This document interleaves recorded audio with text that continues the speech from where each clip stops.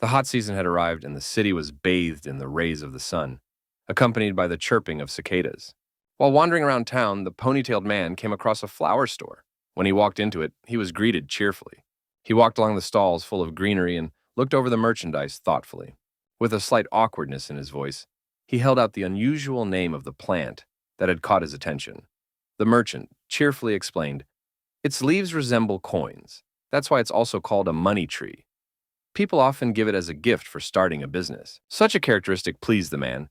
He decided to buy one tree when his attention was caught by a radio that was chiming in the background. The man listened. The announcer in a pleasant voice was talking about a strange storm on the beach in Sokcho City. The government claims it's a natural phenomenon. The flower shop clerk was outraged. Who would believe it? Such a storm is just a natural process? The buyer silently concluded, as expected, the aftermath of a battle of this magnitude cannot be hidden so easily. The deafening roar of the dragon he had crossed paths with only a couple hours ago resounded in his mind. It had been quite some time since the last time he had fought a dragon. Besides, hunting two dragons on the same day is hard enough. The two unusual creatures bristled. They were ready for a fight, arming themselves with a knife. The man also went on the attack to a hoarse roar. The recent collision was so powerful, so much energy was released, that its aftermath had to be covered by a regular storm. The girl standing in front of him did not in any way suspect what had actually happened yesterday. She only laughingly stated, "They have a strange mirok." After a short time, she packed the money tree in a box. She wanted to get confirmation of her words from the man, but the buyer was silent and only reached for his purchase. But a moment later, he came to his senses, raised his cold eyes to the girl, and confirmed. He extremely agreed.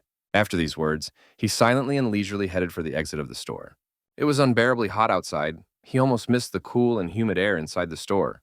Luckily, there was a cab waiting for him at the exit, the engine still running. The hero settled into the back seat, the chill inside the cabin enveloping him once again. The man directed the driver to Seoul. The girl's last words kept running through his head. Is this world abnormal? But then what kind of world is considered normal? The driver didn't sense the melancholy mood of the hero. He decided to strike up a conversation with him. It didn't look like he was here for a vacation, so what brought him here? Hunter didn't take his eyes off the window.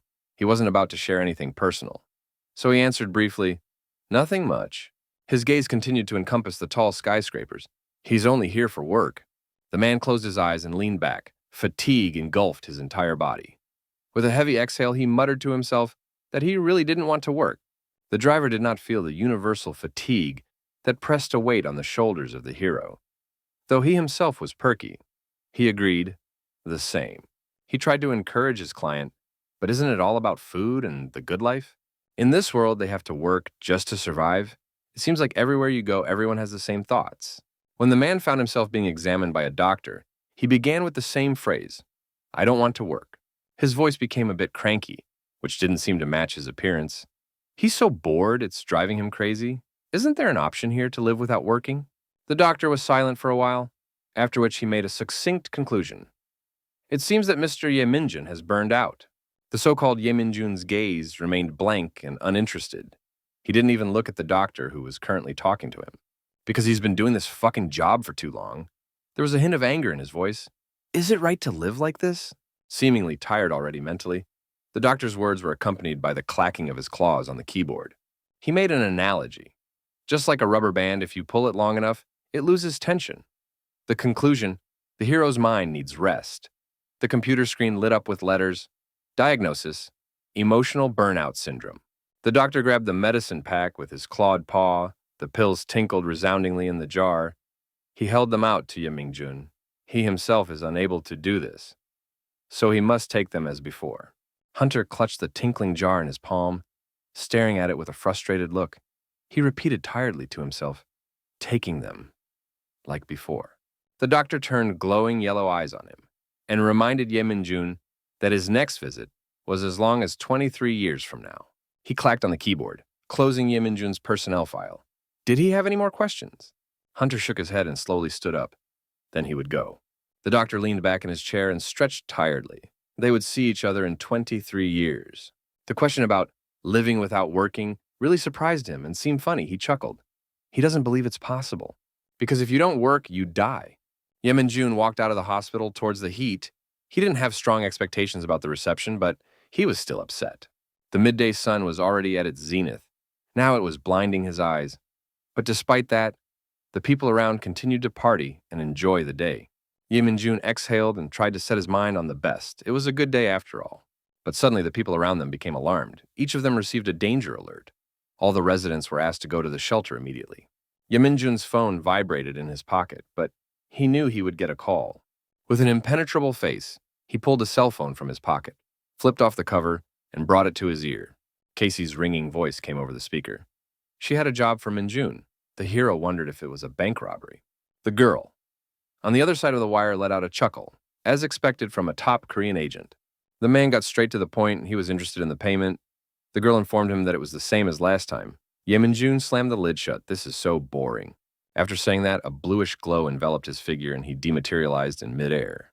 Police arrived at the crime scene fairly quickly. They cordoned off the area and drove away gawkers. A very angry and formidable-looking man was watching to make sure no one crossed the line. Someone called Chonpal by name, his red eyes turning toward the insolent man. Chonpal saw Ye Min-jun. His face instantly brightened, and he said hello to his hyungnim. The hunter has been talking to the orc policeman for some time, intending to find out the terms of the robbery.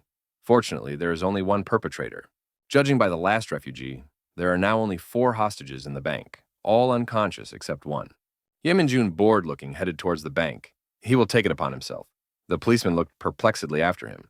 Hunter exhaled tiredly and explained he would handle this case. Chonpal couldn't believe it. Not the police, but a hyungnim who is an agent of the immigration department. Ye Min-jun slowly headed towards the entrance of the bank. The atmosphere here was gloomy. The expression on the hunter's face didn't change in any way. It remained as bland as ever, and he reached into the inside pocket of his jacket. From there, he pulled out a couple of talismans. He unclenched his fingers, letting the wind blow the papers around the bank grounds. Almost immediately, the papers shone with a bluish glow. The whole building was covered with a protective dome. People shouted in surprise, "This is magic!" Finished with the protective barrier, the man warned as he headed deeper into the building. Chonpal knew what he had to do. He ordered the residents to be taken away. The immigration department will totally sort it out. The policeman's subordinates excitedly reported the magic, the orc barely able to reassure them. One police officer asked, "Doesn't the immigration department catch foreign criminals? How did they end up here?" Chonpal threw an angry look at the man. Didn't he learn the difference between an immigration office and an immigration department in school? Goosebumps ran down the policeman's back, and he started to make excuses. In his school days, he worked night shifts, so he was busy sleeping through classes. He didn't even have enough time to earn money. How was he even supposed to have enough time and study? The man seemed to be very upset. Chonpal felt embarrassed. He had definitely overreacted. Unfortunately, he does that a lot. He just nodded, saying he understood. Exhaling heavily, he explained to the hapless policeman, "The immigration office handles complaints about foreigners, while an immigration agent like Ye Min-jun deals with special foreigners." The policeman didn't even seem to know about the special alien category, the orc explained again. They deal with people coming from overseas. At last, the man figured it all out. He cried out in surprise, "So inside the bank!" The illegal immigrant is on another level. He's a guest from very far away places. Meanwhile, inside the building, an enraged man grabbed one of the victims by the hair and dragged her deep into a room. But Kengu, 21 years old, unemployed, that was the profile of the perpetrator. Woke up and registered as a special ability user last year. Used it as an opportunity to go work for a security company. Ye Min-jun quietly finished reading the criminal's characterization, but he failed. A flicker of green light caught his attention. He looked up. Right now, a bench, controlled by that very special force, was flying at him at high speed. Ye Min-jun dodged just in time, and the projectile flew past him, smashing into the wall with a deafening thud. Finally, he realized what skill this criminal had. It was telekinesis. The man growled angrily, who told him it was okay to come in. Without letting the victim out of his grasp, he inquired, had he disposed of the police and entered on his own? Ye Min-jun pierced the man with a blank stare. He ordered him to let the hostage go. The perpetrator ignored his request. He only defiantly threw, "Fuck off!" The hunter gave him one last chance. He promised he wouldn't kill him if the man surrendered right now, but if he did anything to the hostage. The criminal interrupted him again. In a cold voice, he clearly mouthed, "Let him shut up and do as he says." Hunter repeated with pressure. This was his last warning. He must release the hostage immediately. The special ability holder couldn't hold back any longer. A swear word came out of his mouth. "Let him shut up immediately." His eyes read madness. Does he really think he's playing games here? He thinks he can treat him like shit if he's unemployed. He had hoped that his life would turn around with the advent of this power. But he couldn't even get a job. He was only given $65 a month, just as a stipend. How was he supposed to live on that money? Emotions finally took over the mind. The man mindlessly used his ability. Objects were flying all over the room at high speed. Why should he alone suffer like this? Tears have blurred his eyes. His life is useless, now that he thinks about it. He came here to pick up his scholarship, but some grandmother said he had something on his back and tried to take it off. He felt pain when she touched it. The criminal froze in shock. He didn't remember what happened afterwards. At that moment, a quiet laugh went through the room. The hostage didn't seem to be a victim. The old woman's face contorted with a grimace. She praised, "Not bad." He saw her at a glance. The criminal unclenched his hand. Gradually, the realization came to him of what he had done. But even though he'd let the hostage go, he hadn't disconnected from the old woman. Her neck and his palms still connected by strange veins glowing green. In a panic, the man screamed and ran back. He managed to tear the tentacles away from himself. The old lady ignored him and turned her burning green gaze to Ye Minjun. He has a good sniff like an immigration dog. The hunter's face remained just as impenetrable. He'd be a fool if he didn't notice her. That asshole, he did a good job of brainwashing her. The old lady thought he was just saying all this stuff for no reason, but he was delivering his words under her hypnosis. The old woman looked down at the injured man with a sly and satisfied look, and he flinched and tried to crawl back. The old woman was no longer holding back. She let all of her evil essence out. The victim let out a pitiful groan, his entire body encompassed by a strong wave of pain. Dozens, if not hundreds, of tentacles slammed into his body as he screamed and begged for help. Yaminjun remained unperturbed. Rolling up his sleeves, he realized that the woman seemed familiar to him. She's the criminal everyone's been looking for. She's from the Odin's dimension. Her name is Ytrela Daphne. 3 attempted murders, 12 murders, 49 robberies, possession of contraband, and entering a primitive dimension without authorization. And that's not counting the ones committed on Earth. Yamingjun took out his weapon. It was an unusual knife. He'd given her a chance and she'd blown it, regret almost sounding in his voice. The hunter clenched the knife blade in his fist, slashing it across his palm, spilling quite a bit of blood. The man clenched his fist with all his might. A trickle of blood dripped from it, forming a small puddle on the floor. The criminal felt uncomfortable for the first time. This sinister aura was making her tense. Yes, he wields dark magic. Dark magic comes from pain or sacrifice. It all comes from condensing absorbed life force. It is banned in some countries, but is allowed in cases of self-sacrifice for the greater good, or as a method of self-defense. But the life force you spend will never be restored. How much life force is there in people? She will also take it for herself. An incantation came out of Ye Mingjun's mouth. He recited it in a womb-like voice. It was unlike any single language that humanity knew. He didn't move as the old woman attacked him. Dozens of tentacles headed in his direction from all corners. It was at this moment that a gigantic clawed paw burst out from the ground. The rumble was deafening. It resounded again as the paw landed right on the old woman's source of power, crushing it completely. A frightening creature with burning red eyes gradually climbed out from beneath the earth. There was admiration mixed with fear written on the old woman's face. This is just unbelievable. How could an ordinary person use so much dark magic with how many lives of power he spent? Come to think of it, he spent half his life just to deal with an old lady. That realization made her break into a sweat. In a trembling voice, she asked, what was he? The corners of Ye Minjun's lips were lowered. His gaze remained still as blank. Briefly, he thought, well, he wasn't sure himself. The old lady tensely froze in place. She did not fully understand what the hero was going to do. But she had no choice. She can't sit idly by. The woman decided to attack Ye Mingjun with her tentacles.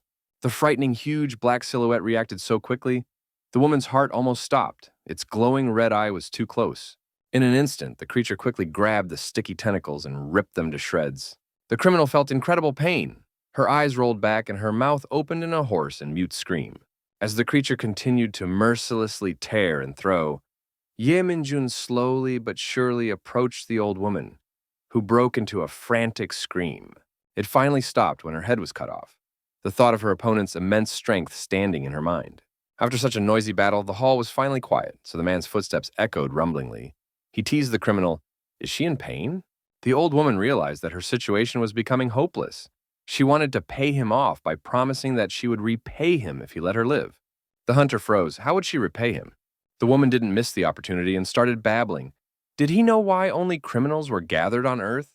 Once, the dimension's chief soothsayer prophesied that in the farthest reaches of the dimension is a piece of soul dropped by the worst criminal in history. and the old lady has a clue that will lead the hero to her, and there will be riotous queues for that reward. If he only decides to sell it. Sweat rolled down her face in hailstones. She wouldn't shut up just to make her chatter work. Ye Minjun shifted a bored look to the side and interrupted her. He wasn't interested. If he sold this, he'd be wanted by the committee immediately, and on top of that, he's got something right in his hands. The woman couldn't find what to answer. Ye Minjun ran his hand through his hair. He knows she's trying to hoodwink him on the edge of death. The perpetrator's eyes ran maniacally from side to side until her gaze came across the hunter's hand.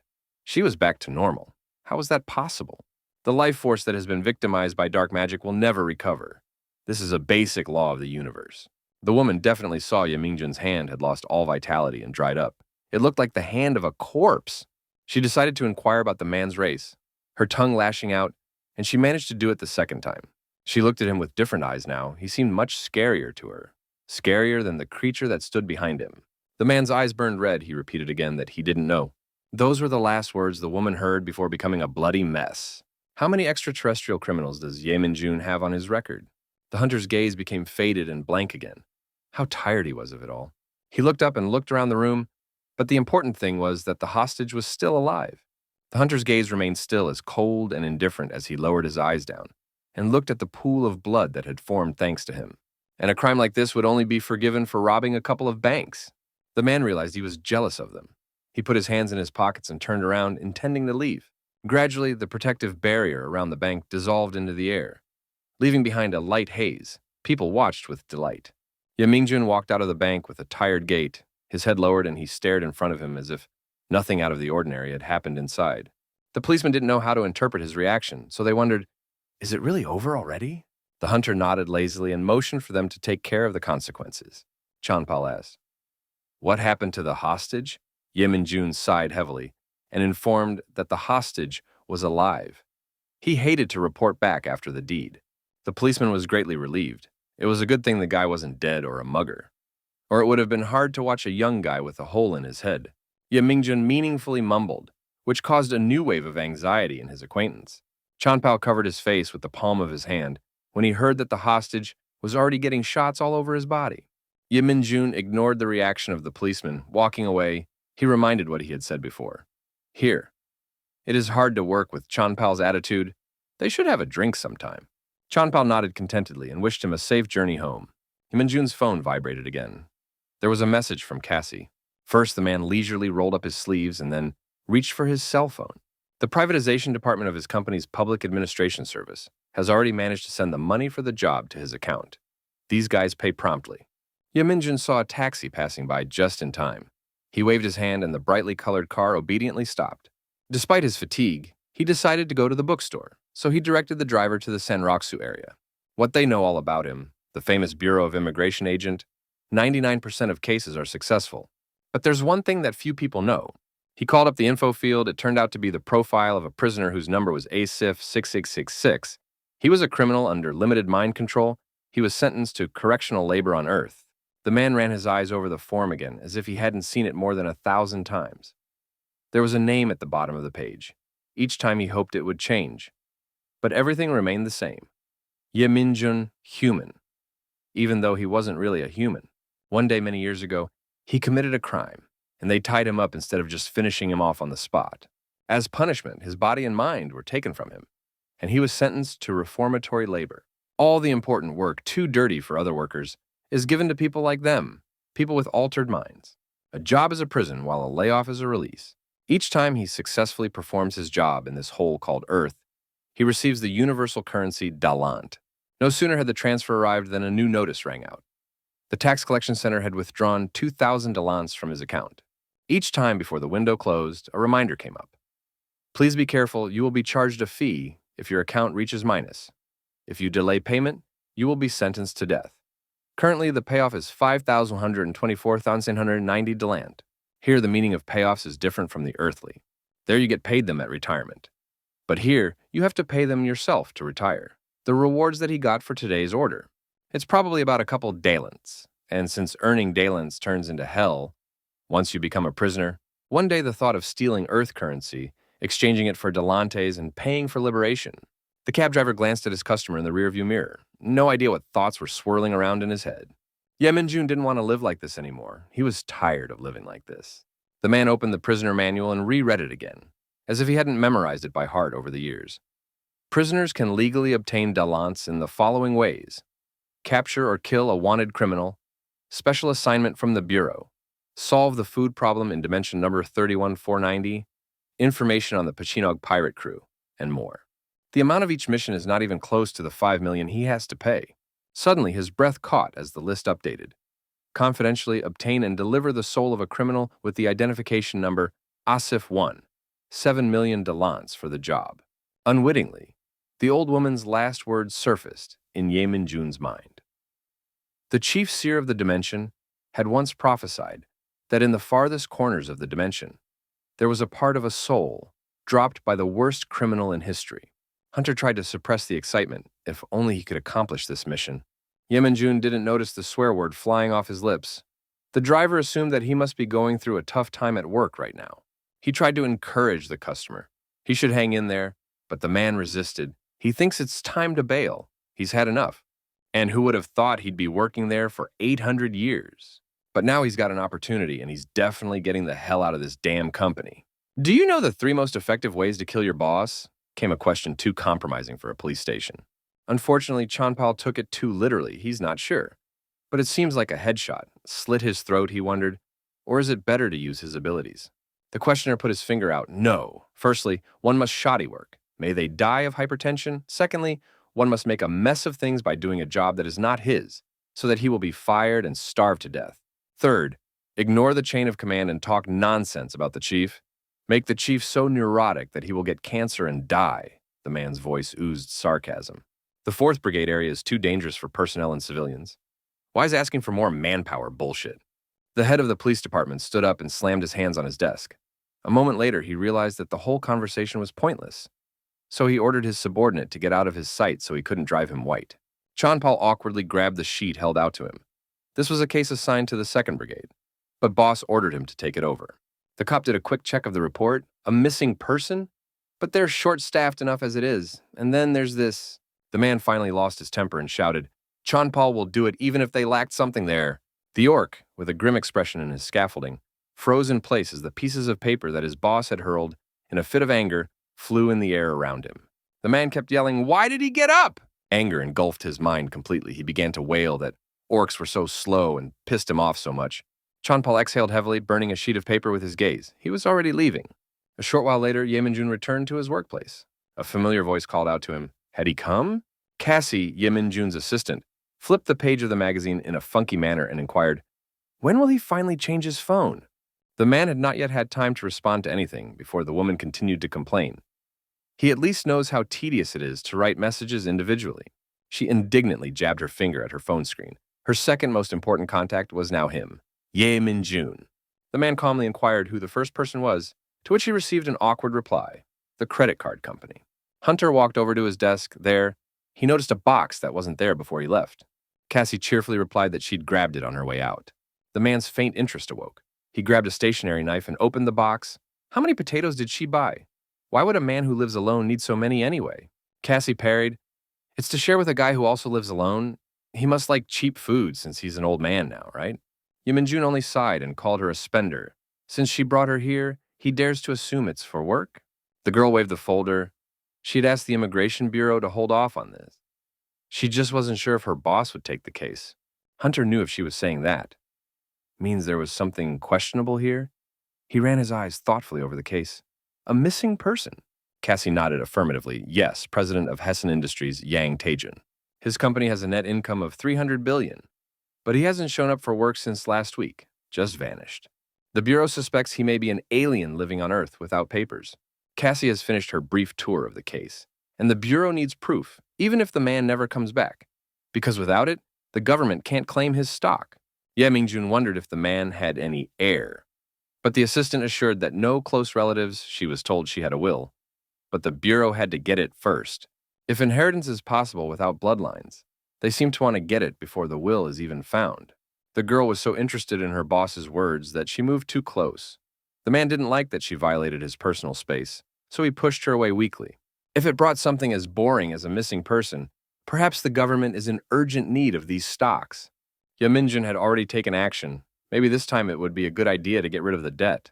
Heading for the door, he warned the girl that he was leaving. Let her remember to close the door before leaving. Cassie was surprised that her boss was starting a case right now. The hunter didn't answer anything. The door slammed behind him. The girl commented in surprise, "He's clearly a workaholic." In a strange and incomprehensible mood, Ye Min-jun walked out of the building under the rays of the scorching sun. Beside the entrance swept the driveway was Donchul, a neighborhood boy with whom the hero crossed paths often enough, as he helped with the business of the store. The little orc broke away from his work and said hello to the man, calling the man master. The hunter became embarrassed and shrieked and asked him to stop calling him master.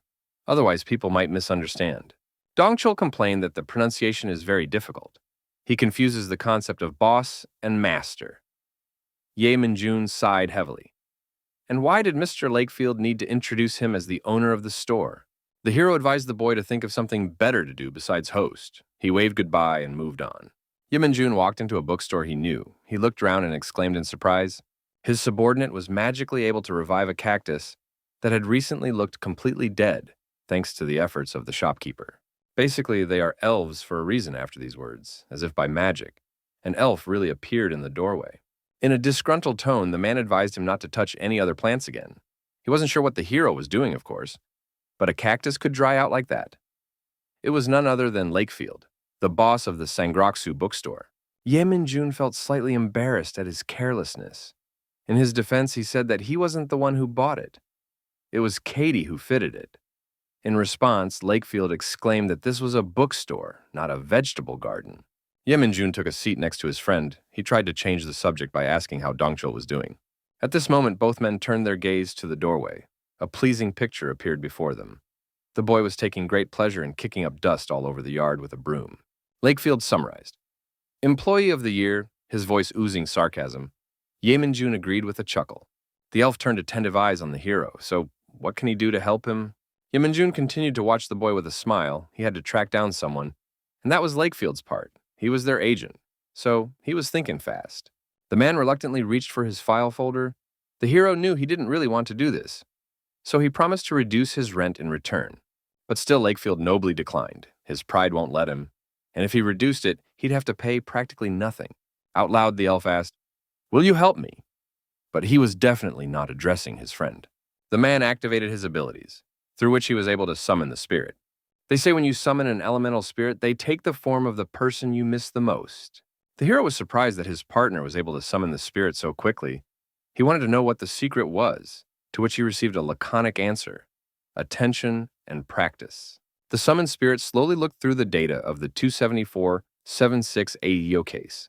The picture of the missing man with a grim expression was the one that attracted attention the most. Lakefield asked the creature if she could find the man, to which the creature nodded quickly and cheerfully. After that, there was a slight hiss, and the summoned spirit dissolved into the air, leaving behind a glowing haze. The elf handed the matter back into Ye Min-jun's hands. He would contact him once he received a reply. The hero thanked him courteously. By the time the sun slanted toward the horizon, Hunter was just about done with all his business in the department. Suddenly, his musings were interrupted by a faint knock on the door. He ordered entry. It was Donchul. Obviously, he had come on an errand from Lakefield. But he was having a hard time articulating the thought, so he just stuttered for a while. Ye Min-jun had long been used to this kid's features, so he had no problem understanding what the kid was trying to convey to him.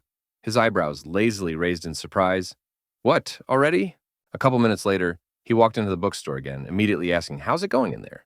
Lakefield's laconic answer, "Found," made him very happy. Yes, his boss is just the best in the business. The elf couldn't contain his interest, so she asked why his partner was looking for this man. Ye Min-jun wasn't going to spread much about this matter. He simply explained that he needed to question him. Lakefield covered his eyes. Seriously? Then they need an expert in this case. The man's tone did not please the hero. Goosebumps ran down his back. His face became a frown. No way, after all. The worst assumption was true. The green eyes remained just as cold when the elf reported that the missing man was dead and no longer breathing. Ye Min-jun realized that he needed to ferret out as much information as possible right now. So he wondered if it was a human, but the elf wasn't sure.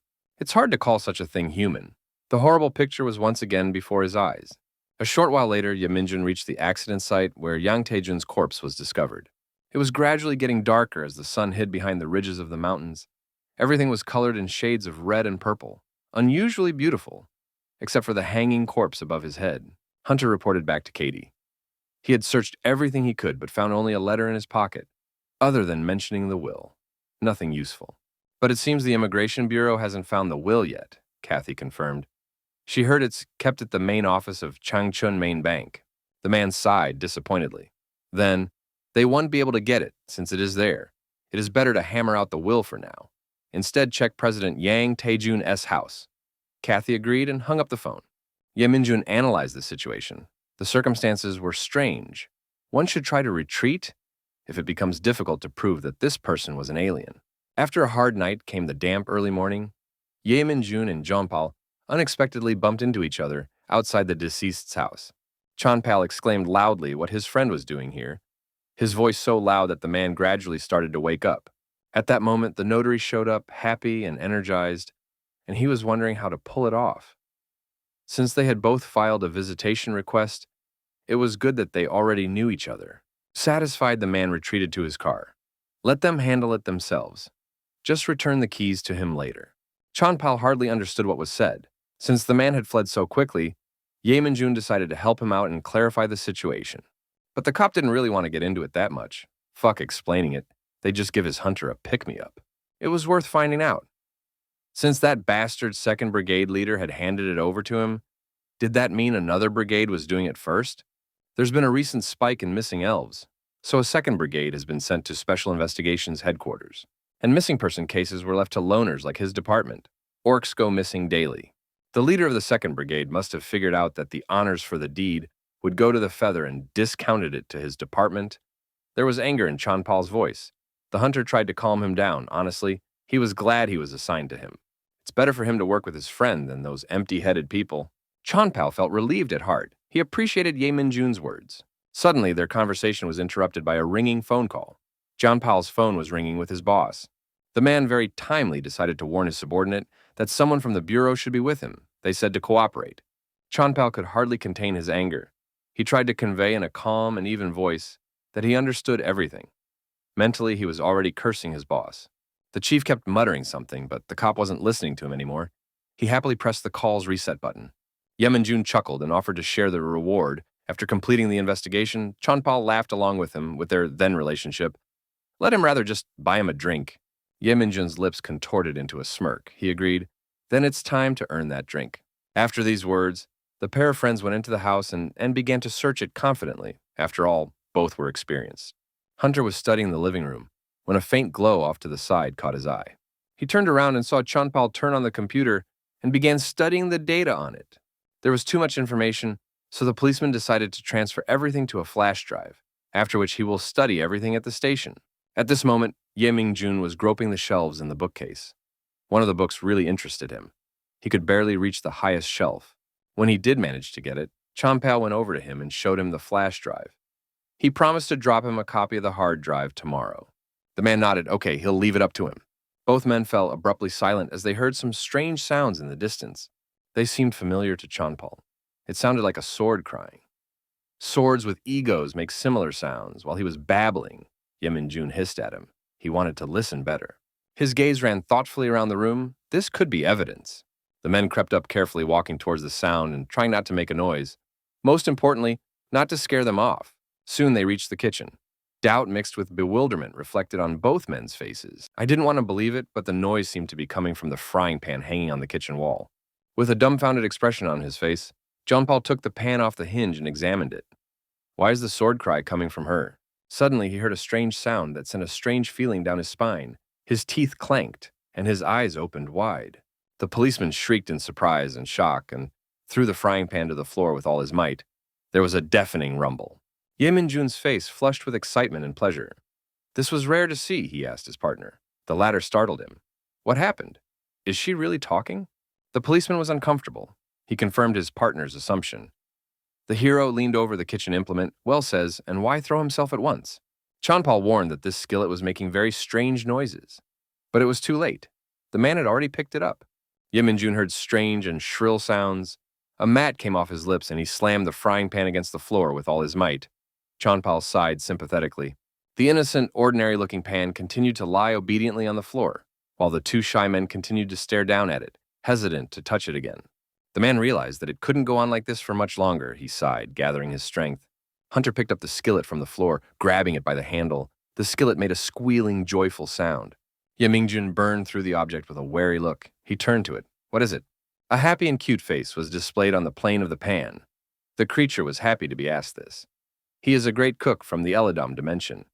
He contains a partial copy of the memory of Dignov Alchatekyu, a cooking utensil with built-in artificial intelligence. Yaminjun held on with his last strength as the object once again emitted an extended shrill sound. When the hero first saw the crime scene, he commented aloud, "They did a pretty good job. Homunculi, since they use the same DNA as Chairman Yang Taejin, the results will be positive if they decide to test." So why would they hang a fake in the woods a week after it went missing? Why would anyone want to do that? If the death of Yang Taejun's and man is discovered, the only beneficiary will be the heir who gets the 300 billion, and the loser will be the country that can't get the illegal alien's wealth. And even if Yang Taejun is the alien who dangled the fake, it's literally impossible for a company worth 300 billion to create a homunculus. Rather, you have to be one of the 7 richest people or have any technology to accomplish such a thing.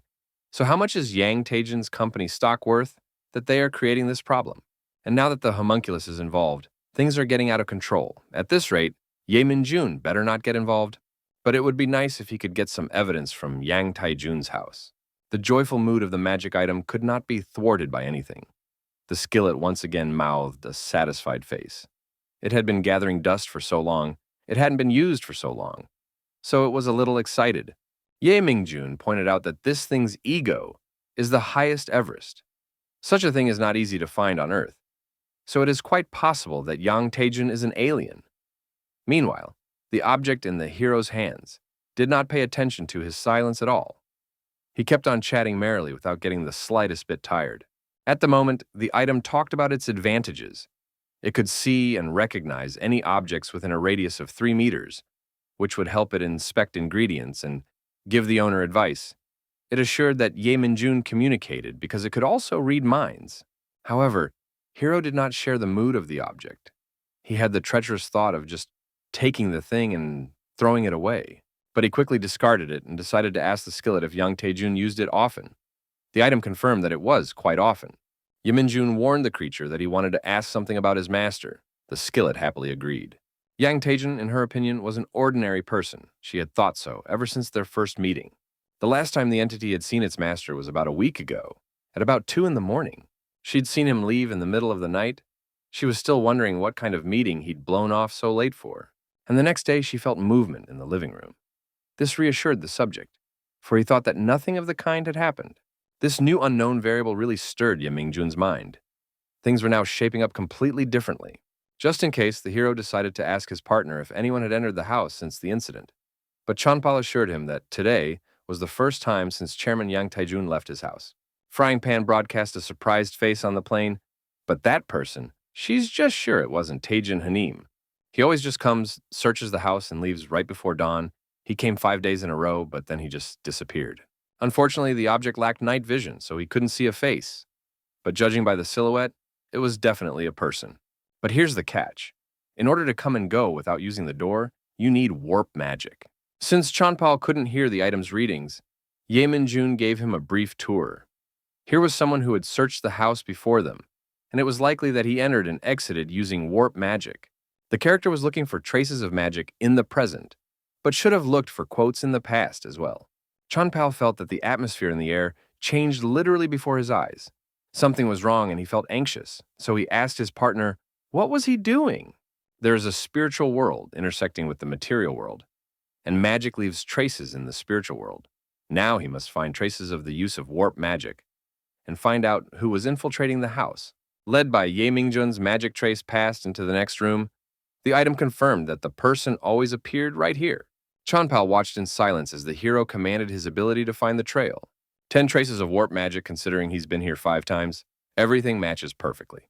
Ye Minjun turned back to his partner and pointed at the footprints. He had found them. Now we should try to track them. But Chanpal could hardly keep up with the developments. After the partners were done with their investigation, Ye Minjun said that they would have to take the unusual object with them, since it was the only witness at the moment. The cop threw her in the trunk of their car for good measure. The essence contained in the frying pan seemed too annoying and irritating, so the hero suggested to his partner not to touch it unnecessarily. The latter agreed with a stone face. Chanpal wondered if all mages were capable of doing this. Yeminjun explained that no, it was just his own experience. That's right. Since their lives are so long, even if they are only a quarter elf, they must have been using this magic for a long time. The hero's abilities are astounding. The hunter felt uncomfortable, so he changed the subject. Chanpal is going to retire in 5 years? The man nodded. Orcs age slowly, but it happens very suddenly. Yeminjun grinned. He doesn't know how the rest of the orcs are doing, but his partner seems to be keeping himself in a pickle. He smiled and suggested if Chanpal wanted to work for them once he retired. The orc sighed. He does know their rules. Yeminjun guffawed. Don't piss off the troll? The policeman grudgingly snickered. Another, the hero shrugged. He needs a book with all their rules. How is he supposed to remember it all, according to him? The orc laughed, baring his sharp fangs. Let him act on the situation. It is necessary to act only if the case allows, the man joked. Enough, or his mother will throw a tantrum. They used to say on the news when they apprehended a drunken orc officer beating up a man. Their banter was interrupted by a voice from the street speakers. A party for the people, organized by the people. The earth has always belonged to us. Give power back to the humans, the main human party. Yeminjun disapproved of such views. After all, they weren't very fair to him. So he closed the car window with a stony expression to not listen to these nonsense anymore. Such provocative exclamations completely spoiled the merry joking atmosphere in the car. For some time, the partners drove in silence. Yeminjun decided to be the first to break the silence. He asked if he should turn on the radio. The policeman agreed. The man pressed the button. At this moment, the news was being read on the radio. The visit of the Galanko dimension. Princess Burmi of the United Royal Family was announced. The visit is rumored to be in preparation for mass migration. However, the United Nations organization is now denying this. The ghost is calling a protest today in front of the Congressional building. Their request has a place, and the bill concluded it would violate their privacy. As the radio muttered softly, the hunter reactivated his powers. He asked his friend to stop the car because he sensed something wrong. From this point, the magic trails began to diverge in different directions. Chanpal got out of the car to look around. This place was very familiar to him.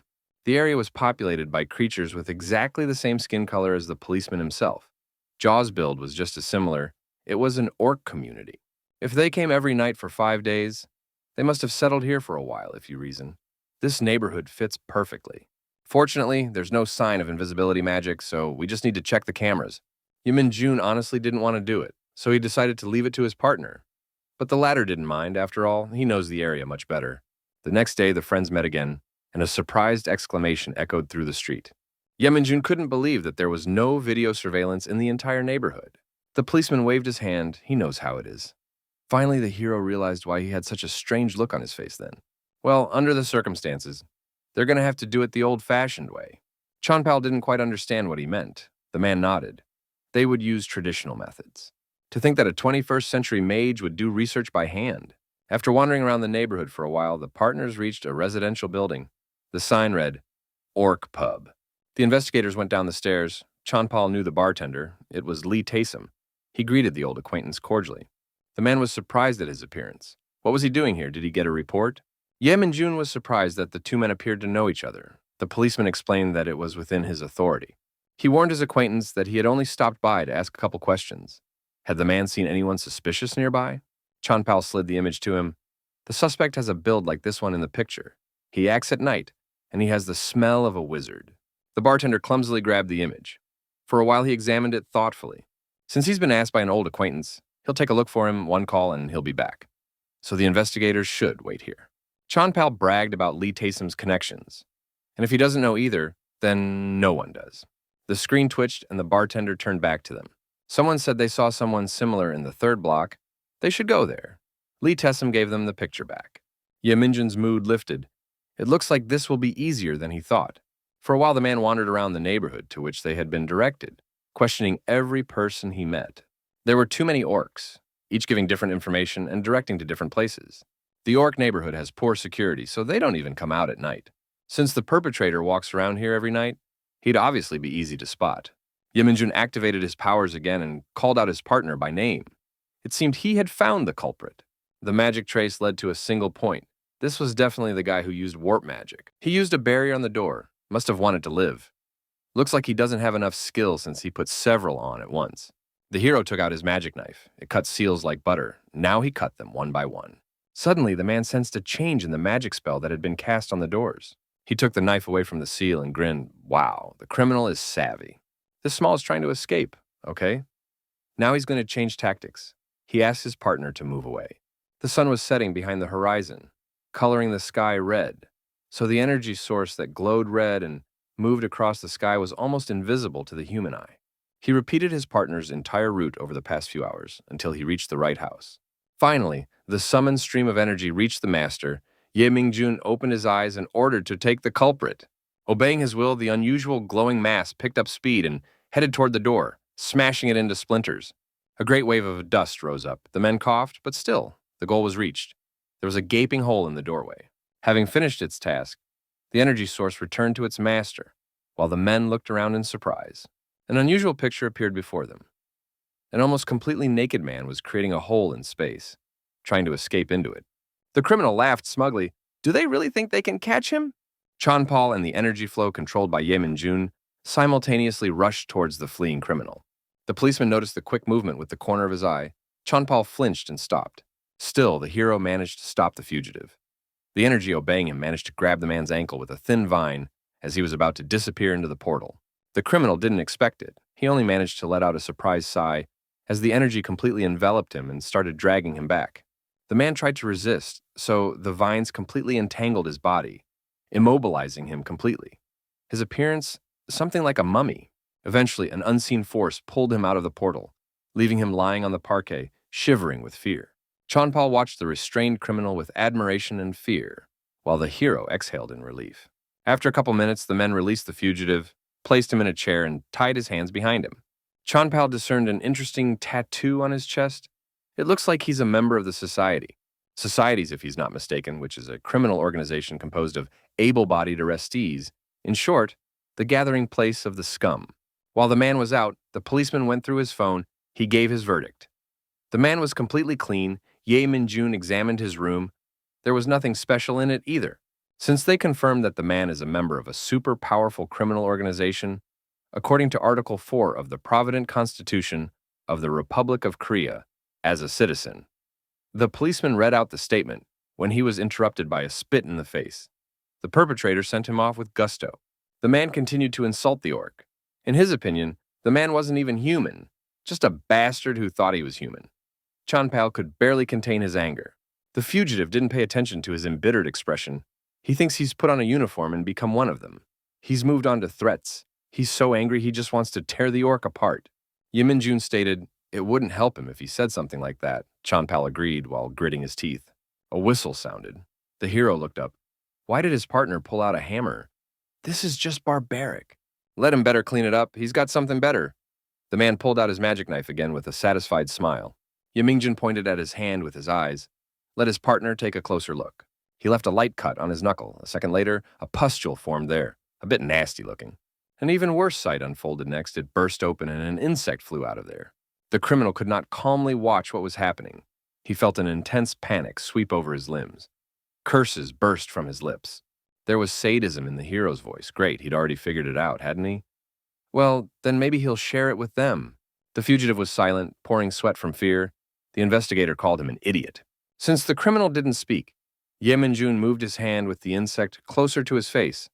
The man instinctively tensed up and tried to recoil back, but that didn't save him. The insect quickly penetrated his body. Yeminjun asked his partner to hand over the recorder, getting the feeling that this wasn't the first time he was doing this. The policeman obligingly and happily handed him a tape recorder, while the man made sounds like moans of fear and pain. The sensation was unbearable. He bit his lip bloodily and tears flowed from his eyes. Hunter ignored his reaction. He pressed a button, turning on the recording. Then he began to recite the spell again in a measured, droning voice. The man began to jerk his legs in panic. Chanpal asked his partner what it was, to which he received the answer, a happiness bug. It goes directly into your opponent's brain and causes dopamine to explode, causing a surge of happiness in the body. The spell he wrote down, so now he can use it for a while. While the investigators were waiting for the moment when the criminal came to his senses, the sun was sloping faster and faster to the horizon. The fugitive's apartment was colored in gold thanks to its rays. The leaky faucet drummed drops on the sink every 10 seconds. This measured clatter both soothing and unnerving. It was he who gradually woke the man up. The perpetrator blinked a couple of times, then gradually began to regain consciousness. A scream escaped his throat. He begged to be let go. He couldn't stand this place. He needed to go back. Fine, then again, a voice came from the side. It was Ye Min-jun. Is this spell controlling Bug's happiness? Does he want to go back to his happy memories? The hunter promised that he would let the criminal go if he would tell everything he knows. The man opened his mouth. It was hard for him to breathe. His chest was heaving rapidly. He had no idea where Yang Taejun was at all. He just had to find the secret vault hidden in his house and use magic to bring all the contents to the customer. Ye Min-jun picked up an important new detail, but he didn't see any secret vault when he studied the house. He could deal with that later. The man moved on to more pressing matters. Who was the customer? The criminal spoke with slight pauses, as his breathing became very labored. He did not know the name of the customer, but he was sure that The man uttered words that shocked the investigators, though it was definitely important to the investigation. Chanpao lost his temper and shouted, "That freak continues to lie even now." He was about to hit the fugitive, but the man roared that it was true. He was acting on the orders of the center. The policeman turned to his partner. What are they going to do now? Is he going to continue? It's too dangerous, he knows, right? Still full of rage, Chanpao squeezed the man's neck with his powerful and wide arm. Despite the shocking testimony, Ye Min-jun tried to remain cool-headed. Things are only getting more complicated, especially if the customer is a dragon. Ye Min-jun was so thoughtful that he didn't react to Chanpal's voice for a while.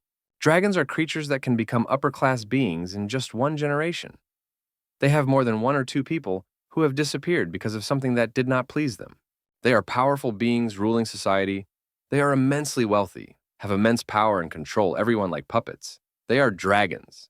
The policeman called out to his partner again. Finally, he called back. He still had more questions. About half an hour later, a police squad reached the scene. They seemed to take the hero's words to heart. Right now, Ye Min-jun was arguing with them. If they didn't want to listen to him, then let them at least listen to the recording. They should follow the rules. Chanpao squinted to the side. Would they leave that guy like that? The hunter, on the other hand, didn't care about him. Let him enjoy the happy bug. Denouncing the police was indeed the right thing to do. When the perpetrator was taken away, he remained in a state of shock. He seemed to have no perception of reality, and his eyes were blank. Usually they just die. But if he gets decent treatment, there's somewhere around a 50% chance of survival. But it all depends on the effect of the magic potion. Finally, the partners were done with their business. They could go to the bureau in peace. Ye Min-jun turned on the radio again. The announcer's voice rhythmically mumbled the latest news. For Princess Bernice's visit, a decision was made to Korea. The words gradually drifted away somewhere in the distance. Ye Min-jun was immersed in his thoughts. Most dragons didn't bother to do such a thing. He thought there were only approximately 4 culprits in total. However, he still didn't understand their motives. Who the hell were they? Hessen Industry has put a price cap on the news of the government stock purchase, the radio muttered, as well as having a 15% market capitalization, a record for Hessen Industry. Even though Ye Min-jun was immersed in his thoughts, his ears caught the most important thing. He repeated aloud, Hessen. Finally got to know which company is being talked about. According to the news, it's already Yang Taejun's boss's company. It's a common occurrence for such bigwigs. Would they cope while their boss was away? Chanpal suggested that he probably approved everything before he even disappeared. The interior of the car fell into silence again, both men wondering how things really were. Ye Min-jun felt his stomach rumbling, so he offered his partner a quiet bite of sandwich and Cassie's ham and cheese. The policeman cautiously asked if she could cook. Ye Min-jun shrugged his shoulders. This, he did not guarantee. They're based on information that the guy said. Ye Min-jun once again visited Yang Taejun's house to find the secret vault, but in the end, he still didn't find anything. And the skillet is also silent about it. So the partners returned to the office to discuss the way forward. Bottom line, after so many hours of searching for information and effort, they found nothing. Ye Min-jun already had a headache. He tossed the papers aside. That's it. It was time to give up. He would lose before he even got anything. While he was quietly sharing his plans with his partner, the door opened abruptly, startling both men. Cassie came in. The girl froze on the threshold. She was surprised that Uncle Chanpao was also here. The policeman got angry. Why is she calling him uncle? The girl parried. Did he see his face? The assistant quickly scurried over to the table and reached for the skillet. What's she doing here? They too wanted to cook something delicious without her? Ye Min-jun was in no hurry to stop her. but he still warned her that if she touched the skillet, she would want to wash her hands. Cassie was surprised, but still didn't realize anything, and the object was already in her hand. At this moment, the magic item made a funny face and said hello to the girl. The aide's astonishment was unparalleled. "How is it?" she says. Frying Pan suggested that the girl call her silly. Out of inertia, she was about to address her that way, but stopped halfway through. Wait, doesn't she have another name? Is it okay to call her retarded? The pan displayed a wide grin on the plane and introduced himself. Dignov Alchataiku. The girl seemed to really enjoy chatting with the subject. The man noticed this and warned her, let him not even dare to take her for himself. Cassie accordingly nodded. What's wrong? Is there a problem? Yeminjun shook his head. The girl had a feeling that something was definitely going to happen. She's glad she took it with her after all. No wonder she was so eager to have a drink. The partners immediately groused. Ye Min-jun was not in the mood, and Jeonpal was driving. Cassie let their words pass her ears and happily pulled a bottle out of her bag.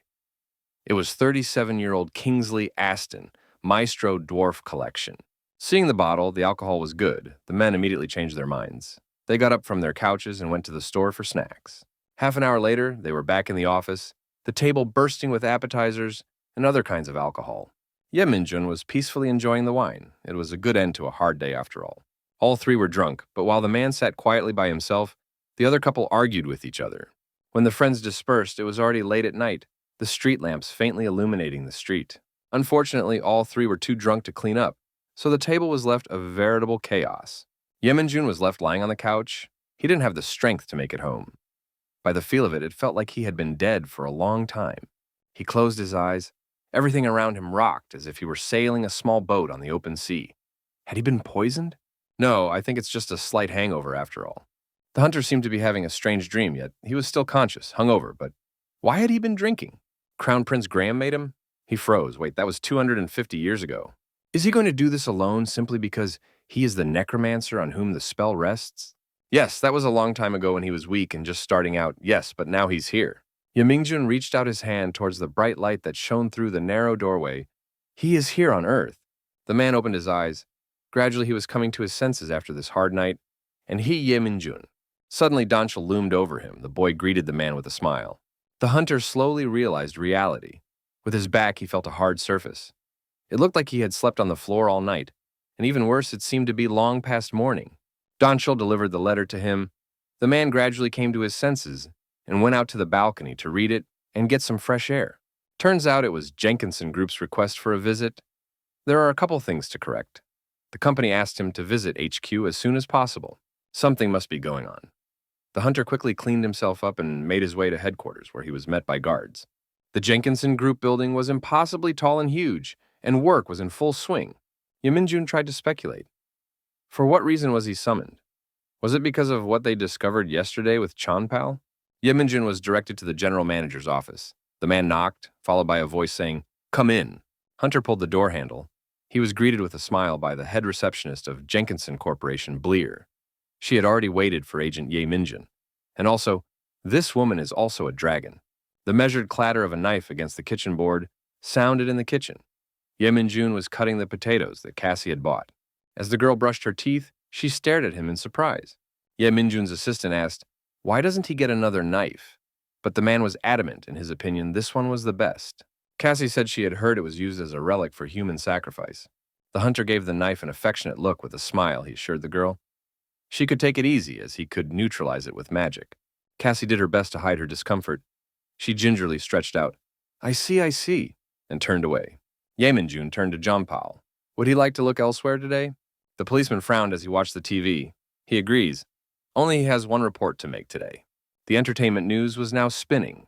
The report was about an elf actress, Miss Rent Sarafi. She had been chosen as the Xmas Muse and was now finishing filming a perfume commercial. Cassie was interested too and went over to look while the man stared at the screen in embarrassment. But the girl quickly got bored of it. She sat down on the couch and stuck to her phone. The advertisement spawned a thought in her mind from the thought that had been keeping her in suspense. She turned to Ye Min-jun. Why doesn't he give off the scent of an elf? After all, he is an elf in his prime, is he not? The hunter hummed thoughtfully. It won't be felt if you're only a quarter elf. The principal crossed her arms on her chest and greeted Ye Min-jun. They had not seen each other for a long time. The man took a seat at the table and inquired, Is something wrong? The woman explained. The case of the disappearance of Chairman Yang Taijun tamed hero extremely interested Chairman Jenkinson. After being told the identity of the arrested HS member, she was assigned to contact the agent to whom the case was given. Although the woman spoke softly, her voice was cold. Who does he think the dragoness is? That she is not a member of a criminal organization. The company believes these three are the prime suspects. Bleer picked up the remote and turned on the screen. The burning screen displayed 3 pictures of completely different-looking people. Except for gender, no information was written about them. Yeminjun thought so, but he still has no way of understanding why the chairman did this. And why did he want to see him? Bleer answered the question with a question, what does he know about Hesan Industries? Hunter suggested that it was just a pharmaceutical company. The woman nodded, for others perhaps. However, Hesan Industry, which was led by Chairman Yang Taejun, has a secret mission. What? The man didn't care about these secrets. Well, it's a business. Obviously, they're doing something like that. Bleer didn't back down. The new research has a bit of a problem. The fact is that they were doing dangerous research. This research was about the genetics of the 7 dragons. Ye Mingjun was surprised, but tried to keep a cool face. It's understandable. Dragons are immune to all poisons, and they're strong. So that's probably why they're interested in them. However, dragons are too proud to allow research to be done on them. Perhaps the one who attacked Yang Taejun is a dragon embittered by the research. And this dragonkin was extremely proud of his noble dragon family. Ye Mingjun allowed himself to be mocked by the woman, so she thinks the dragon man did it. As far as he knows, Jenkinson has always sought attention, so he doesn't think he would risk his reputation. What you were doing here didn't add up, the man thought, scratching his stubbly chin. What makes them think that Chairman Yang Taejun is an alien? Bleer sighed and replied, they have no proof as he suddenly disappeared from radar. Then he built a company, too suspicious of his sudden success. The woman pressed the remote button again and opened Yang Taejun's personnel file. Ye Minjun repeated, Yang Taejun is an alien. The government and the Migration Bureau already know this. They will obviously deny it. This is the best scenario for them. On top of that, the investigation will stop when Yang Taejun goes missing. Bleer pulled a small device from behind her sinus. She placed it on the table and gently slid it towards the hunter. Ye Mingjun grabbed it, pressed a button. A projection opened before his eyes. It was some woman's private matter. Turns out it's the principal of Hesan Industries, Kim Enju. She's still doing that dangerous research. A cold-blooded and determined woman was looking at the man from the photograph, and with her strength, she could cover any trace. Ye Minjun nodded affirmatively. She is also quite suspicious. Isn't Kim Yoonju loyal to Yang Taejun, so why did she do it?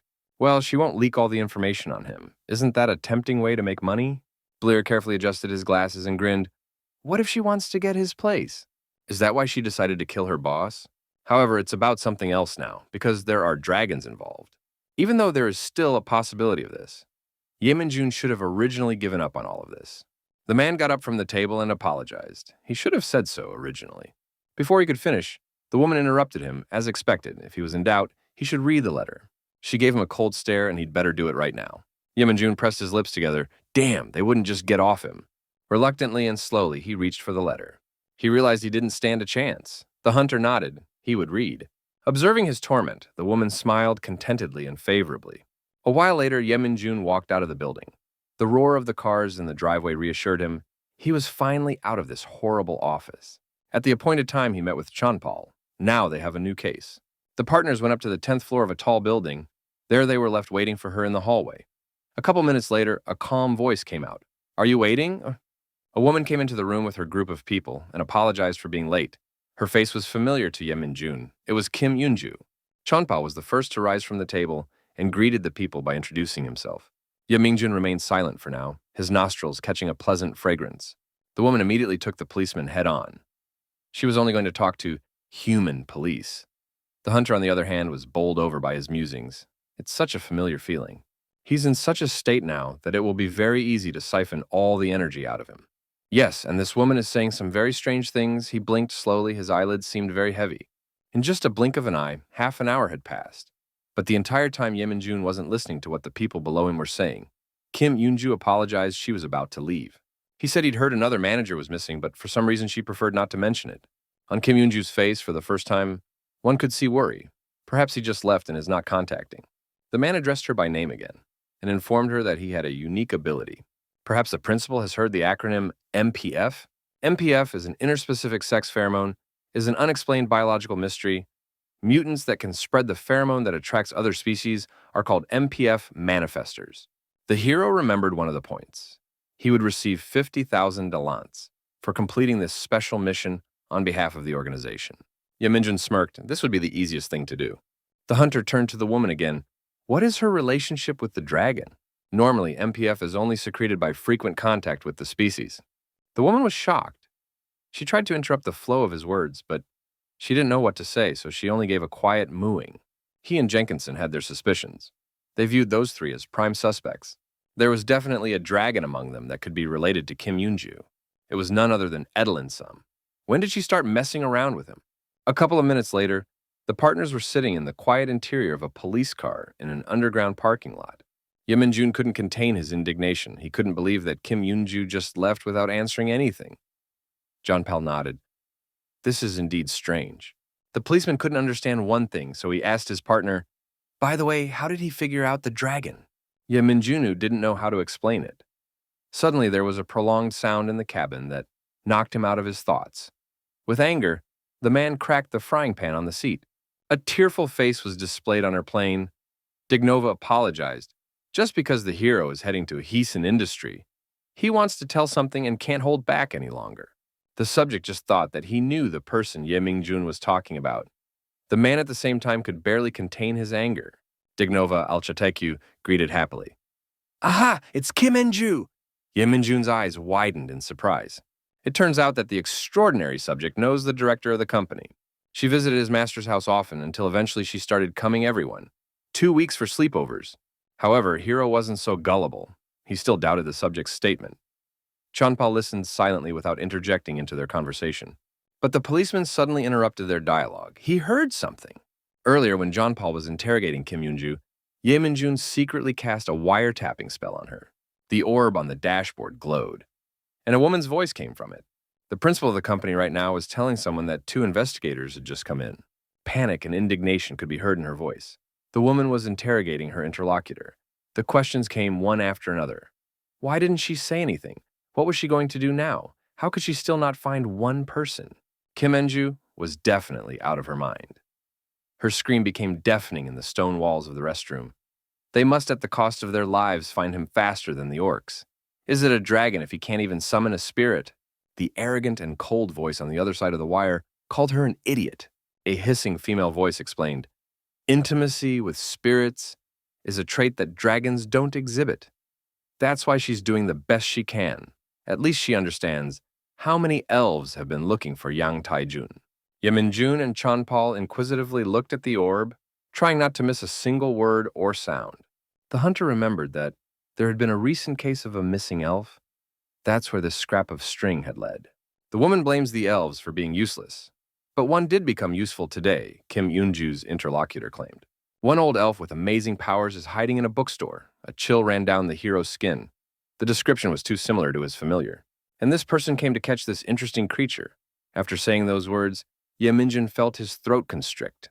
The huntress, on the other side of the phone, grinned contentedly. She'd finally gotten where she was. Her shadow loomed over the unsuspecting Donchul, who happily said hello to the potential client. The last thing Ye Minjun heard was the boy calling Lakefield, informing him that a customer had come in, after which Kim Yoonju's subordinate hung up the phone.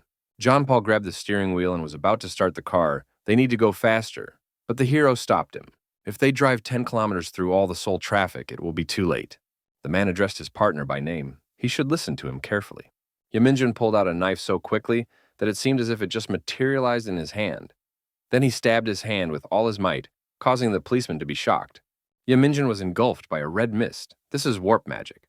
Once he completely moved, Chanpal should immediately head to the Hassan. He needs to keep Kim Yoonju safe, while the hero resolves some issues in the meantime. Have him lock her up somewhere until the hunter contacts him, since if something goes wrong, they can use her as a hostage. The policeman was too shocked he could hardly think hostages. Who was he going to blackmail? The hero was slowly dissolving into space. Who else if not the dragon? That was the last thing the orc heard. The thudding footsteps were clearly audible in the dusty store as Kim Enju's subordinate walked in, saying an informal hello to Lakefield. The elf answered nothing, casting the girl an appraising look, seemingly not a customer. The huntress grinned, showing off a sharp and protruding fang, eyes gleaming madly, and let him summon a spirit. Lakefield defiantly slammed down the book he had just been reading, covered his eyes, and sighed. For a spiritualist, spirits are his alter ego and soulmates. He will never summon any of them near someone he doesn't trust. A sharp-toothed and cocky smirk never left the girl's face. Using the informal address again, she asked the elf to take it easy and not talk nonsense. With one jerk, she tossed the papers in front of the man. Lakefield had already seen them. This was Yang Taijun's case. The girl had ordered him to find the creep as quickly as possible. Irritation was slowly but surely rising. In Lakefield's breast, did she not understand his words? Something unkind flashed in the huntress's eyes, impulsiveness and madness oozing out of her neon light. And she bared her sharp teeth and let out a wry chuckle. Her voice became snarling and low, this lowly creature. A bluish glow enveloped the entire store. A powerful aura spread outside the store as well. It could be felt from afar. A roar filled with the magical power of a dragon. It literally shakes the body and mind. Donchel sensed something amiss and tried to run into the store to help the elf, but a powerful force prevented him from going forward, and the bright glow made his eyes water. A memory popped up in the boy's mind where Ye Min-jun had shared his thoughts with him and warned him. Sometimes some rather annoying customers could come in. Man has dealt with some, but they'll always find holes in the ship. If those guys show up again, the little orc trembled. The huge explosion, the black book. We've got to get this over with. He repeated the hunter's instructions aloud. Take it out with your right hand, gently. When you get it, take it down the ladder that opens up. The dragon had already grabbed Lakefield by the neck and lifted him above the ground. Satisfaction could be heard in her voice. Where do we start? The girl felt the aura in the store change. It distracted her for a moment, and she looked away. A golden glow engulfed the little store. Through force, Lakefield opened one eye. Is it really that? So, Ye Min-jun was leaving a bunch of plants here, covering himself, saying, he'll hold them here for a while. Did he prepare for this and create a barrier for special guests? The golden glow spread out, running along the shelves of books. But the space of the bookstore was too small for it. Gradually, the golden rays stretched beyond the doors. A scream rang out. A large amount of energy powerfully shot outside the store, disposing of the dragon. Wasting no time, the elf grabbed the boy. They need to move faster to the second floor. Finally, Ye Min-jun arrived in time. After taking a quick glance at the scene, the man praised the boy's work.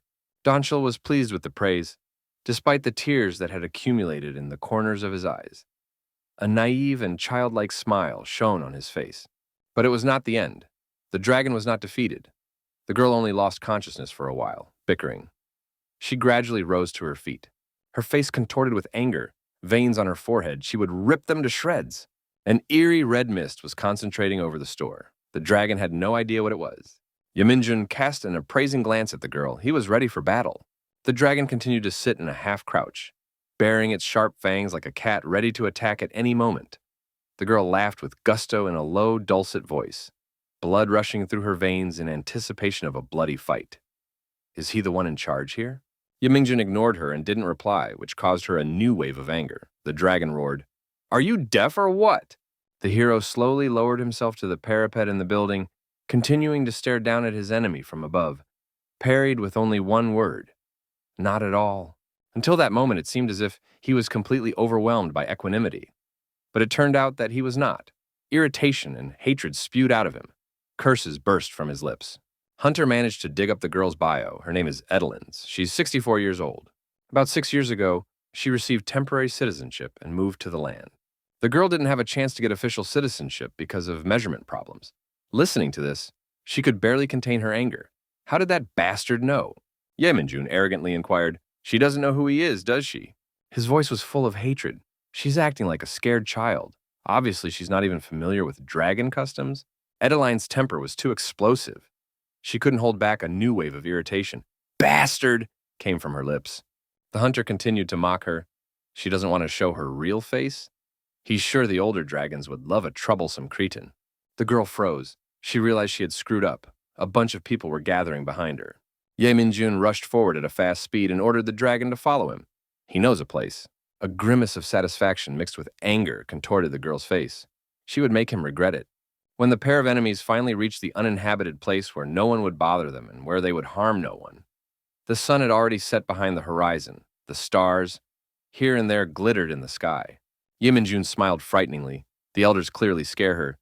Since she was so scared and followed him, it was only worth it for him to stutter about them. The girl scratched the back of her head and laughed wickedly, giving the impression that he had trapped her. Her face creased again and became a grotesque wax mask.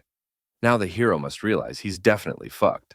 One small wave of energy ran through the forest, followed by another, each wave gradually increasing in strength until the forest was illuminated by a bright beam of bluish glow. As the girl transformed, a rumbling sound rose up in the surroundings. Rocks and branches flew around, the roaring, almost deafening Ye Minjun.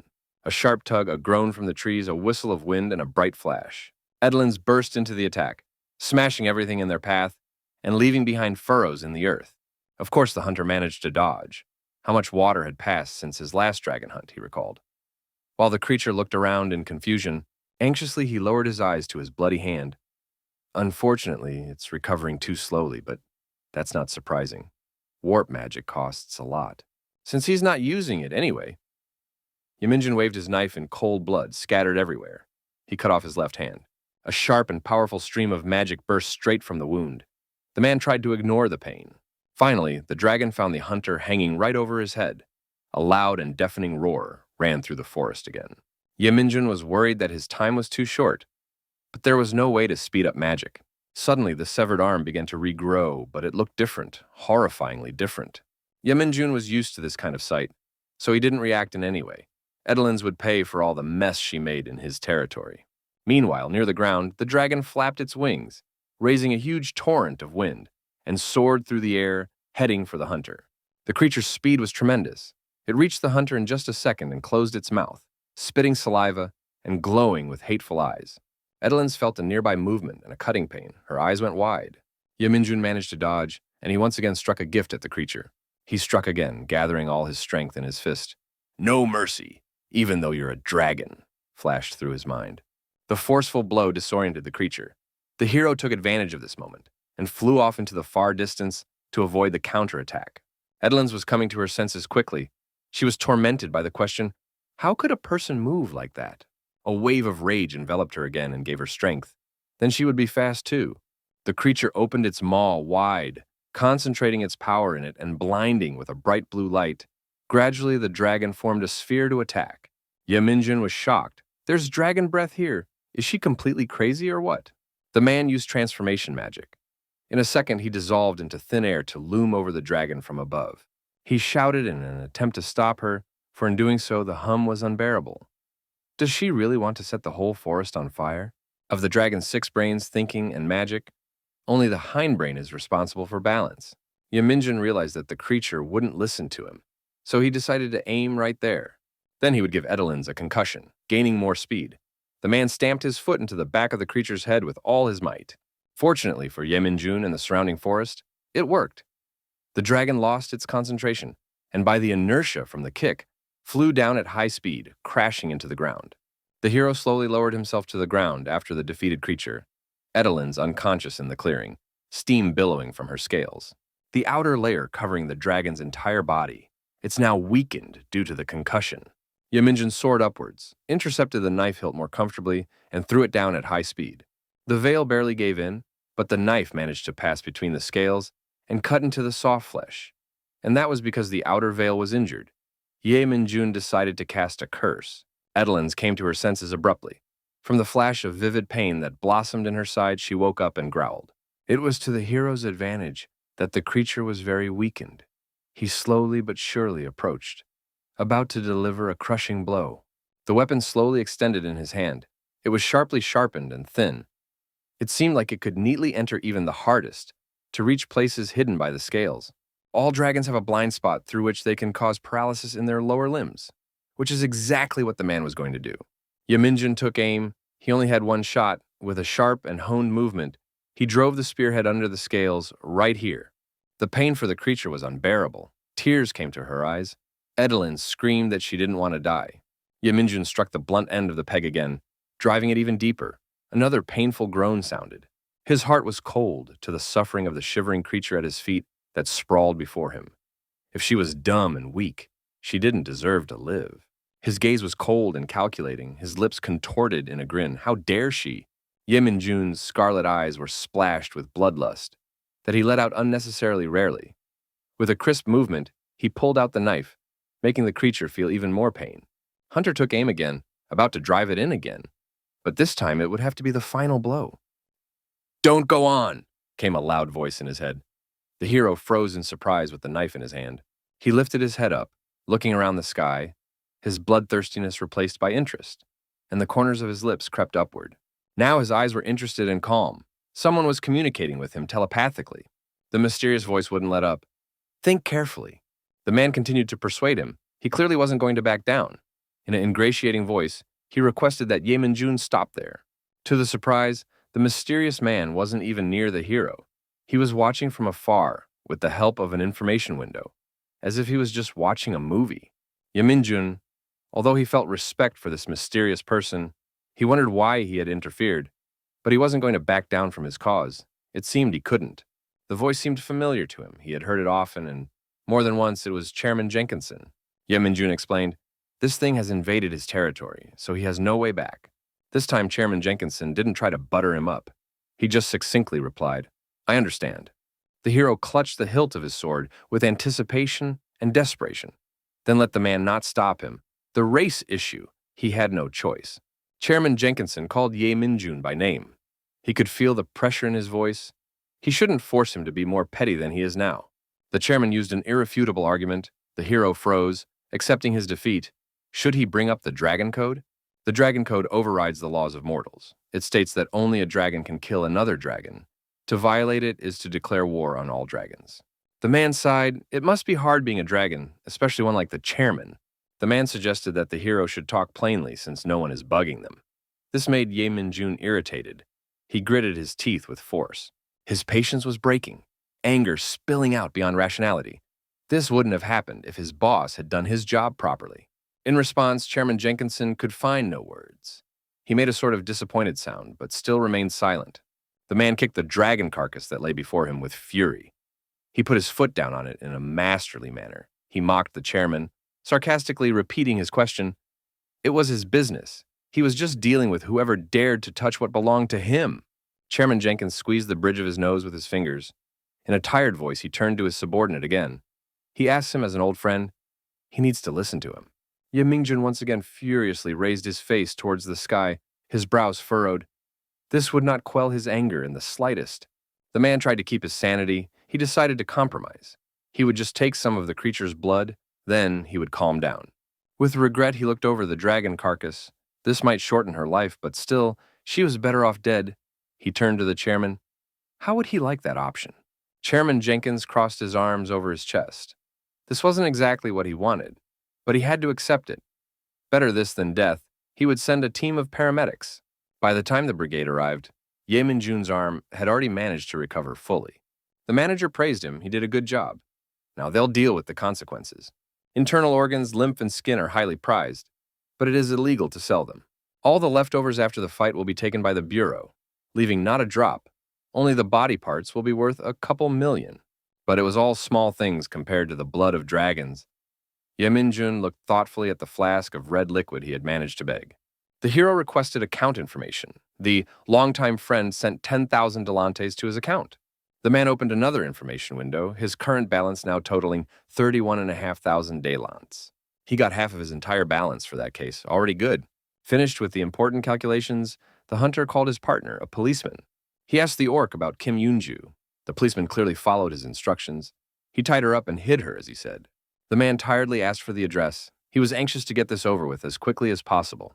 About an hour later, he arrived at his destination. It turned out to be an abandoned building. Ye Min-jun was pensively looking over the bound woman in the chair. Kim Yoon-ju wanted freedom and tried to pay them off. She offered them the phone records, but no sooner had she spoken than the hero interrupted her. A long familiar fly sat on his finger. He would get her to confess anyway. Slowly, the hunter reached his hand closer to the woman's face. He yanked his finger lightly, and the insect obediently took off. It was the first time Kim Yoon-ju had seen such a thing. Panic splashed in her eyes. What is he talking about? However, the confession that Kim Yeonju gave out surprised Ye Min-jun, to say the least. After meeting with Edelins, the company's principal realized that she was under the influence of a pheromone. Studying her MPF, Yang Taejin asked the woman for a favor. He started taking blood from his deputy on a regular basis. Yang Taejin researched and determined the principle of the influence of the blood of the MPF bearer on the dragon blood. In the research process, He needed as much dragon blood as he took from the MPF host, i.e., Kim Yoonju. Ye Minjun was confused. It's not like they had any connection. Then what's all this for? There was another fact that didn't fit in anyway. Where did Yang Taejun get so much dragon blood from anyway? The hunter's head lit up with an idea, and he turned to his partner. Where are the other houses of Chairman Yang Taejung, apart from the one in Hanamdong? The man began to remember. That mixed-use building in Hongdae, the condo in Jecheon, and the villa in Gachon. The car was carrying at high speed. There was not much time. Also, the chairman has a villa in Ganwon-do Sokcho. While Ye Minjun was on his way to one of the locations, he made a call to the company. To his surprise, a deputy picked up the phone. She explained that she was taking calls in place of the chairman for the time being. But the man didn't care. He demanded to be connected to the chairman urgently. He didn't care what he was doing now. He had to get in touch with him. It's an urgent case about an immigrant who shares a common ancestor with him. A short while later, Ye Minjun arrived at his desired area of the city. The sea waves were quietly rustling the sand near the shore, and the breeze was refreshing. The quiet rustling of the wheels on the smooth asphalt blended in with the sounds of nature. The chairman's car pulled up to the meeting place. If he had only known that he would have to meet him like this, he would have originally gone along with him. Slamming the door, Chairman Jenkins stepped out of the car towards Ye Minjun. His unusual eyes shone pink, like quartz in the rays of the setting sun, as Chairman Jenkinson belonged to the Fire Dragon class. Moreover, he was the senior dragon and owned the whole company. Ye Mingjun didn't care about the big shot in front of him. He cast a cold-blooded glance at the man. The men walked in silence, shoulder to shoulder along the pier. Many questions occupied the hunter's head. Why only Yang Taejun disappeared exactly in the middle of the research? Was he using a valuable homunculus as a fake body to commit suicide? To everyone's surprise, the answer was too simple because all the research had long since been completed. The man had no need to seek out the dragon, for he could pump out his own blood in liters. Ye Minjun had the instincts of a bloodhound after all. He was able to find the missing person that was now peacefully fishing. Yang Taejun had set it all up, a race capable of pumping out liters of its own blood. That means Chairman Yang Taejun is not a human being. The man rose and removed the hat that hid his face. Doubtfully, he inquired, "They're not the customers he was expecting, are they?" A few nights before Yang Taejun went missing, the lights in his house were on and he was awake. The sleeping woman in his bed did not hear his words to her. Soon he would have to leave. He sighed. So she'd better start dating others.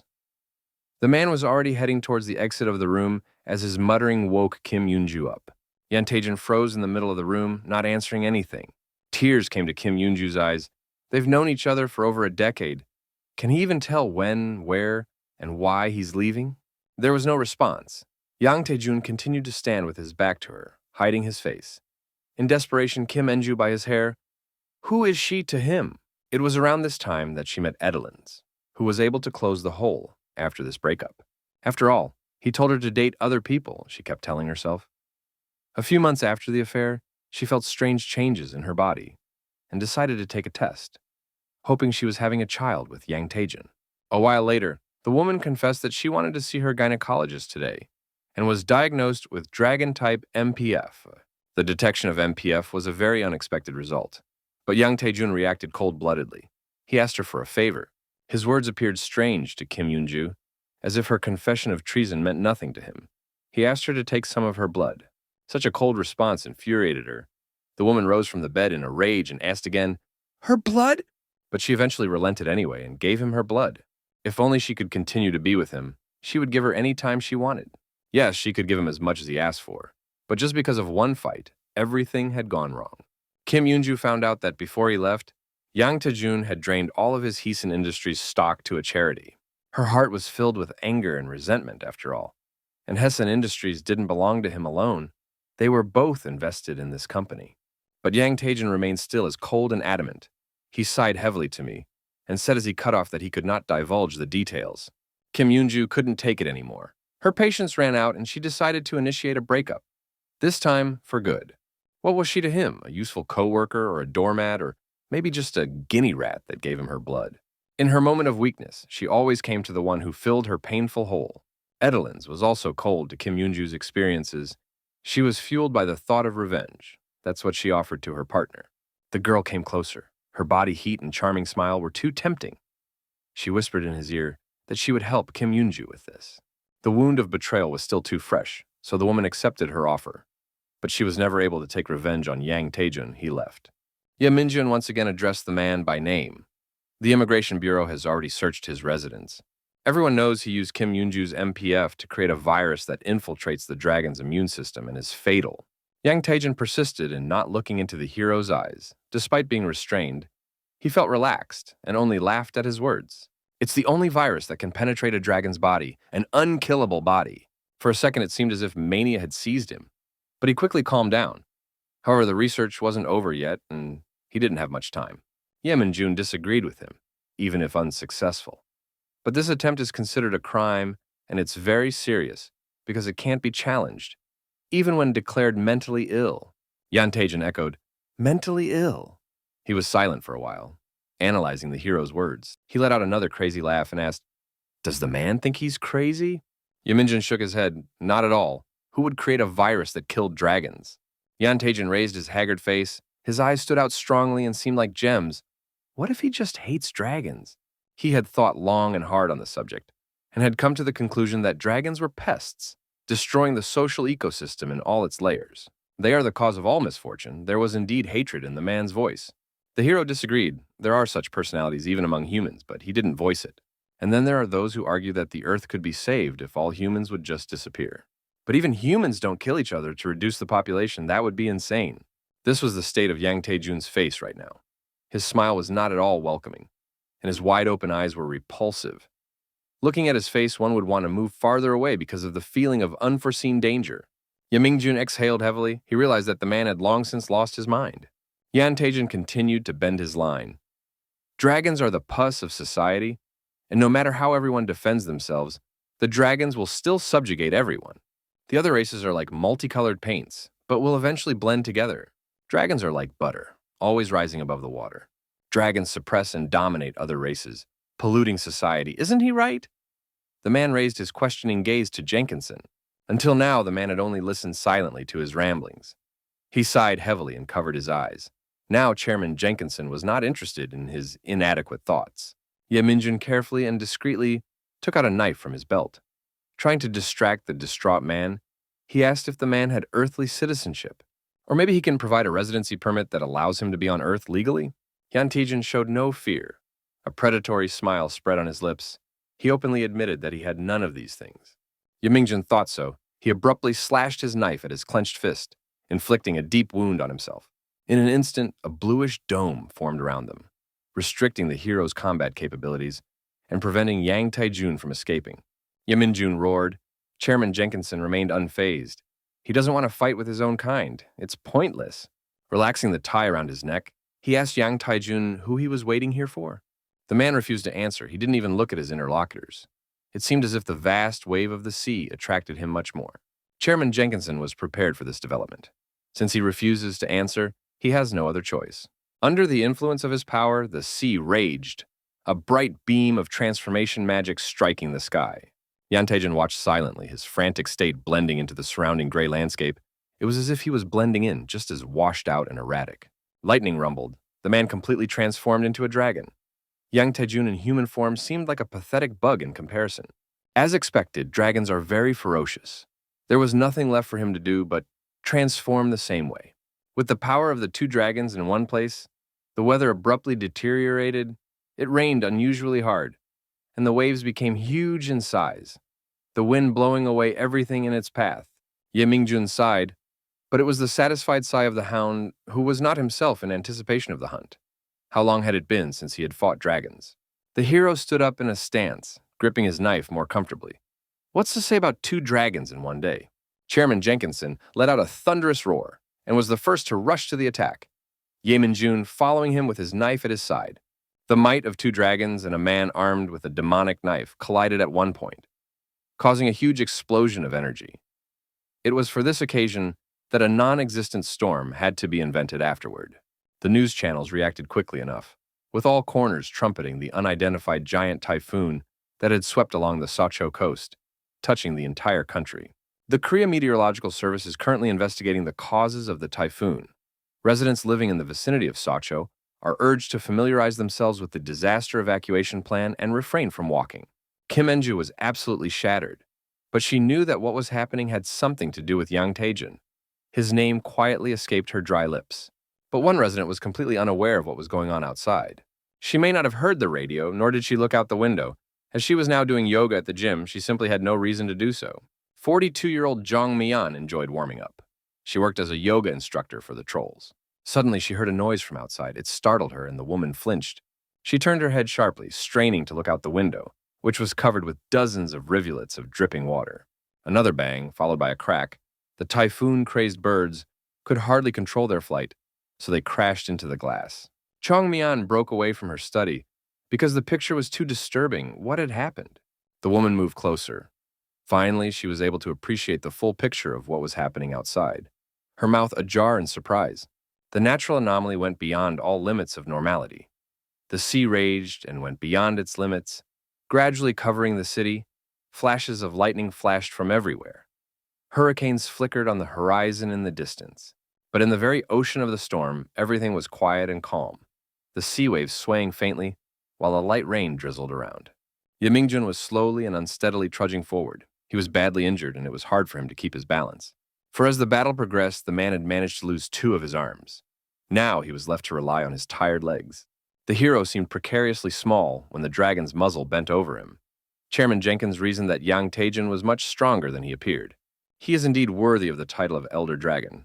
At this moment, the creature was planning on them, about to attack again. Yemingjun tiredly and without much desire activated his abilities, intending to regrow his arms. Chairman Jenkinson ignored his condition. He can't fall flat on his face. Therefore, he must continue to fight and show the power of a true Elder Dragon. The fire dragon flapped its powerful wings, once again stirring the water beneath it. It was clearly intent on defeating its enemy. The red dragon opened its maw wide and unleashed a blinding fire beam. But his opponent wasn't so stupid either. He opened his mouth just as wide, forming a blob of energy. The 2 projectiles collided with each other in midair, causing another powerful release of energy. Yemingjun took advantage of the moment and, ignoring his tortured body, went on the attack once again. Yang Daejun's gaze became blank again, as if he had entered his own world, unbeknownst to anyone. Kim En-ju's name escaped his lips. Being in prostration, the man opened up and allowed the attack to be launched in his direction. But the dragon wasn't even paying attention. Mentally, he was elsewhere, in a place where there was silence, where the sky was clear, where the drizzling rain beat on the leaves of flowering shrubs. Involuntarily, Yemingjun was also there, his gaze blank and tired. This is the place where you spend your last strength before you die. The relaxed atmosphere gave time to sit quietly in silence. The hero reached forward to feel the cold raindrops on his palm. He wanted to start a conversation, but Yan Taejun interrupted him. He's not in his body, is he? Yemingjun saw no point in lying. He sighed heavily. No, not in his own. Dragon's eyes pierced through him. Fine. Let him decide then what to do with the information the man was about to tell him. The creature was silent for a while. Yang Taejin was gathering his thoughts. There was no rush for them anyway. Last time the will was in the private safe of the Chunchin main bank. In the middle of the fog loomed a green bus that gradually approached the stop, ready to pick up new passengers. Tucking his hands into his pockets and shivering from the damp and chill, Yang Taejin walked to his door. He really hoped the man would still familiarize himself. Yemingjun didn't want to let him go so easily before he left. The hero wanted to know one more thing. Who was helping the man with his plan? The dragon didn't turn around and replied in a level voice. He doesn't know them. He just accepted help from them, so that his virus could spread without reaching the periphery. After saying those words, the bus swallowed up Yang Taejun, leaving Yemingjun alone at the bus stop. The brief but still useful conversation left a residue on the man's soul. For the first time in a long time, he felt loneliness, but along with it, relaxation. Yan Taejin was defeated. The seawater was gradually dyed with the brown color of his blood. The next day, the city shone in the bright rays of the hot sun, as if nothing had happened the night before. Yemingjun once again headed to the flower store to replenish the shelves in the bookstore. He was glad for the coolness of the air conditioning that met him at the entrance. The man turned to the flower vendor. How much is this flower worth? He listened to the muttering radio. The news was talking about an unusual storm that had hit the entire Sacho coast last week, the government justifying it as a natural anomaly. The merchant also heard this and was outraged. Oh my God, who believes in this nonsense? What kind of natural anomaly? Yemingjun tried to suppress his disappointment. As expected, he still couldn't hide the consequences of this battle. Yang Taejin, he revealed a secret to him before he died. He infected the homunculus body with the virus, which was disguised as a corpse. But the virus itself was not simple. Magic works when it comes into contact with temperatures of 500 degrees or more, and if the corpse was cremated, the virus should have started to multiply. Yeminjun walked out of the store towards the hot rays of the sun and stopped a brightly shining cab. The next stage is for the virus to mix with the dust and spread everywhere, but that's not going to happen. After all, Yeminjun carried the corpse to the immigration office. They'll start studying the virus after they finish examining the body. However, as the man was writing the report, a question popped into his mind that kept him on his toes. Before he took the body to the bureau, a hunch flashed through Ye Minjun's mind. It was better for him to keep the body. Though he rarely relied on his gut, 800 years of experience told him, now was the time to act on his gut. This virus only affects dragons. How could it be of any use to him? The human scent gives you away, Yang Taejun's voice echoed in his head. The chairman had been wondering if Kim Yoonju was okay, and he hoped the hero would clear things up. Ye Minjun didn't go into details. He was too tired and didn't want to spread out, so he succinctly replied, well, it'll do. Yang Taejun felt a prick of guilt and looked away. She was always disturbing. Dozens of scenes flashed through his mind of Kim Yoonju crying. She was always afraid of being alone. Perhaps that's why he confused jealousy with manipulation. The man raised his eyes to the sky. She had stabbed him in the back 3 times. The first time when she admitted to cheating on him with a dragon a few months ago. The second time was when she tested drugs on him, treating him like a lab rat. The third time was when she called him greedy for other people's good. And she almost kidnapped him once, along with that stupid dragon. Yang Taejun sensed the irony of the situation and chuckled. It seems he is a terrible man since she wanted to kill him 3 times. Ye Minjun was slowly getting closer to the conclusion of his report. Time to summarize. Yang Taejun intends to donate his shareholding in Hessen Industries to a charitable foundation, heiress to his entire estate, including accounts, mutual funds, artwork, jewelry, patents, real estate, and so on. A human woman who kept in touch with him until his death. Ye Mingjun tiredly and disdainfully exhaled. This matter had finally finished him off. What kind of idiot is this person? He's pathetic if he can't express his feelings, because nothing will matter when you die. Kim Yoonju received a will. She couldn't believe until the end that the man she loved was dead. Her hands trembling and her legs barely holding her up, he left her. Forever, the woman bent down to pick up her hat, which was nailed by the sea surf.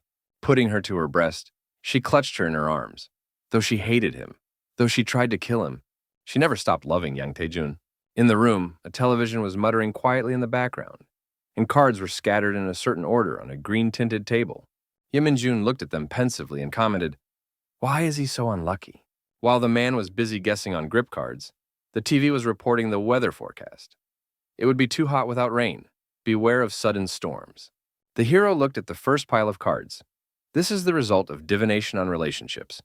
There is a possibility of reunion with a person he has not seen for a long time. An unexpected program on television caught his attention. The International Federation of Alchemists had agreed to increase the sale of gold to 10 tons a day, causing the price of gold to drop by 7%. Next, weather forecaster Lee Yuna will tell us about the weather. A cute girl appeared on the screen. She told us about the rain, that from the afternoon onwards, it will be raining all over the country. Next, she moved on to the topic of natural disasters. A magnitude 2.6 earthquake will pass through the neighborhoods of Kensanpukto, Yencheon. Weather addicts should prepare. The man clucked and whined, "Damn drought. It's going to rain after all." The health forecast might not be right either. Before he came to Earth, he predicted the future with divine power. It's from another star, where it's used for research, so things may be a little different here. Ye Minjun stacked all the cards in a stack and stared at them thoughtfully. On top lay the card that was the result of a relationship divination. The prediction that he might be reunited with someone he hadn't seen in a long time flashed through his mind again. After the bad weather, the roads in town were flooded with water, which was now splashing with small bursts from under the tires of the red car that was speeding down the highway. Ye Minjun felt uncomfortable from driving at high speed. Meanwhile, Cassie was thoroughly enjoying the ride. The girl obviously had a lot of driving experience. Despite the high speed, she managed to park carefully. Cassie shook her head to arrange her disheveled hair. With a smile, she turned to her partner as she fought nausea. "They are on the spot." There was indignation in his voice. "Can't she drive slower?" His subordinate nonchalantly waved her hand. If something didn't suit him, he was entitled to get his own license. Cassie turned around with a gasp and asked him, "They have shopping plans today, right?" The man and his subordinate headed towards the Witch Corporation. It was the Eastern branch. They were greeted by a banner with a beautiful elf from a perfume advertisement. The friends passed the entrance. The mall was quite extensive, with people scurrying everywhere, looking at the goods offered to them. 2 green-haired girls who looked like twins greeted them. They were expecting their visit. The goods they ordered were already waiting for them. The man silently followed the girls. The attendants led them to the VIP room, which elicited a surprised and delighted shriek from Cassie. From top-grade stones to fossilized mold enzymes and dried brain mucus, snail nymph secretions, and even fairy tree sap. Aren't these powerful magical catalysts to keep the spell going? The secretary's delight could not be taken away. Are there any other things like this besides what he already wanted to buy? Yeminjun quickly besieged her. He was thinking of something more ordinary. Hunter exhaled tiredly, a thought running through his head. It seemed Cassie couldn't even imagine something like this. Recently, he had been pondering how much fresh dragon blood he would need to overpower her. The cashier obligingly offered. She would help the hero with a payment of 3 billion won. But the man said that wasn't all. He would like to trust them to handle some items. The woman nodded obligingly and warned, the process would take about an hour. Would he like to wait in the lounge area? But Ye Min-jun refused. He would like to look around. While the hero was strolling through the corridors, one of the visitors noticed him and stared at him with all eyes. Adoration was written on the man's face, he inquired. Is this Agent Ye Min-jun by any chance? The man confusedly confirmed that it was him. He seemed to have seen him somewhere before. Only where? In order to smooth the atmosphere, the hero asked what the name of his interlocutor was, and received the answer. Jong Nam-gyu. Ye Min-jun rolled that name on his tongue, repeating it thoughtfully. Oh, so this is the lawyer for Yang Taejun's case? Because of Yang Taejun's will, this lawyer helped him write those reports. Jong Nam-gyu apologized and handed the hero a business card with a smile. He couldn't give the man enough time due to his packed schedule, but since fate had brought them together like this, he might want to have a little chat. The men made their way to a table that sat comfortably by the window, settling into an armchair. The lawyer struck up a conversation. So he's an immigration bureau agent? Ye Min-jun nodded affirmatively. Jong Nam-gyu's eyes read interest. Doesn't he do private orders? Ye Min-jun raised his eyebrows. He was surprised at such a suggestion, but mumbled an apology. Unless it was some special case, he would have to refuse him. The lawyer seemed to feel awkward. He quickly nodded and apologized. He didn't know that. In fact, there is one problem. Just not him and his client. Ye Min-jun shook his head, apologizing again. Jong Nam-gyu waved his hands in embarrassment. It's nothing. He can just forget about it. The man looked away. He still has one more thing to do on the 3rd floor, so I guess he'll go. But still the man was determined not to back down. He once again held out the business card.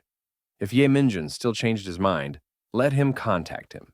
Looking after the retreating figure, Ye Min-jun felt a realization hit him. Wait a minute. Could this meeting be what he said it would be? He brushed the idea off, though maybe that wasn't it. After all, he had only met this troll a few days ago. When he returned to the store, the woman was waiting for him, a briefcase in her hands. He had finally returned. With Cassie still wandering around the still store, Ye Min-jun found her and told her that it was time for them to go back. The girl squinted at her boss with interest and impatience. The briefcase in his hand was too eye-catching, mysterious, shiny, and so serious, but she was more interested in its contents. Cassie glanced at her supervisor, and without turning her head, called his name. When she voiced this outrageous question, there was doubt in her voice. He hadn't committed any crimes or engaged in identity laundering before, had he? Ye Min-jun went into a mental state for a while, partially, but it was still true. The character portrayed nonchalance. His lips even contorted in the semblance of a faint smile. Did he look like someone like that? With embarrassment, the girl reported that she had considered both of these options. Although there was one more. Either the hero had lived a completely innocent life, or had never been involved in any serious incidents, Cassie concluded. She thought he was quite ordinary. The man mentally noted that she had pretty good intuition. He recalled his information card. He was on Earth, had employment based on forced labor upbringing, and selective deletion of memories had been used. His subordinate put a hand to her chest and called his name, a look of doubt on her face. Could he say something? Ye Min-jun tensed up and felt uncomfortable. He felt that he didn't want to answer the question his assistant was about to ask. Cassie bit her lip, trying to deal with the embarrassment. Before voicing her question, it confirmed the hero's suspicions. The girl gave in forward with assertiveness. Ye Min-jun instinctively retreated. She blurted out, Speaking of which, he's not a woman, right? Well, what? And this is something the man didn't expect her to inflict. Cassie clarified her position. He's just hiding a lot of things. The girl grabbed her hair. She needed to hear the answer. He really isn't a woman if he seriously changed gender. The secretary is completely gone. The drama has completely engulfed her. Then this is going over the top. Ye Min-jun was slowly starting to boil. Yeah, what is she talking about anyway? Suddenly, a lot of security guards piled up at the entrance. Someone even started rolling out the red carpet. Guards are assigned to their posts, Delta team ready, Alpha team standing by. The leader of this whole group was shouting into his earpiece that the chairman would be here soon. The hero listened. What chairman are we talking about? A moment later, he received a reply. An old man was strolling slowly down the red-lined walkway with an unsteady step, leaning on his cane. The two familiar green-haired attendants bowed and greeted the chairman. While Cassie was still in her inner turmoil, Yemin-jun watched with boredom. The old chairman's face was wise and thoughtful, his large eyes glistening moistly, reminiscent of the eyes of an old dog. Suddenly they swung open, growing even wider, recognition appearing on the chairman's face. With a swiftness that no one expected from an old man of advanced age, the man headed towards the unsuspecting and shocked Yemin-jun and Cassie. The hero felt confusion. What was going on? Why was some old man paying attention to him? Suddenly, the old man stumbled. In vain, after all. He had thrown his walking stick away. Then he stretched out on the floor right in front of Yemin-jun. All his subordinates opened their mouths. They were shocked. What happened to the chairman? Not knowing what to do, the guards decided to attack Yemin-jun, calling him a brat. The man angrily shouted, "What right does he have to do this to the chairman?" On trembling legs, the chairman rose. He waved his hand for his subordinates to stop. The old man remained in a strange position. Making the situation even more awkward, the old man inquired, "Isn't this Mr. Yemin-jun?" After the hero nodded, the gray-haired man stretched in a smile, wrinkles completely hiding his eyes, leaving only joyful slits. He affectionately addressed him, "Sis!" Cassie glanced shocked at her boss. Was she really right? Meanwhile, there was a call at the Jenkinson group, which sent a wave of irritation through Blair. It seemed she had asked not to be called when she was at work. She tore her eyes away from the papers and raised an irritated glance at the fairy that flickered in front of her. It was Larissa Andreeva. She was the head of the real estate security department of the company. Continuing to flap her wings, the girl folded her arms behind her back and lowered the corners of her lips unhappily. Still, the girl was tired of flying, so she carefully lowered herself to the edge of the table. Larissa continued to remain silent. She reached over and pulled out her smoking pipe. Blair squinted unhappily at the bubbles that were flying out of the tube. So what was she doing here so suddenly? The fairy exhaled a couple of bubbles again. She found someone's footprints. Someone had entered the B-39 vault of the Bukan Mountain. Blair felt both panic over the situation and shame over people like that who dared to do this. What kind of idiots would infiltrate the Elder Dragon's territory? Larissa wasn't happy about being yelled at. She turned away.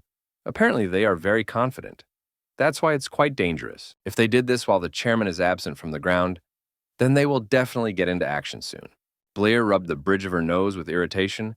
She would be sure to relay this to the chairman. In the meantime, Larissa should increase the guards near the vault. But the fairy resisted. She felt it wouldn't be enough. The woman glanced in her direction. They had someone to turn to for help. Cassie grabbed Yemin-jun's jacket and started to rub him. "Wait, sis? Why, sis? Seriously?" The old man kneeling in front of them grinned and apologized. He was so used to calling the teacher. The guys used to call each other sisters all the time about 30, 40 years ago. Yemin-jun bowed his head. He hadn't seen teacher Omancic in a long time. How's he doing? The man put his hand over his heart and laughed contentedly. This was how he remembered him after all. Now he was just running a small alchemy store. He wondered, do heroes really still study magic? Hunter covered his eyes. He quit teaching. Now he just works at the immigration office. The old man surprisingly exclaimed, "Oh my God, just to think. Teacher Yemin-jun is now an agent. A person that wouldn't offend a fly doing such a cruel job." The woman standing next to the chairman looked up at the hero and looked sympathetically in his direction. She wondered, turns out he's an agent from the bureau. Does he take private orders or only from corporate entities? Calling her his daughter, the old man was indignant. How could he? She asked such questions. In response, the girl mumbled something unintelligible, not knowing what to answer. The old man headed onward. It seems he had some unfinished business on the third floor. Time to get started. Yemin-jun relaxed and was already heading towards the exit when the old man once again called out to him. He smiled genuinely with his toothless mouth and said, "It was good to see you. They should have tea together sometime." As the hero and his secretary headed back, the man told the girl his story. He worked at Korea's first modern educational institution, Gosung School. The girl couldn't believe it. Turns out he worked as a teacher with this Mansick. The man once again tiredly confirmed it. There was such a thing. Cassie really liked the idea. How romantic, the life of a teacher by day and at night, secretly catching illegals. Yes, a book should be written about him. This hero? Yemin-jun was sure that the government wouldn't want to bring up his past. The girl immediately grasped the thought, oh, so is that why he doesn't like to talk about his past? since it's a past that the word government doesn't want to remember. A hero who laid the groundwork in Korea's able-bodied kids and protected the land from dangerous criminals. And he's not so simple. While Cassie kept her eyes on the road and voiced her theories, the hero examined her profile thoughtfully. There's one truth that neither Cassie nor anyone else knows. Earth has already been taken over. Some people say that the darkness that consumed the Earth came about because of dragons. But the ones who actually control the Earth, controlling these dragons like chess pieces, are the Committee, the secret organization, ruling this planet from behind the scenes. October 24, 1945, the creation of the United Nations. This day was the first time human aliens made contact. That's right, the committee waited a long time to create a UN for the Earthlings. The committee reached out to the leaders of Earth to accept a huge number of aliens from other dimensions. To accommodate so many immigrants, they had reconfigured the concentration of mana on Earth. Cassie had read about it in a book somewhere. Due to the reconfiguration of mana concentration, very capable individuals began to be born among humans. Using magic and controlling spirits, they were able to advance the Earth or something. Yeminjun didn't quite agree with her words. He thought deeply and mindlessly repeated, "Promote," must have omitted the bad parts in the books. The girl beautifully parked again, they arrived.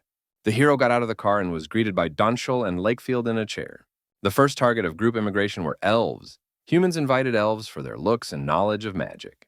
But the path they traveled across the land was used for more than just its intended purpose. Criminals from other dimensions began to use this distant planet, Earth, as a safe haven, or simply thought it was a new gold mine, and began to come here. Before entering the office, Ye Minjun turned to his assistant.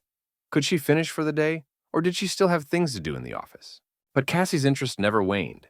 She wasn't going to leave because she wanted to hear more of his stories over tea. The hero exhaled, "Well, let her take the cup and go."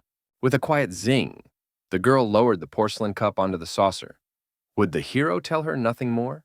Ye Minjun turned his back to the window. No, let him finish his drink quickly and leave.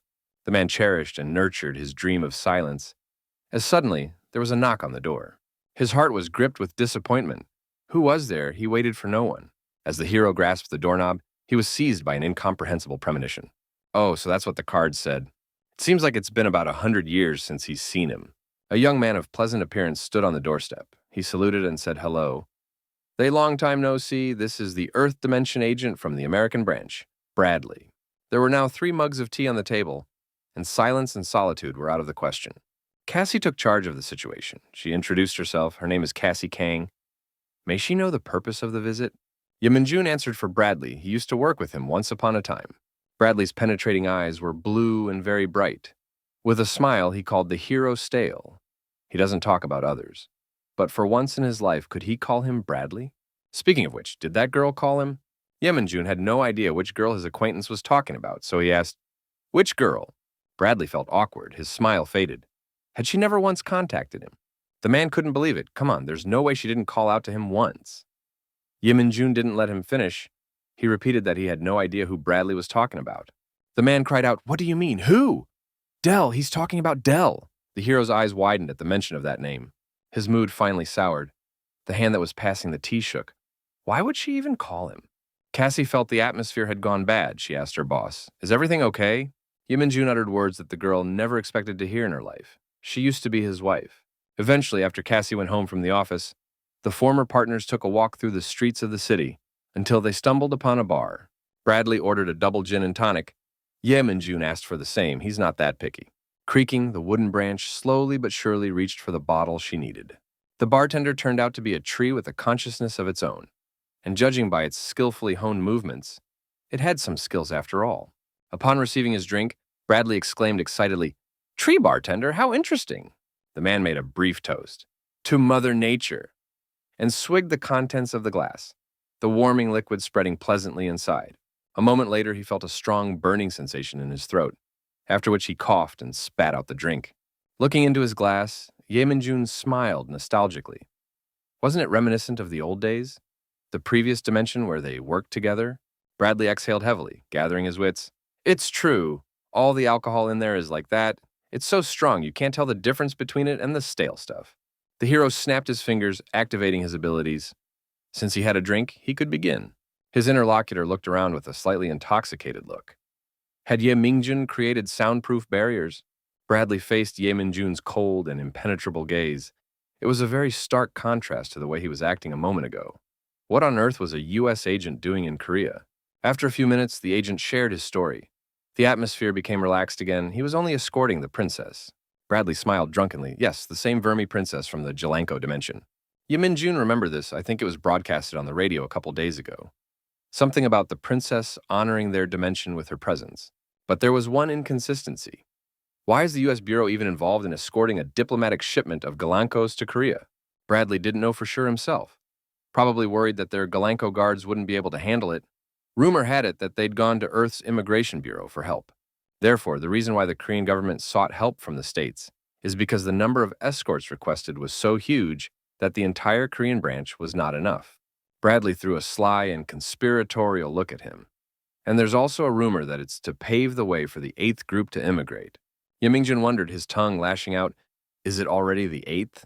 But it had only been 40 years with the witch?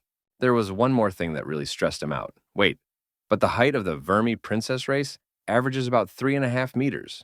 So the immigration of the 8th group probably won't happen. They're even taller than trolls. Even if we take into account in the height of the Earth buildings, it will still be hard to realize. That's why there are rumors that the committee is preparing intensely. Isn't it interesting? The hero nodded, yes, but he would be more interested in hearing a little different. He was tormented by the question of what was up with Dell. Bradley scratched his chin thoughtfully. He's not good with details, but when they completed their mission in the previous dimension, he and Min-jun were sent back to Earth, but Dell was sent somewhere alone to a completely different place. If Bradley's memory serves him right, her payoff amount is somewhere around 500,000 dalants, and he has absolutely no idea how she got her hands on all that money. All he knows is that they missed her in the dimension, and she was released a couple days ago. Since she paid everything back and got out, Bradley thought she would try to find Min-jun. The hero couldn't believe it. He even jumped up from his chair. It was that rare occasion where he showed at least a tolk of emotion. How was it that she was released? There was no way she had already given 500,000 dalants. Bradley besieged him. It's just his guess. Maybe she made it to the top there and got out on parole? Min-jun's heart skipped a beat due to the anxiety that had built up. What heights, like Talicia? Bradley remained silent. He was visibly upset, for he had not expected his words to have such an effect on his friend that he would bring it up. Panic was already dancing around in the hero's head. Wait, so Dell had already gotten her memories back. Bradley tried to comfort him by squeezing his shoulder. What was he, worried because she was his ex-wife? He couldn't have missed the opportunity to let a stiletto slip towards his friend. This woman liked Min-jun so much that he immediately married her. The man clenched his teeth. How could he know that this would be the case? For the first 80 years, she was normal. Hunter threw her head back, trying to calm herself. She loved so much she wanted to kill, saying only that it was the only way to be free. The inmate is the property of the committee. The act of damaging the property of the committee is punishable under the Property Protection Act. But if she had killed a prisoner like himself or herself, she would have added property damage to her charge, plus she would have been sentenced to soul execution. And Dell, who believes in the rebirth of souls, clearly wouldn't want that exodus. Bradley's voice grew higher and thinner due to his overwhelming emotions. Then the first thing she should do is get rid of her prisoner status, before she tries to kill him and then get locked up again. Min-jun continued to stare at the ceiling. Right now, he didn't want to look into his friend's eyes. He would never forget what she said to him when they parted in the past dimension. The girl's cold voice was still. Standing in his ears, he must wait for her. She would come to him soon. Bradley continued to reassure his partner. How about you think logically she could have died like Talicia died, right? Min-jun didn't reply anything. He continued to lie on the bar, spreading an aura of depressedness around him. The man didn't want to continue this conversation any longer. He got up from behind the bar. It was getting late. Time to go home. But Bradley kept replaying in his head their recent conversation. Speaking of Talicia, by the way. He wanted to say that the hero would definitely not end up like her. Min-jun thought it was ironic. He chuckled and sarcastically thanked his friend, waving goodbye. After that, he turned around and headed briskly toward a nearby alley. Bradley's last words echoed in his head. He definitely wouldn't end up like her. A republic that occupies the territory of 36 planets and 145 space stations. Ashtal. This place has long been ruled by a dictator, a man who inspires only fear. He trampled and killed anyone who disobeyed him. Take even the most famous case. There was a tragedy on the industrial planet XE-21 that was under his control. When the dictator learned of the government's hostile disposition, he halted the food trade on planet XE-21, which was 99% dependent on imported food. People dying of starvation began to eat each other, and a hell began in which people hunted others like them for survival. And when the events on planet XE-21 became known to others, people from all over the Republic could take no more and staged a coup d'etat, swearing the cornered dictator pressed the button after the coup de grace. And then there was a tragedy that many people could not forget for a long time. Over 90% of all Republic power plants have exploded and scattered ashes across the galaxy. And the highly advanced Ashtal civilization suddenly turned to a primitive state, whereas the citizens who finally escaped from the oppression of the cruel ruler still could not escape the suffering of destruction and warfare. Dozens of weary and hungry faces that howled in hunger and pain flashed through the hero's mind. And while the inhabitants of that planet were dying of despair, the committee sent a group of prisoners to rebuild the destroyed dimension. And these prisoners rebuilt the Ashtal in 300 years. The hero, however, was able to join the reenactments near the end, which is where he met Dell. And the inmate that made a lot of progress during Ashtal's recovery was the mother of Ashtal's citizens. Her name was Talicia. The woman worked in spatial intelligence on the resettlement committee. Her payoff for her release was 1,200,000 dalents. A thin and wiry man held a cleaver in his weakened hands, its blade splattered with blood. On unsteady and wobbly legs, he walked up to his daughter and apologized. It can't be helped. They have no other choice. The girl was without strength. She could hardly move or understand what her father was saying. With trembling hands, the man brought the tasak over her head. They have nothing to eat, so they don't need the extra mouths. Tears rolled down his haggard face. His stupid father. She could blame him even after death. This place is the earth. Talicia could barely stay conscious. It was hard for her to see the picture of the girl's crazed father dismembering her right on the street. Gradually, the rain eroded the trickles of blood on the pavement until the bloody water reached the girl's feet. In the early stages of dislocation, people killed each other just so they could have lunch. Talicia was plunged into chaos and despair. She couldn't watch this every day. What should she do in a place like this? She couldn't see how she could help all these people. But it was in bitterness that the great hope was found, as the gaunt children happily stuffed their cheeks with the food she gave them, or when the cured beggar kissed her hands, while tears of gratitude flowed down her cheeks, and even the moment when they rescued a family who had been captured by bandits, and those desperately shouted each other's names. For this, the people give Talicia eternal gratitude. The people chanted her name enthusiastically, calling her their mother, and in return, Talicia loved them with all her heart. When Ye Mingjun returned, the intoxication gradually began to wane. After such a heavy conversation, the man definitely didn't want to sober up. He pulled another can of beer out of the fridge. Ye Mingjun leaned back on the back of the sofa and exhaled heavily. How he wished his head would empty at once right now. But the inner voice murmured Talicia's name. There was no way he could get the horror he had seen at that time out of his mind. She was not just an outstanding warrior or engineer. Her abilities lay in exceptional administrative skill and politics. She commandeered control of the committee, getting more resources and personnel from the central region, and quickly rebuilt Ashtal's economy. Not only that, but the barrier that protected the planet from alien brigands was destroyed by an explosion that the dictator set off. The woman also demonstrated her superior mercenary skills with the help of the prisoners. They were all fighting desperately in this war. She took Adele trying to dislodge the creatures that had invaded Ashtal and tried to completely destroy them in order to protect the refugee evacuation line. Then the hero doubted her. But Talicia's management abilities were more awesome than anyone else's. Treating every citizen as a member of the family made a lasting impression on many, and all sincerely respected, loved her for it. However, something momentous happened 300 years ago. Thanks to contributions to Ashtal, she became the holder of a special amnesty. And as a special amnesty holder, she was immediately released regardless of the remaining payoff amount. The subordinates praised their supervisor wholeheartedly. It was the first time they'd seen someone actually receive such a status. Talicia herself was shocked and heartbroken to the core. She would never forget them. Even if she leaves Ashtal, she will definitely come back sooner or later, as she would like to live here. But now it's time for her to go. Duty calls, she's ready. The inevitable process, which everyone eventually regretted, was underway. In the first stage of release, the prisoner regains his or her memory. Talicia's legs gave a jerk and she slowly fell to the floor. The woman was silent, only her shoulders shook weakly. Someone called her name, but she didn't respond. Only unintelligible scraps of words escaped Talicia's lips, sweat beading on her thin, almost transparent skin. A moment later, the prisoner regretted the return of her memories. Her arms were covered in blood up to her elbows. Finally, the woman squeezed out a weak no. How could she be such a person? All her hopes and dreams, all her cheerfulness and optimism had been swallowed up by depression and despair, all gone to waste. The realization of what kind of person she had been had cracked and destroyed her to the core. Talicia grabbed her hair. A hoarse scream burst out of her throat. Ye Minjun was the first to run closer, trying to help her. What happened? He moved even closer, reaching out his hand, going to reassure her. Was something wrong? But the woman was completely caught up in her own worries and feelings. Her gaze was blank, and tears rolled from her eyes. She only frantically repeated apologies. Ye Minjun put his hand on her shoulder, but the girl pushed him away and roared, "He mustn't touch her!" Talicia screamed and begged to be allowed to leave. Stumbling, the prisoner rose to her feet and ran toward the exit, sobbing incessantly as she screamed for her release. The committee honored her request, but was it worth it? Talicia left the ashtal in a hurry. She never looked back or said goodbye to anyone.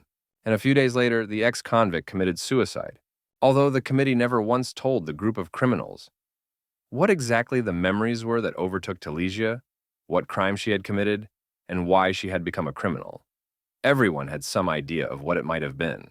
Ye Minjun's mind conjured up an image of the life of the joyful Talicia. Perhaps it was better for neither of them to know their past and their mistakes.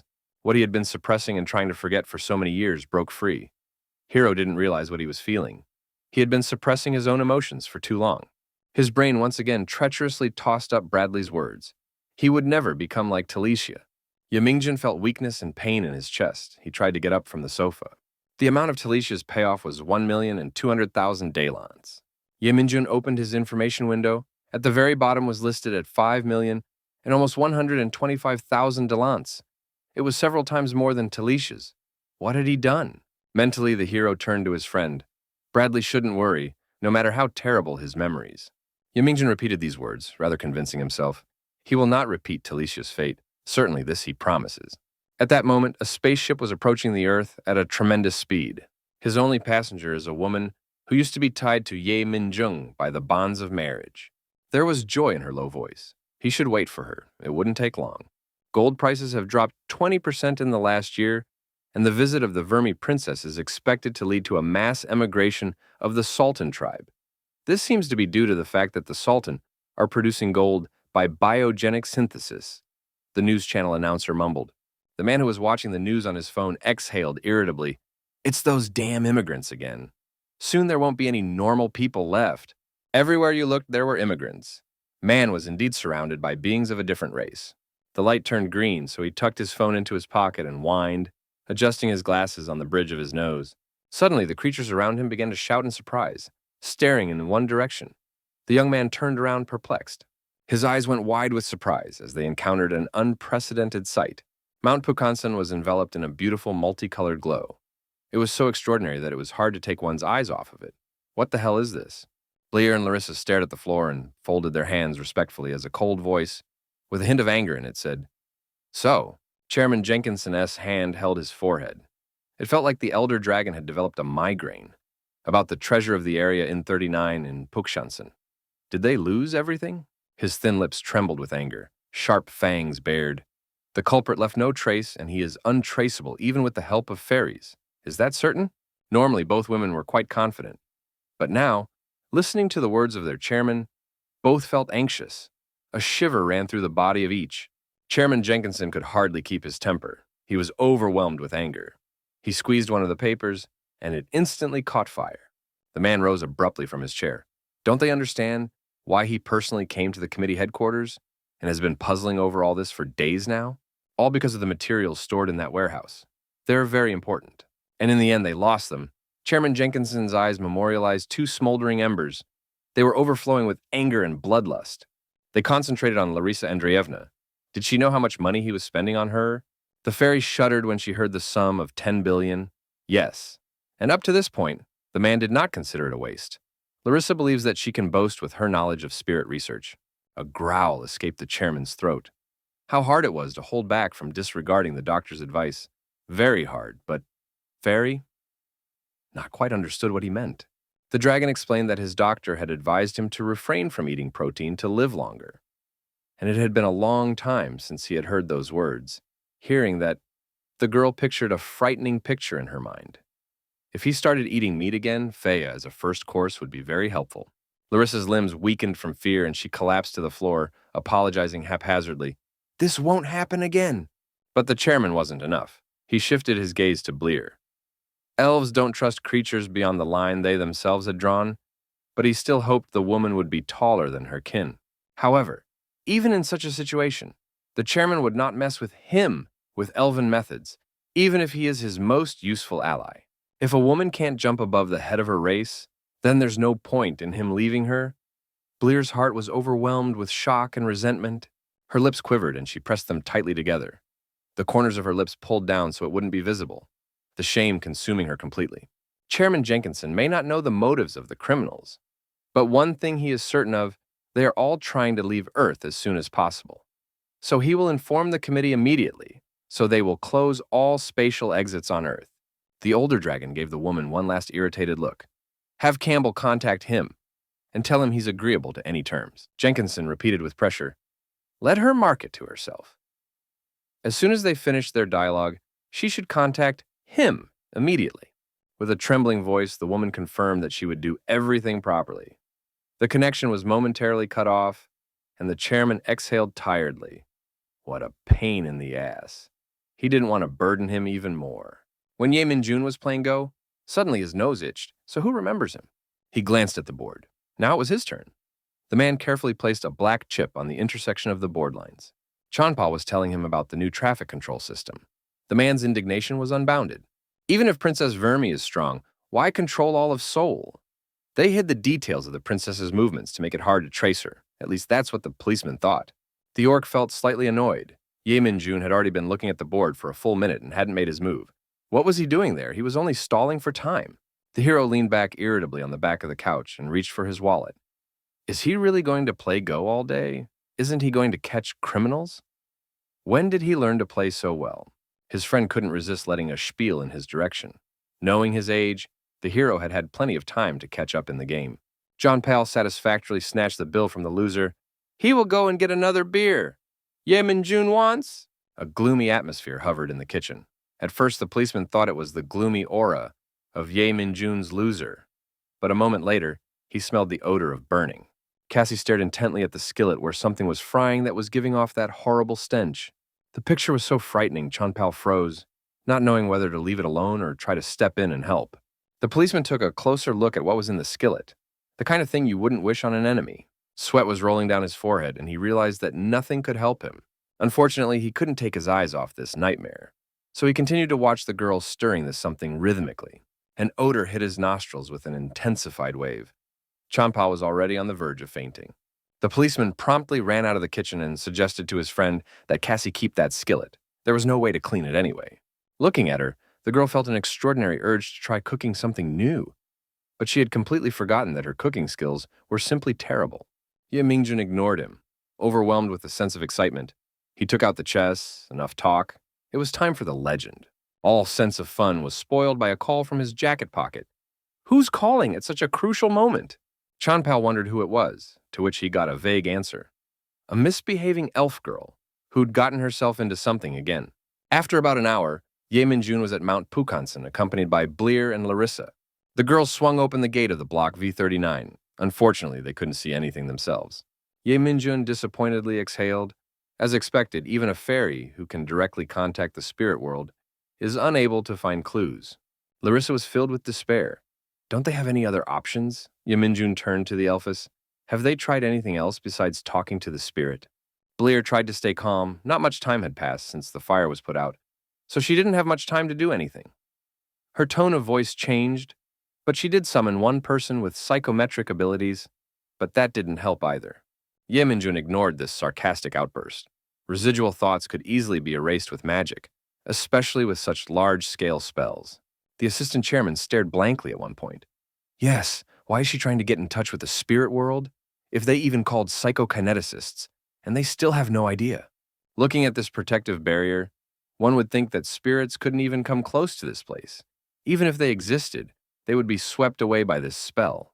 Last night it raged on Manapokansan for about 6 hours. Maybe it's another argument between the family and the Jenkinsons. But as it turns out, it was a ritual to create a powerful spell. The spell ended up being so powerful that it not only destroyed the barrier, but also absorbed everything material. Ye Min-jun ran his eyes over the gate again, as well as the spiritual as if nothing had happened. Larisa Andreevna overcame her despair and brought another idea to the table. Maybe they should go to the Druids? Since they are associated with mountain animals, maybe they have seen something? The idea was good, but still not enough. In situations like this, all surviving animals run as far away as possible. Even if they call for them, they still won't come. Suddenly, the hero froze. Another idea popped into his head. Not sure if it works, but it's worth a try. The surviving animals have fled and there is no one left in the neighborhood, but what about animals that are already dead? Yemingjun took out his demonic tool from its sheath and gently slashed his arm with it. A huge and powerful amount of energy burst out from such a small incision. The women accompanying him were not prepared for this, so they reflexively clenched, trying to protect their face and body. A silhouette of some sort began to slowly form in the red, gloomy fog. Yemingjun's plan seemed to work after all. He managed to summon the spirit of the deer that had died in the forest the other day. Bleer and Larissa had never seen this kind of magic before. What was it? Yemingjun remained just as focused. This was the spirit that received all the pain and resentment from the souls that died in suffering. Even if there is magic involved, sweeping away the remnants of thoughts and even souls in its path, they will always remember the moment of their death. There was a fury in the eyes of the summoned spirit they would never forget. The hero received a vision. At the gate of Block V39, a group of people in hoodies gathered at the gate. They were muttering something about the last installation. One of the humans nodded. Okay, finally all the preparations are finished to drive the dastardly aliens from Earth. The man called everyone present his brothers. Time to get to work. A pentagram formed over his hand. The stranger's voice was overflowing with delight and excitement. For the peace of all men. So what happened a few days after that? How I miss the days when only the human race was called humans. He listened to the podcast while he worked. The client suddenly howled when the needle dug too deeply into the skin, but the tattoo artist ignored him. He was more interested in the indignant voice of the podcast. You're sick of your tolerance. Who's going to fight for our rights, for human rights? When the session was over, the client obediently handed him some bills. But the man was not satisfied. The tattoo still hurt. As he headed for the exit, from his lips came curses.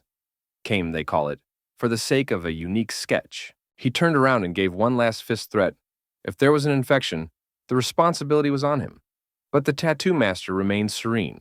Duensek's lips stretched in an artificial and insincere smile. He recited like a mantra, no smoking, drinking, or sauna for a week. You must also apply the ointment, he gave.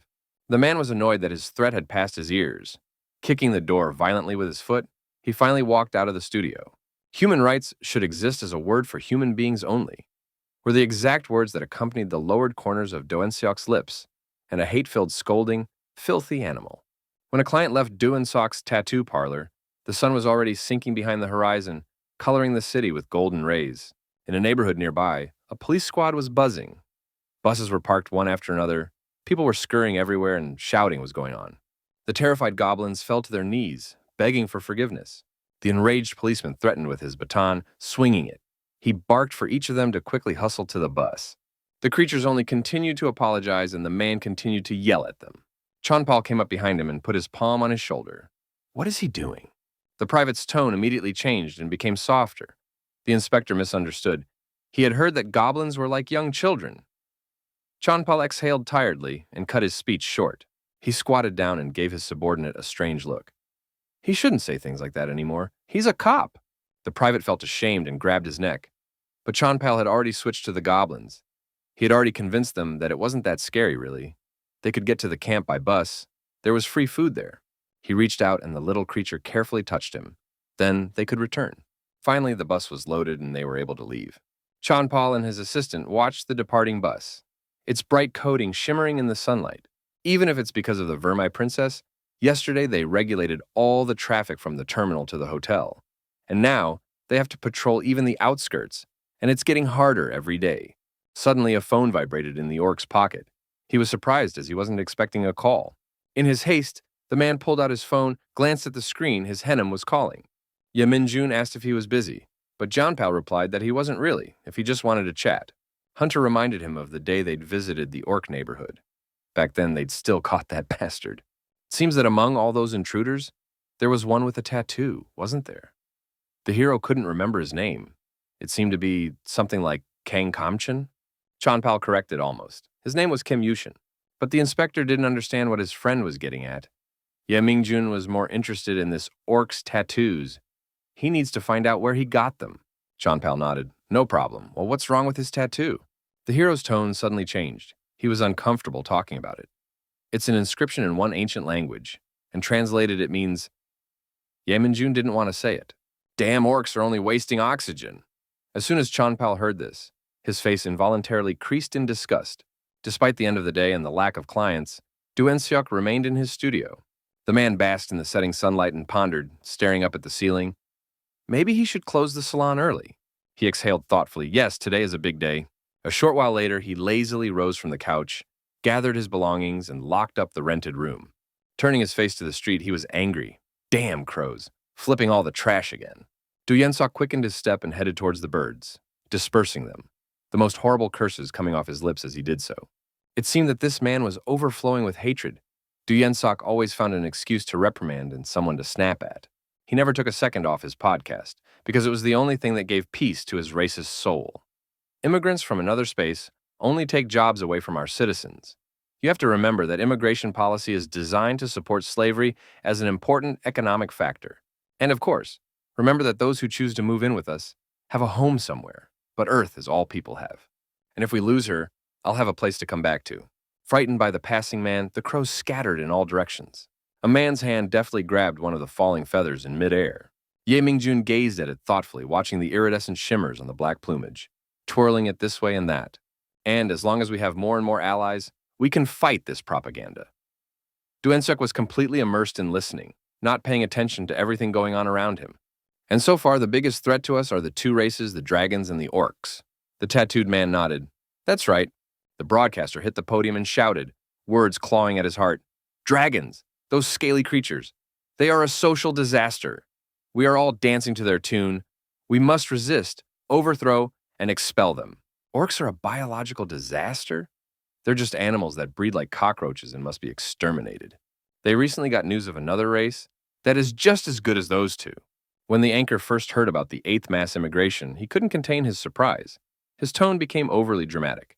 He grabbed the remote and pressed a button. Did any of them know about the biological traits of this race? Shutan, they lay eggs almost every day, more than 10 at a time.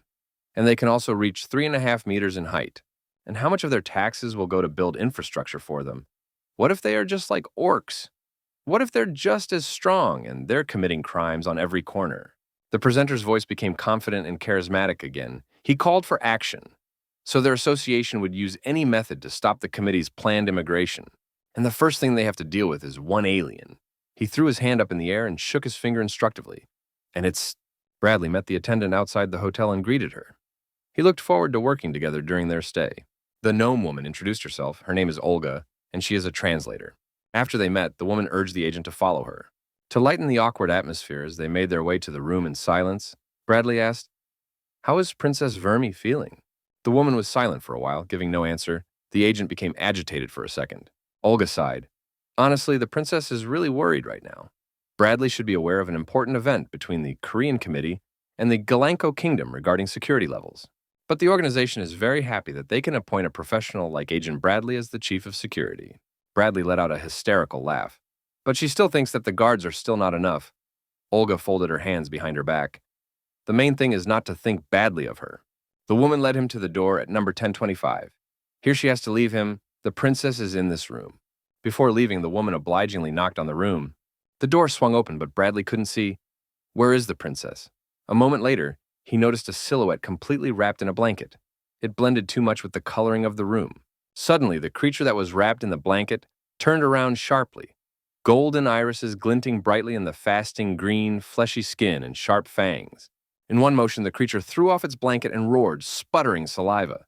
Bradley couldn't believe it, but it was the Vermi princess of the Shutan race.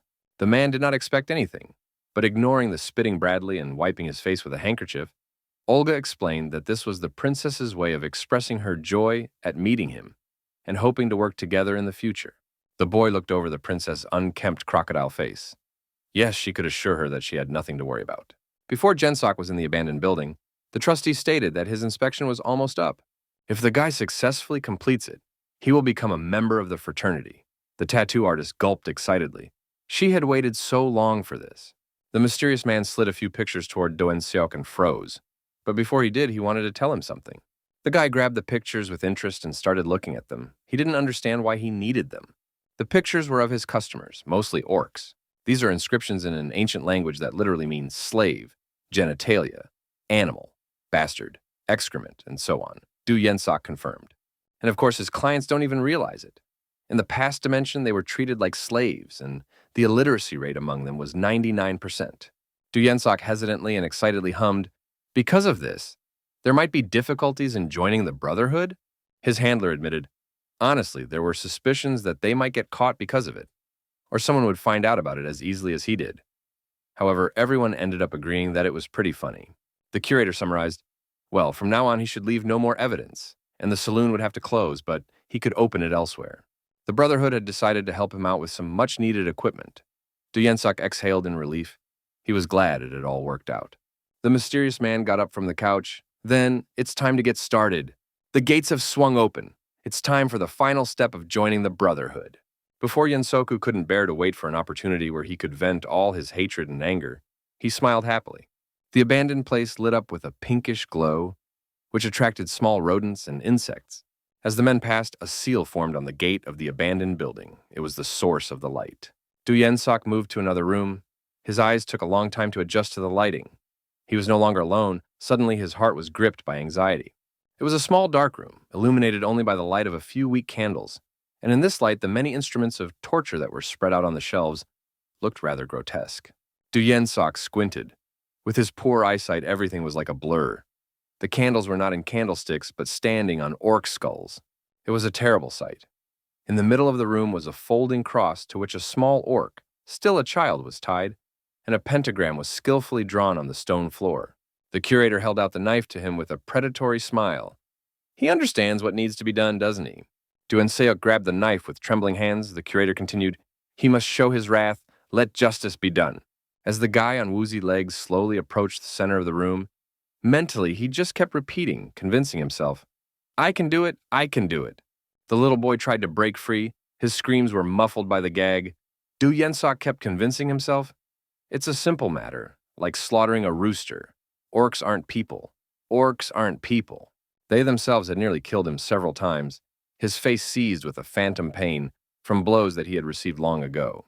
Her face continued to throb with pain, her teeth clenched and gritted. Everyone would be better off without them. Du Yensok is shaken up. Now is not the time to falter. Tears were rolling down the child's face. It was completely swollen. He was hysterical. It was impossible to listen to these cries. Du Yensok opened his eyes. The picture was intimidating. He would just repay them in kind. Screaming frantically, the tattooed man grabbed the knife with both hands and brought it above his head, about to strike. His gaze became completely blank and unfocused as he abruptly lowered the knife. Splattering blood dripped onto the floor, but the child was completely unharmed. Still not understanding what had happened, Do Seok lowered his gaze to the bloody stumps that were where his hands should be. Pain shot through his entire body, and he screamed when he saw his own hands on the stone floor in a pool of blood and a knife nearby. The rest of the fraternity remained silent. Someone's heavy footsteps sounded in the room. Panic gripped the people in the hoodies. Who did this? The curator didn't notice a single crack in his protective field. He couldn't even guess who it could be, but he knew for sure it was a high-ranked wizard. He turned to the man, since he was able to track them down and break down the defenses. He seemed to know a lot about them. Then he should be well aware of what would happen if he decided to do them an evil trick. Yemingjun gradually emerged from the shadows, a sneer evident in his voice. So what's going to happen to him? Now the hero was overwhelmed with lust for murder, as well as hatred and disgust for the people that had gathered before him. He only does what he has to, Bleer bowed respectfully. She understands him perfectly, that's why she asked. You can't trust anyone right now. His subordinates are still alive. Jenkinson seems to have lost his grip. Even a dragon can't control time. Don't women know what kind of people they are? Even the elders failed, and they want Yim and June to take on them? Bleer stuttered. No. She only wanted to ask him to find their traces. Also, she hopes that the hero can do it before the chairman returns to Earth. He's coming back in about a week. The space terminals may be shut down for the day, but they can't let them get rid of the evidence in that time. Yeminjun was surprised. He hadn't heard anything about the terminal being shut down. The gears in his brain moved quickly. Does that mean fighting for human rights? A party by and for the people? Originally, there were people on Earth. Ye Mingjun recalled a recent vision as he realized from the spirit's memories they called themselves a brotherhood. Based on their actions, they are convinced that the Justice Association is a collection of terrorists with Nazi tendencies. A justice spread around the world, organizing many branches. The last straw was the failure of the operation under the leadership of the dragon. And after that, to find their top became almost impossible. Ye Mingjun nodded, he understood, but they should also realize that it wouldn't be easy. The women chose to ignore the last part of his sentence. They smiled radiantly, confident that everything would end well. Ye Mingjun cast them an arrogant look. He is sure they are aware that he is demanding compensation. Bleer pulled a box out of her jacket pocket in joy. Of course, she had everything ready. Opening a small box, inside of which was a piece of paper.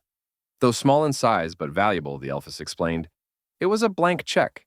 He could use it for both Earth currency and Dalant, and it was already signed. The hero couldn't contain his shock. His mouth fell open and his eyebrows flew up. A blank check and already signed. Does Jenkinson really trust him that much?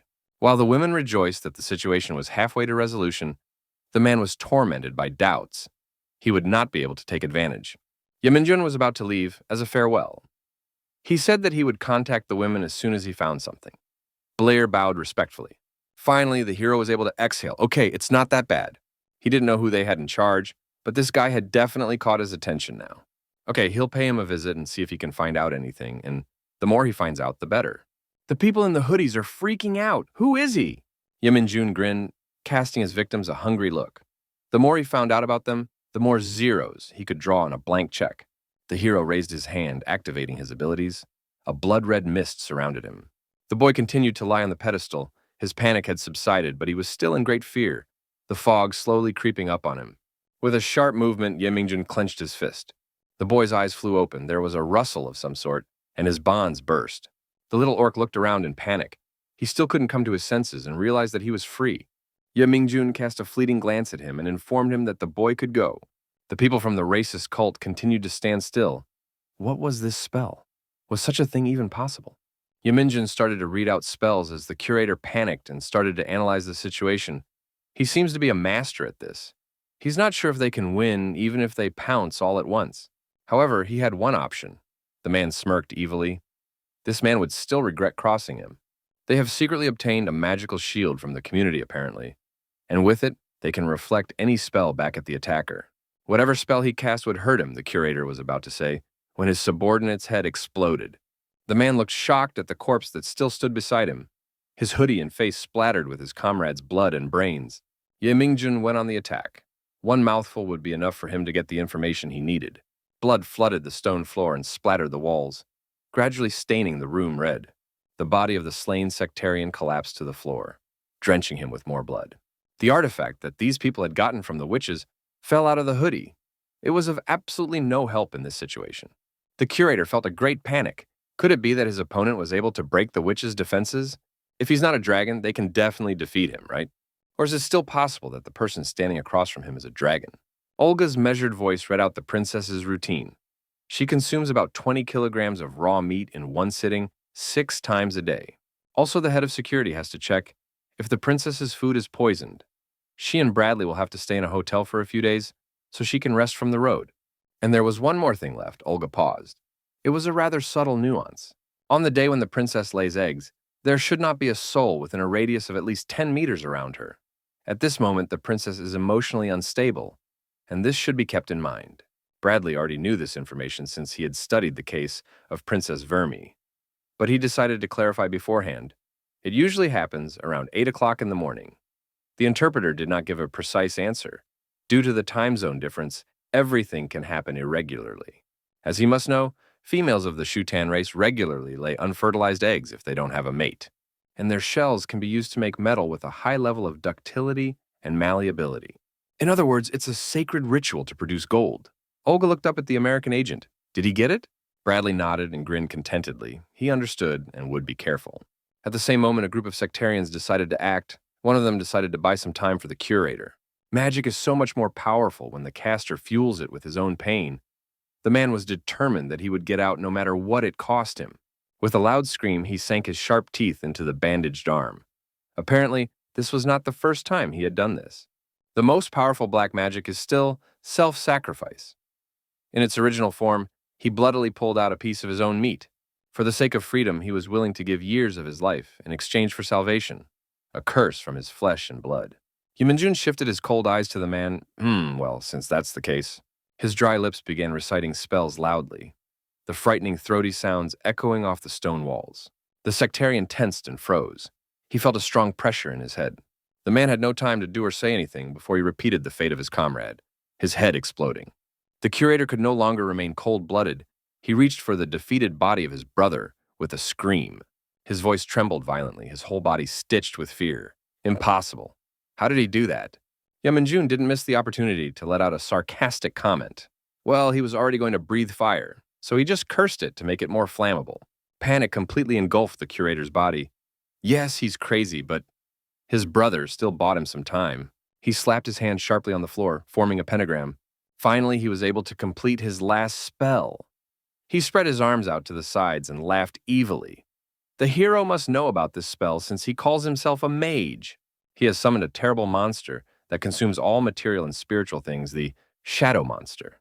The man continued his embittered tirade when something dripped on him. He looked up and saw blood. An unknown force melted and dissolved his shadow monster like acid, hitting the nearby sectarians and killing them in the process. Yeminjun felt satisfied that this clowning was finally over. It had finally reached the man. Now they could talk. The handler's eyes darkened. A while later, the curator woke up. His head was spinning, and his eyes could hardly make out anything. He heard someone's cold male voice. Oh, finally awake? Ye Mingjun finally removed. That stupid hood from the sorcerer, underneath the mask of the evil magician, was just a frightened young boy. This was not how the young sectarian saw the situation. He asked an incomprehensible question. Why was the Oslo school principal against the Human Rights Alliance? Yeminjun raised his eyebrows in surprise and subdued him with a disdainful look. What does Oslo have to do with this? Theo Christensen, an outlaw wanted by 26 states and 8 elders, master of the Oslo school, an infamous black magician. It seems that the kid confused Yeminjun with this person. Well, everyone has the right to make a mistake. A fly of happiness flew off the hero's fingers at high speed and penetrated inside the curator's body. His body involuntarily trembled as the hero silently and boredomfully watched this. The young man sneezed, something coming out of his nose. It was the same fly of happiness, completely defeated and destroyed. Yeminjun made a slightly surprised and disappointed face. And he is stronger than the members of the society. Even the happy bug doesn't work. The curator didn't want to yak with him. His voice became irritated in an instant. Let the man waste no time and just shut him down. He might not be as strong as Yeminjun, but he's still a dark mage as well, and he won't even speak by trying. Yeminjun stood up thoughtfully and ostentatiously shook himself off. Is that it? Then he should torture him, so that he would talk after all. Though it would have been much easier to put a worm in his brain and let him die peacefully. He pulled out his knife and ran his finger along the blade. Well, that was his choice. The young guy was scared, but he tried not to show any sign. Let him bluff all he wants, he still won't open his mouth. The hero pointed his knife blade at him. He had recently met one dragon. This 1,000-year-old gentleman tried to escape to another dimension when he was being chased, but he died because he was only 1 day late. So the hero thought he was the most pathetic creature in the world. He walked up to the handler closely and loomed over him. The kid instinctively tried to distance himself. Why is he telling him this? But Yeminjun exaggeratedly sighed loudly and his eyebrows arched sympathetically. It seemed like the person in front of him was about to take this title away from him. The hero raised the knife to the young man's face so close that it almost touched him. The guy's face contorted in panic. What kind of expression was that? Yeminjun aimed the point at his eye. He would regret being born. A couple hours later, the hero was riding in a cab. He made a call, about to report his recent actions. Unfortunately, he was unable to obtain any information about that incident in the V39 vault. Due to the nature of the organization, he would not be able to learn the details of operations in which he was not involved. But today has borne fruit. The advocacy community is about to throw something out. The man isn't quite sure if it will be murder or kidnapping. But their next target is a Vermi princess, as their community is about to prevent the 8th mass immigration. Their important bigwigs will also be involved, and among them, there will clearly be a vault embezzler. The expression on Blear's face changed several times. As she listened to all this flow of information, she was a bit confused. She addressed the agent by name. Yeminjun tensed up and mistrusted the tube in her hand. Could she ask him something? It seems their requests are getting bigger and bigger. Well, then he'll just start charging more for his work. And if he doesn't have enough money, he'll just borrow from someone. A while later, the hunter reached the rendezvous point. Someone called his name. The man turned around. There was a female dwarf standing in front of him. She introduced herself.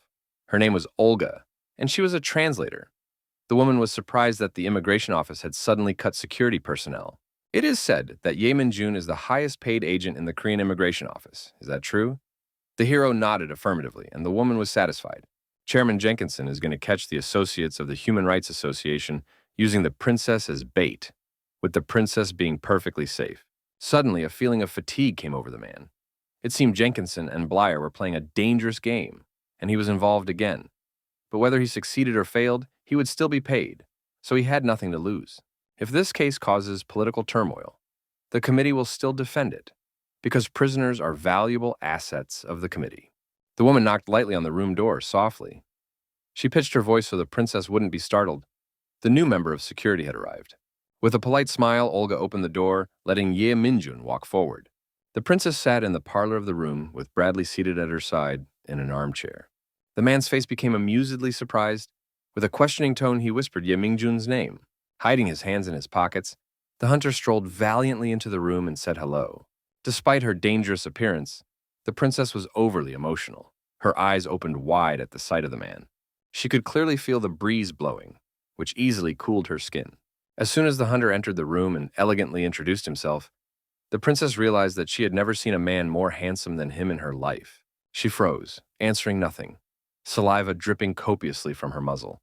With a slight gasp, Bradley expected to see a picture of his friend being spit on from head to toe, but it didn't happen, and he was greatly surprised.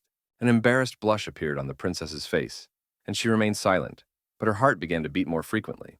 The atmosphere in the room somehow subtly changed. The hero felt some strange odor. He sniffed. Could it be a pheromone? With his keen hearing, he discerned the sound of a rapid heartbeat. Yes, and the whole room filled with a pheromone with a pungent odor. The princess climbed up from the couch. A relaxed and satisfied expression froze on her face. Ye Min-jun felt a keen desire to get the hell out of here as quickly as possible. Duh, can't be. The princess's golden eyes widened. She realized it was etiquette that she had been silent for too long. She shouted a phrase in her own language, and the hunter's eardrums rattled. Olga was surprised, so suddenly, Bradley could hardly hold his interest in what she said. Olga translated, "This man will work for the production of gold." For some unknown reason, the man felt awkward. How so? But they had already done it this morning, right? Olga spoke with a pause. She too was uncomfortable. Yes, but something happened. Ye Min-jun wanted to escape from here as fast as possible. He headed towards the balcony and pretended to be very interested in the panorama. As he contemplated the bright blue sky, he noticed the position of the sun. The women of the Shutan race nowadays lay eggs even when the sun is at its zenith. As far as he remembers, it used to be different. Bradley was eager to know the details. He called out to his friend. He didn't know they would send their agent to help him. The hero cowered at the woman. They would negotiate and return. The pair of friends stepped out onto the balcony. It was now safe to exhale. Too much had happened in the last few minutes. The hero hissed at him, and he tried to calm down. Sure, he suspected it, but for them to actually do it. Now it all came together into a unified puzzle. So is that why they sent someone like Ye Min-jun on purpose? Is that the princess's secret? The agent immediately thought of payment. Wait, then he needs to check the terms of contract again. Bradley assured his friend, "There's nothing wrong there. Just some bullshit the princess came up with." Ye Min-jun remained in prostration for a while. It seems he had encountered something like this before. Those screams he'd heard before he came to Earth, those yells. Bradley picked up on his thought. They howled in pain. The Shutan women told me what they had to go through every day. A curse by nature. Ye Min-jun wondered in the back of his mind, every day. Was it always like this? Somehow he doesn't think so. Where does this knowledge come from? Whose is it? Why does he know all this? The man continued to hover in his thoughts. When someone loudly called out his name several times, plucking him back to the surface of reality, Ye Min-jun flinched. What was he thinking? Did he even hear anything he said? Ye Min-jun apologized. His friend exhaled and started repeating again. The next day, the entire hotel was surrounded by bodyguards. The door of the main entrance swung open. Everyone standing there was blinded by a bright glow. Bradley covered his eyes with the palm of his hand and exhaled in surprise. What is it? A shining clawed paw descended on the red carpet. The creature took a step forward, its god shimmering gold in the bright sunlight. Princess Vermi chose a dazzling outfit in every sense. Olga felt that strange feeling of awkwardness again. It seemed she had been choosing an outfit for a long time. There are no parties today. She probably has the whole day scheduled by the clock. The princess looked around. When her gaze found the one she was so carefully searching for, her thickly painted eyes widened. Yaminjin once again felt a keen desire to escape, while Bradley wiped his glazed eyes. Princess Vermi averted her embarrassed gaze and blushed. It seemed to the hero that a little more, and he would fall under the ground. Olga took a quick step towards the agents. She had something to tell them. There was a screech of tires. A car pulled up to the hotel. What the hell is that? Bradley wondered. Why did the hero suddenly choose transportation over teleportation? And he also chose a pretty good hype machine. Maybe the princess would change her mind and want to walk around the city? He rubbed his chin thoughtfully. Is it true that the princess is here for mass emigration? Well, seriously, isn't she trying to be the first to see what a suitable dimension for migration looks like? The American agent was the first to enter the dialogue and report back. They had separated the delegation of diplomats and security personnel and completed the formation of the crew. Going with the princess will be the translator, Bradley, and of course, Ye Min-jun. Olga obediently handed everything to the princess. For some time, the girl was silent. After she nodded embarrassedly and muttered something in a high-pitched voice, Olga gave her a surprised and awkward look, but nodded anyway. Will do. With an awkward intonation, she turned to the agents and apologized. The next question made Bradley feel confused. Could they tell which of the two of them was stronger? A short while later, the packing was over and the transport was on its way. The satisfied Vermi princess was looking at one point with a slight squint and a blush. Yaminjun tried to ignore her gaze and completely immerse himself in his work. The princess averted her gaze out of politeness and stared out the window. But the man still continued to feel uncomfortable. The princess said she didn't like to be upset and that she wished to minimize the number of people accompanying her. Bradley was weaker. He was asked to ride in another car. Both agents were surprised, as he was in charge of the operation. The princess once again cast the hero a satisfied look.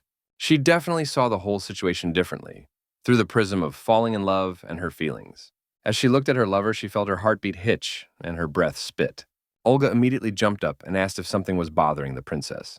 The girl was embarrassed to say just one word, her voice still as thin and high. Olga was listening to her excitedly when the princess said something that made her eyebrows fly upward. She was silent for a while, then quietly said something in response. Then the woman turned to the hunter and called his name. The hero had a terrible premonition. There was displeasure in her voice. She had already told the princess that, so she would tell him as well. She adheres to the ethical standards of a translator's work. The woman exhaled heavily, gathering her composure as if to calm herself.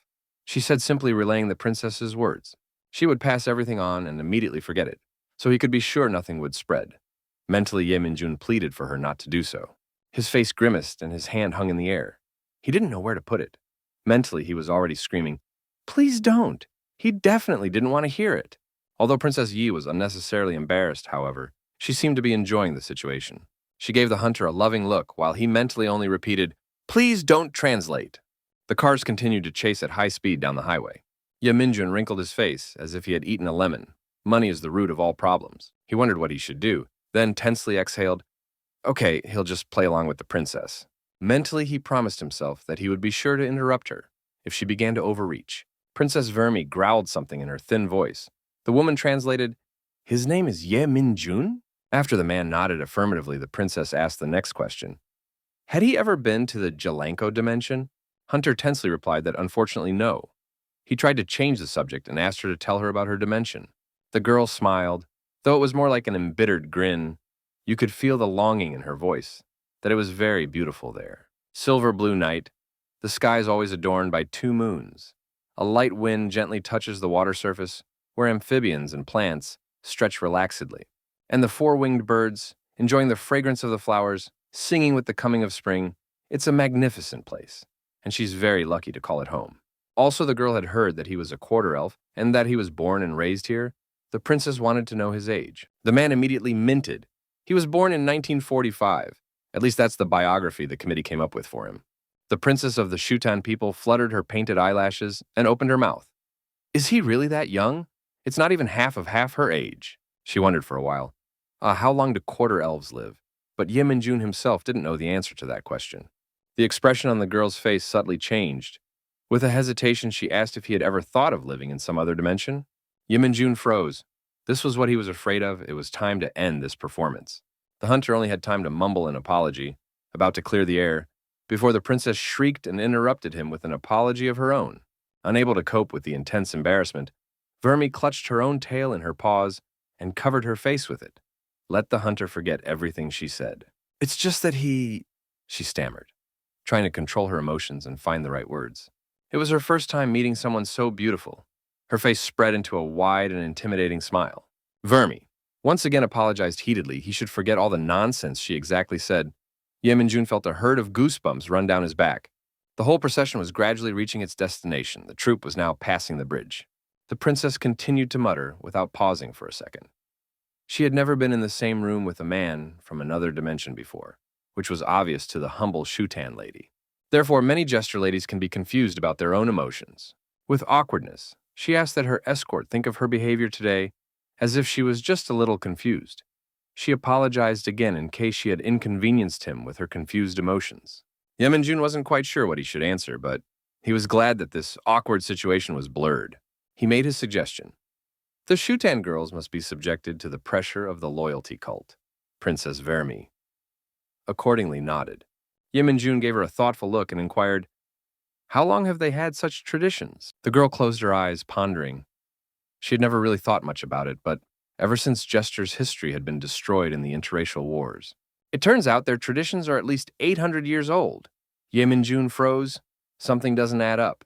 Comparing it to what he had studied about the Galanko dimension, the information about the interracial wars did not match. As for laying unfertilized eggs, they lay them in broad daylight. And pheromone can have an effect even on other races. It can also affect him. What the Vermi princess says is very different from what he was taught. What if before he became an inmate? Does that mean he might still have bits of memory from 800 years ago? And it was also said that Galanko was as united a kingdom made up of many races as Earth. The hero's gaze was completely blank as he pondered this. The Shutans are much stronger than other races, and because of this, they were forced to fight other races alone.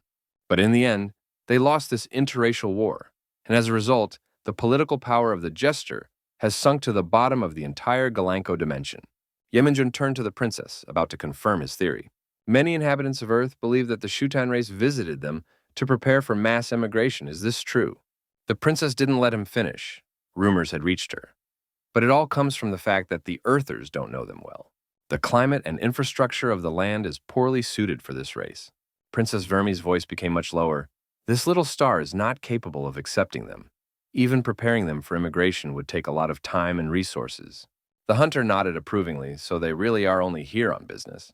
The girl licked herself carnivorously. Yes, if she could get one problem solved, then she will become fertile and will be able to give birth and outrun the other princesses. If the man remembered everything correctly, once a female jester lays a fertilized egg, ovulation stops for decades. This way they are trying to get rid of the curse of nature. Yeminjun absolutely understood this. Bradley came on the comms. He informed the princess that they were almost at the Gonduk station. That was her original request. On the call, the agent voiced a request that the girl give their exact final destination for the trip. The girl rose from her chair, stretching out her stiff limbs. Good. Have her pass on her words to everyone. They are going to a Korean pension fund. The agents were surprised at such a strange direction. This seemed strange to Yeminjun, and he intervened in the conversation. Maybe it was none of his business. But she had some kind of appointment? No sooner had the hero finished speaking than the girl abruptly cut him off. She's heading that way on purpose. Surprising them was part of her plan. Upon hearing the news, the pension fund employee jumped up, so her plan worked. He was tearing and metal. Why did they only give 5 minutes notice of the princess's visit before she arrived? He needs to contact the leadership quickly. The girl burst into the building and bellowed loudly, "Collection of long-term outstanding debts." In just an instant, the girl changed. She was now encompassed by an embittered aura. This was the reason for her visit to Earth. In just a few minutes, the pension fund staff had time to coordinate and get outside to meet Princess Vermi. The tall girl stood out strongly against the background of her squad, as well as the agents accompanying her. Not knowing the reason, as such, Yeminjun felt the tension. The princess had indeed taken everyone by surprise as well. The original Gonduk station wasn't even close to the government route the princess was supposed to take. These people don't even realize that the princess is here to repay her debts. For a moment, the girl stopped and looked around. She liked having the whole situation under her control. The Foundation workers who came forward to meet her raised their surprised faces with bated breath to be able to look her in the eye. The Vermi princess arrogantly cast a menacing glance at the people in front of her. She thundered again, demanding that the employees bring their boss. Yeminjun looked at the building in front of him with boredom. It was a company, obviously. His mental flow was interrupted by someone's voice, the CEO returning to the company. A short while later, the small company was set up in the office. Bradley glanced at his watch. It had been quite some time. They should have arrived by now. As if to confirm his words, he heard footsteps outside the door. It must be them. The beautiful carved door creaked open. The CEO strode into the office with his entourage. He apologized for keeping the princess waiting and introduced himself. He was the director of this company. Omancic raised his eyebrows in surprise and froze when he saw a familiar face. Did he really manage to run into his teacher, Yemingjun, again? Omancic turned to the princess. He checked security, so the agents can wait outside. Surprisingly, Princess Vermi agreed with this argument. Yemingjun and Bradley were left waiting outside the office. The hero knew that the alchemy company was in a difficult situation because of the biosynthetic gold. It turns out the CEO of this foundation was one of the princess's debtors. But Princess Verm is leading the biosynthetic gold market, borrowing from a competitor. Omancic may be old, but not old enough to make mistakes like that. Didn't he know it was a princess, or did the lender change halfway through? Yeminjun knew that he shouldn't do a job that he wasn't assigned, but interest took over. In theory, he could say it's not a job, just a personal request. Omancic, they've known each other a long time, so he'll make an exception and take care of the matter.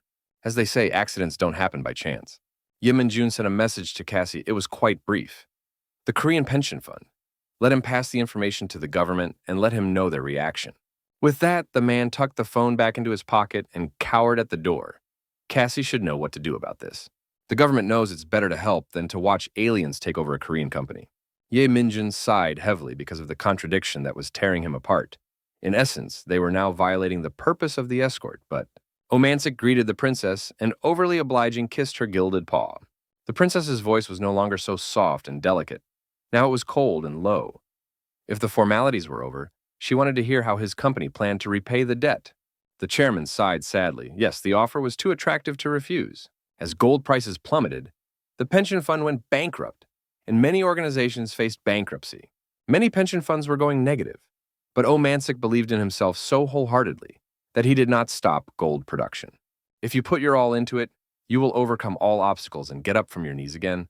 However, when he began to realize that he was giving up ground, they came to find him. A man came to Mr. Director with a certain offer that he would definitely not be able to refuse.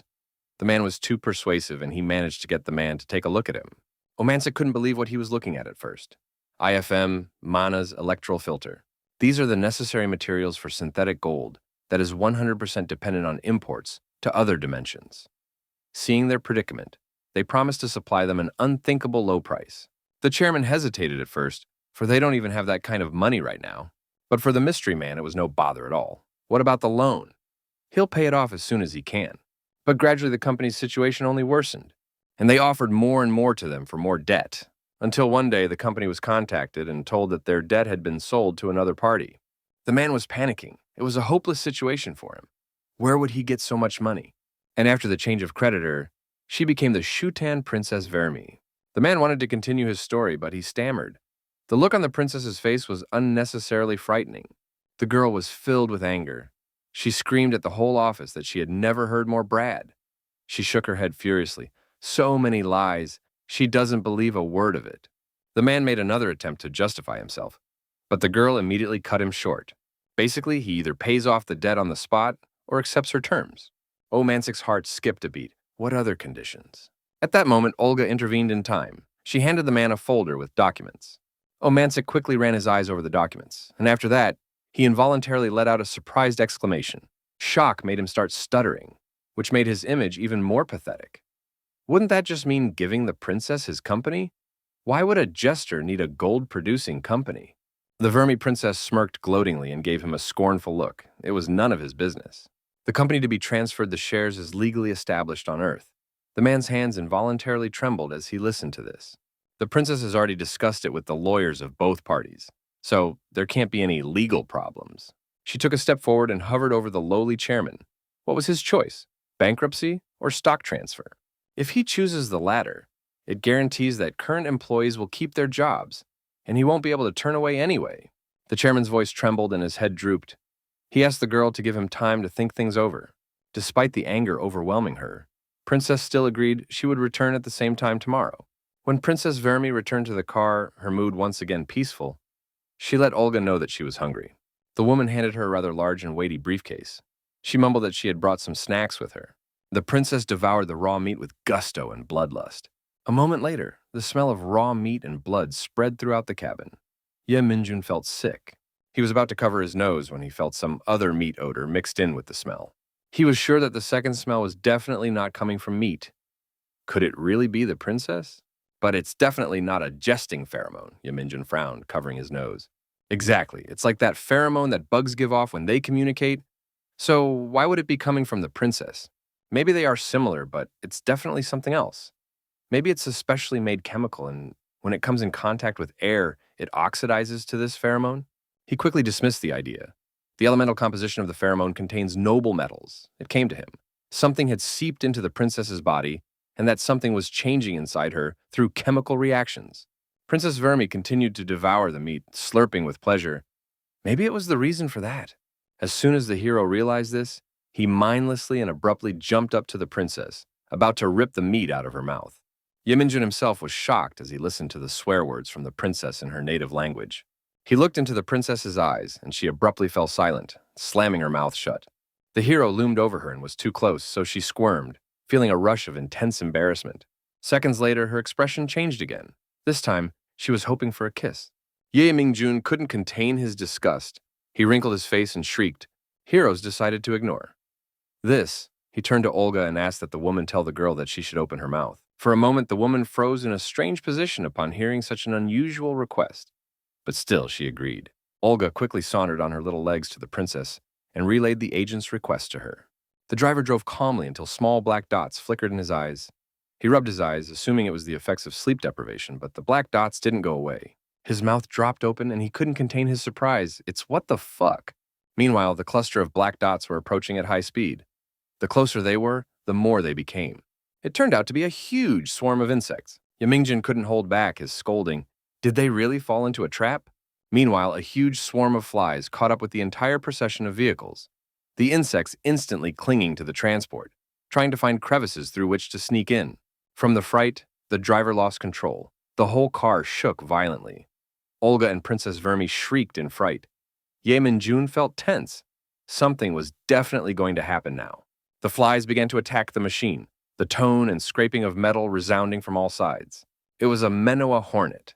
Unfortunately, the committee categorized the creature as a first-degree threat. They are considered particularly dangerous, about the size of a thumb. Inside them is a tough exoskeleton. Such common ones are used in the construction of spaceships. The creatures create a magnetic field by spreading their wings and diving at high speed. And this mini plasma-powered spaceship crashes into you at breakneck speed. Right now, thousands of them, if not millions, were attacking the tank the princess was in. In just a few moments, the car had been reduced to a state of devastation. All the metal plating was crumpled, the windows were shattered, and smoke was billowing from everywhere. With a deafening screech, the tank door swung open. Yeminjin activated his abilities and jumped out at high speed outside the destroyed transportation. As he flew up into the air, he held the princess above his head, who had not yet had time to realize the situation and was very frightened. Half of Yeminjun's body was seriously injured, but it was slowly recovering. He decided to take a bird's-eye view of his surroundings. Unfortunately, Olga was dead. Despair gripped the hero's heart, and he cursed in his heart. His heart skipped a beat when he saw the hornet swarm circling right below him. Hunters, and barely had time to form a protective barrier to repel the insect attack. He doesn't have time to deal with them one by one. He needs to get the princess safe as quickly as possible. What if... Suddenly, he coughed up blood. It seems the attack was too strong after all. Well, here an idea popped into his head. Yeminjun took a deep breath and held the air in his lungs. A moment later, he let out a powerful exhale. Everything around him burst into scarlet flames. The hornet's shells may be hard, but the insides are definitely not. He's going to burn them so hard their insides will boil. But in the end, it didn't work. The insects simply ignored the attack and continued moving forward at high speed in their direction. For the first time in a long time, Yeminjun panicked. He didn't think that his plan might not work. The man barely had time to put up a protective barrier to prevent the hornets from injuring him. The insects collided with the barrier again in a loud hail, flying off, ricocheting off of it. Yeminjun could only hold back shock, he reprimanded. What the fuck, don't they care? Could it be... He took a closer look. He knew it. They were filled with mana, not life force, probably the mana of whoever was controlling them. It turns out that in such a situation, these things are too survivable. He is unlikely to deal with them. And Roy still did not retreat. They surrounded the hero and his client once again. The princess's guards watched this fight from the ground. Bradley stepped forward so he could get a better view of the battle going on in the air. Taking in more air into his lungs, he shouted, "Their target is the princess!" Ymingjun's face reflected mixed emotions. He cowered to the side, so they had only come for her? Suddenly, an idea popped into his head. He tore forward through the air at high speed, carrying the princess in his arms. The girl was in shock. Tears were streaming from her eyes, and she could hardly breathe. While the hero moved forward, completely ignoring her, she tried to shout something to him in her own language. But Yeminjun can't fight these things and protect the princess at the same time. First, he needs to find a protective barrier. He moved through the air at high speed, searching with his eyes for a suitable spot, until something caught his eye. There! Mentally, he cried out, "Boss, I'm activating the shield!" Lakefield and Donshell were resting peacefully in a shop behind a book. The elf heard something, but couldn't make out anything. Whose voice was it? Yemingjun landed on the roof of the building and struck it with his palm flat. The man tilted his head, looking up at the ceiling. Something wrong with the roof? Yemingjun activated the spell, everything around illuminated in golden light. He struck the roof again, activating the strongest barrier in the building. The entire area lit up with a bright and blinding golden light. It seemed like a supernova had just been born in this place. Yeminjun was just in time. A second more, and the creatures would have broken through the barrier. The princess was lying, passed out at his feet. The most important thing was that she was alive. The hornets beat desperately against the golden surface, but it would not budge. Only silent, muffled thuds. But still, the barrier was gradually getting cracked. It was hard to predict when it would weaken. Yeminjun would occasionally look out the window with excitement, lowering the curtains with his finger. The princess continued to shout something indignantly. Lakefield was confused. He didn't understand a word, but Yeminjun was no help to him here. He didn't understand anything himself. He suggested that his friend ignore it all for the time being, and apologize for dragging him into all this. The elf stroked the child's back, reassuring. They were fine, so the hunter could not worry. Yeminjun thanked him. He tried to reassure his friends. He sent a request to the bureau, so soon everything here should be cleaned up soon. The elf only nodded. That's good. Princess Vermi continued to scream.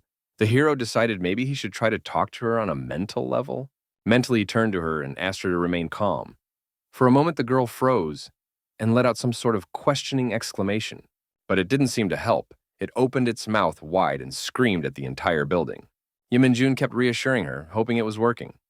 Help was on the way. There had to be some words they both understood. Maybe she'd made contact with someone today or been touched by someone. First, we have to figure out how the princess got those chemicals in her body. All her food is thoroughly tested, so it's not an accident. Since the hornets haven't attacked other Shutans, that means this chemical isn't spread by airborne droplets.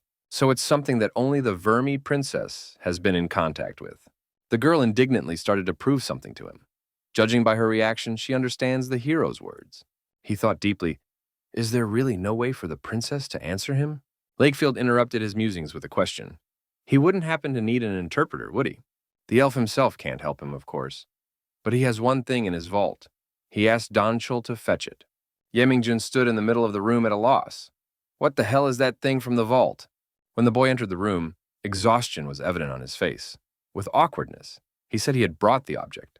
In his hands, he was holding a frying pan that Yeminjun had long since known, which right now was making a funny face. Everything inside the hero turned cold. That's it. There were no censored thoughts left in his head. The hero spoke in a mechanical tone. Yeah, if they just knock her out with a frying pan, she'll shut up for sure. But still, he'd want to hear something else from her. So they'd knock her out later. Lakefield laughed. What was he even talking about? Had he forgotten how that frying pan kept failing to shut up? Yeminjun huffed. Every time she mumbled some perversion, the elf raised his eyebrows. It seems he had forgotten that this frying pan had a mental communication function after all. Donshell was still holding the magic item in his hands, fully testing all of its features. Shock mixed with disgust written on the boy's face. The scene of how he and John Paul first found the item popped up in the hero's mind. Then, the talkative subject let loose a joke. Forget misunderstandings, for I understand you on a mental level. The magical item was very glad that he had met the hero again. This time his twisted delusion was even worse. The frying pan once again made a funny face and made a joyful sound. The entire unprotected area around the building was surrounded by hornets. The insects were not going to back down. The Vermi princess got the skillet in her paws. The objects seemed perfectly small in them. Yeminjun made another attempt to ask the princess if she had made contact with anyone, or maybe touched something. After that, he roughly shouted at the subject with a sour expression, "Let him urgently translate." The magical object trembled lightly in the princess' clawed paws, the frying pan finally taking effect. Suddenly, the princess' face showed mixed emotions. Her eyes widened in surprise. She waved her hand indignantly and roared at the full power of her lungs, saying something on emotion. Yemingjun plugged his ears with his fingers, his eardrums trembling. All he could hear in his head was a squeak. The Vermi princess gave him an irritated look. The hero waved his hands excitedly. She must remain calm. Yeminjun couldn't wait to hear what the princess said, so he touched the pan, intending to hear the translation in parallel. He lightly touched the princess's paw. The girl once again took it the wrong way. An embarrassed blush appeared on her face and she smiled. This misunderstanding was slowly starting to irritate the hunter. Now was not the time for embarrassment, he growled at the pan again. Let him say what the princess said. Despite his loud scream, the magic item did not respond. The hero felt like an idiot. A second later, the skillet wailed happily. Oh, I'm sorry. I was just daydreaming. My lady is so naughty. My heart is about to jump out of my chest. I've already forgotten what it's like. Yeminjun interrupted this tirade with an irritated tone. This shit became even more talkative. Frying Pan kept muttering something in a purring tone. Yeminjun gave her a hateful look. He would give her 3 minutes. She would tell him everything the princess said. Otherwise, he still couldn't think of a suitable threat, so he felt like an idiot again. Otherwise, he would leave it lying in the dirtiest corner of the pantry forever. After these words, the hero saw for the first time a frightened expression on the flat of the pan. Princess Vermi kept arguing with the subject. When the hero got distracted on his phone, he got a message. He had a total of 51 messages from Cassie, quite a few she'd directed to him here. The girl grudgingly crossed her arms over her chest. It would be nice if he would inform her that he had at least survived. In his defense, he said he didn't have time. The girl rolled her eyes, sure. All business. He ran through the folders on his phone and found the most important ones. Korean pension fund, government aid, Woonjae loans. The girl has had time to do a little research on the information she's dug up. Government aid doesn't look like an easy task. It seems the government doesn't like it. Paying fines every year for the same thing, failing to meet targets on time. Is that why the government doesn't want to help them? They have the same problems every year? Cassie Poe asked if her supervisor knew about racial employment quota systems. Companies over a certain limit must hire dwarves, orcs, and trolls in a certain ratio. But this company employs 97.2% humans, 2.8% elves, and no other races. In simple words, there was no one in this company but humans and a couple of elves. The word was still a beautiful. Yeminjun immediately realized what she meant, human chauvinism. They put themselves above everyone else and discriminate against all races other than humans. But they accept the elves, calling them good and useful. Any other race they do not recognize, considering those fall short. They explain it with shit like they're too low, they breed too fast, they're too tall, and stuff like that. They only rate them on the criteria of being dangerous to humans. But what Omancic did? The allotted time was up. Yeminjun turned to the subject. Had he memorized everything? He touched the handle of the skillet again. Now it was time to tell it all. Frying Pan winked. Yes. The princess said she hadn't touched anything like that throughout today. Just had contact with some people. The hero wanted to know exactly who it was with. He wanted names. The tone of the object became playful to the point of being luscious. At first, Minjun Nim was caressing it very gently. The man shuddered in disgust and swore, "This is an idiotic utensil. There was no such thing." The magic item ignored his scolding. There was someone else, another person. The frying pan jerked as she informed him of the name.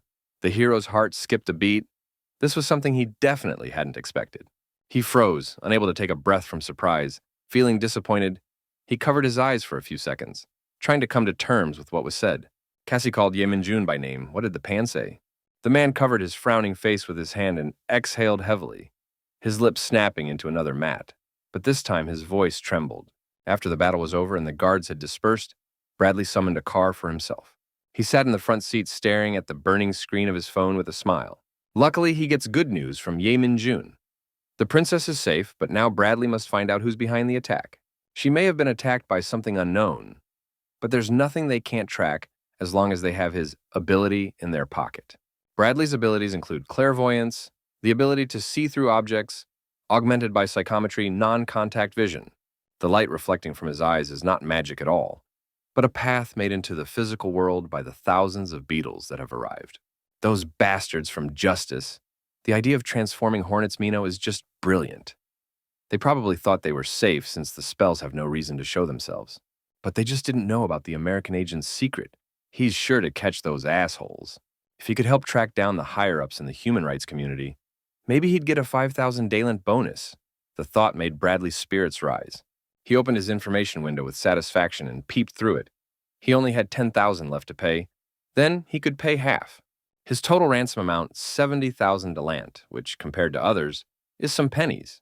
And when he gets his memory back, he certainly won't turn out to be an unthinkable criminal like, for example, Talicia, who killed herself because of guilt after remembering everything. Observing the magical residual trail told the driver to wrap up in the tunnel. He definitely has a good premonition. He'll finally get a taste of freedom. The driver followed the agent's directions until they were at the entrance to the underground parking garage. The trail led there. Cars drove down the spiraling road underground. The lights there were dim. Finally, they reached their destination point. It was the second underground floor. The agents got out of the cars. Bradley moved slowly forward on the trail, looking ahead of him, until suddenly the trail broke off. Right in the middle of the parking lot, a mysterious silhouette stood in front of them, the man's face hidden by a hood. The guard tensely inquired of Bradley, "Is this the same man?" The American agent himself tensed up. Why was he standing there alone? Was he afraid that they had arrived earlier than expected? No, it's not that simple. Goosebumps ran down his skin. This man had been expecting them. The man slowly and with a smile removed his hood. He activated his abilities and began to recite some sort of spell. When the agent saw his face, his eyes widened in surprise. No way! The man couldn't contain his surprise, so he began to stammer. And where did he come from? Realizing that they would not be able to handle this enemy, Bradley turned to his subordinates and shouted for them to run. But it was too late. A shockwave like red lightning pierced through the man's body. Blood splatters flew everywhere, hitting the people standing nearby as well. The subordinates, speechless, watched with fear and disbelief as their leader, bloodied, fell to the ground.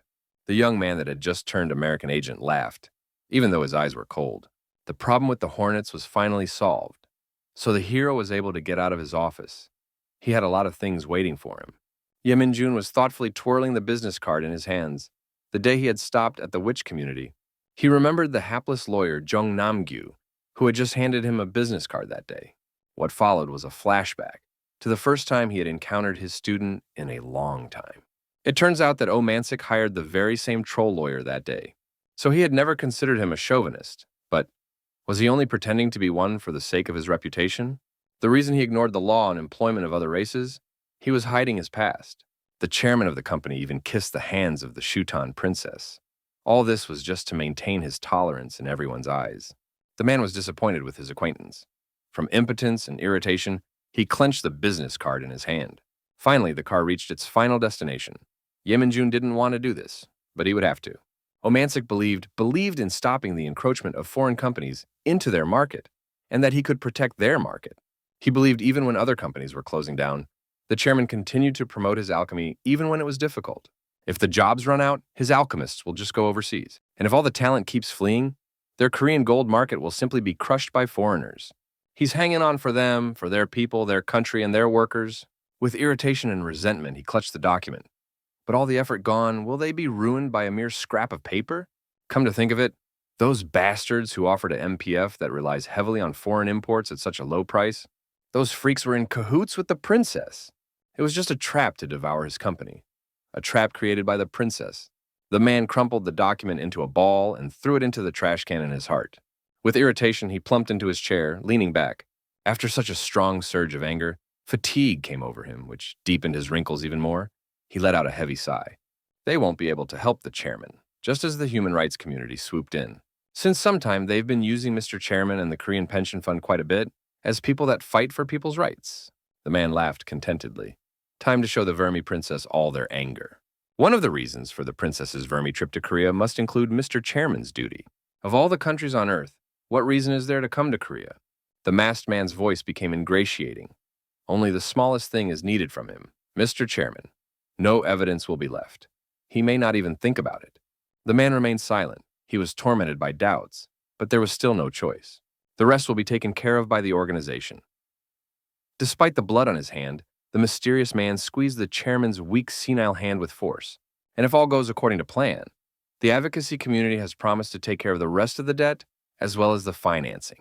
Then Omancic can continue practicing alchemy. To him, the gold market in this country will be preserved. Suddenly, his praising thoughts were interrupted by a ringing phone, and the chairman's smile faded. Lately, he'd been like on pins and needles. He'd gotten a bad feeling. What was it? The alarm voice. On the other side of the receiver only confirmed his premonition. His subordinate reported that they had a big problem. The Immigration Bureau swooped in on them unannounced. Right now, they are on the first floor. Ye Min-jun and his group acted swiftly. They were going to search every corner of this building. Ye Min-jun was in a bad mood. He slowly walked down the hall. Each step he took was crisp and measured, while the people around him were bustling about. After this announcement, the chairman sat silently in his chair for some time. He did not know what to do and what to say. His whole body involuntarily trembled and shrank with fear. He was definitely finished. How could it be?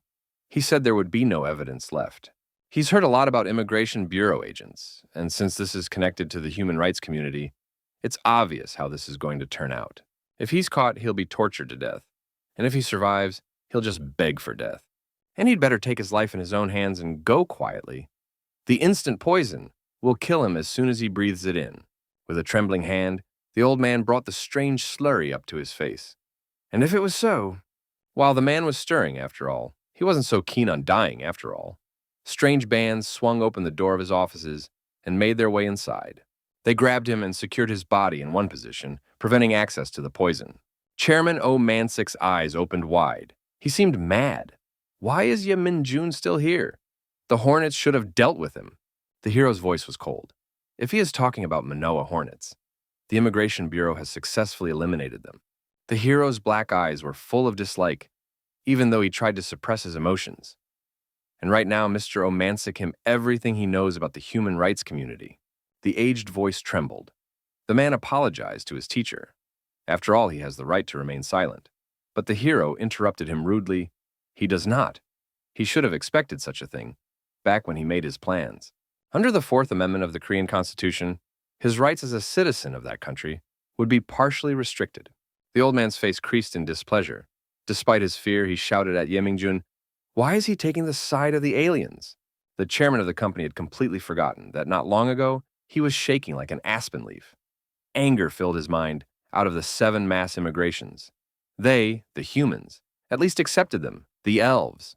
Why does he choose to side with these monsters anyway? Humans had accepted elves.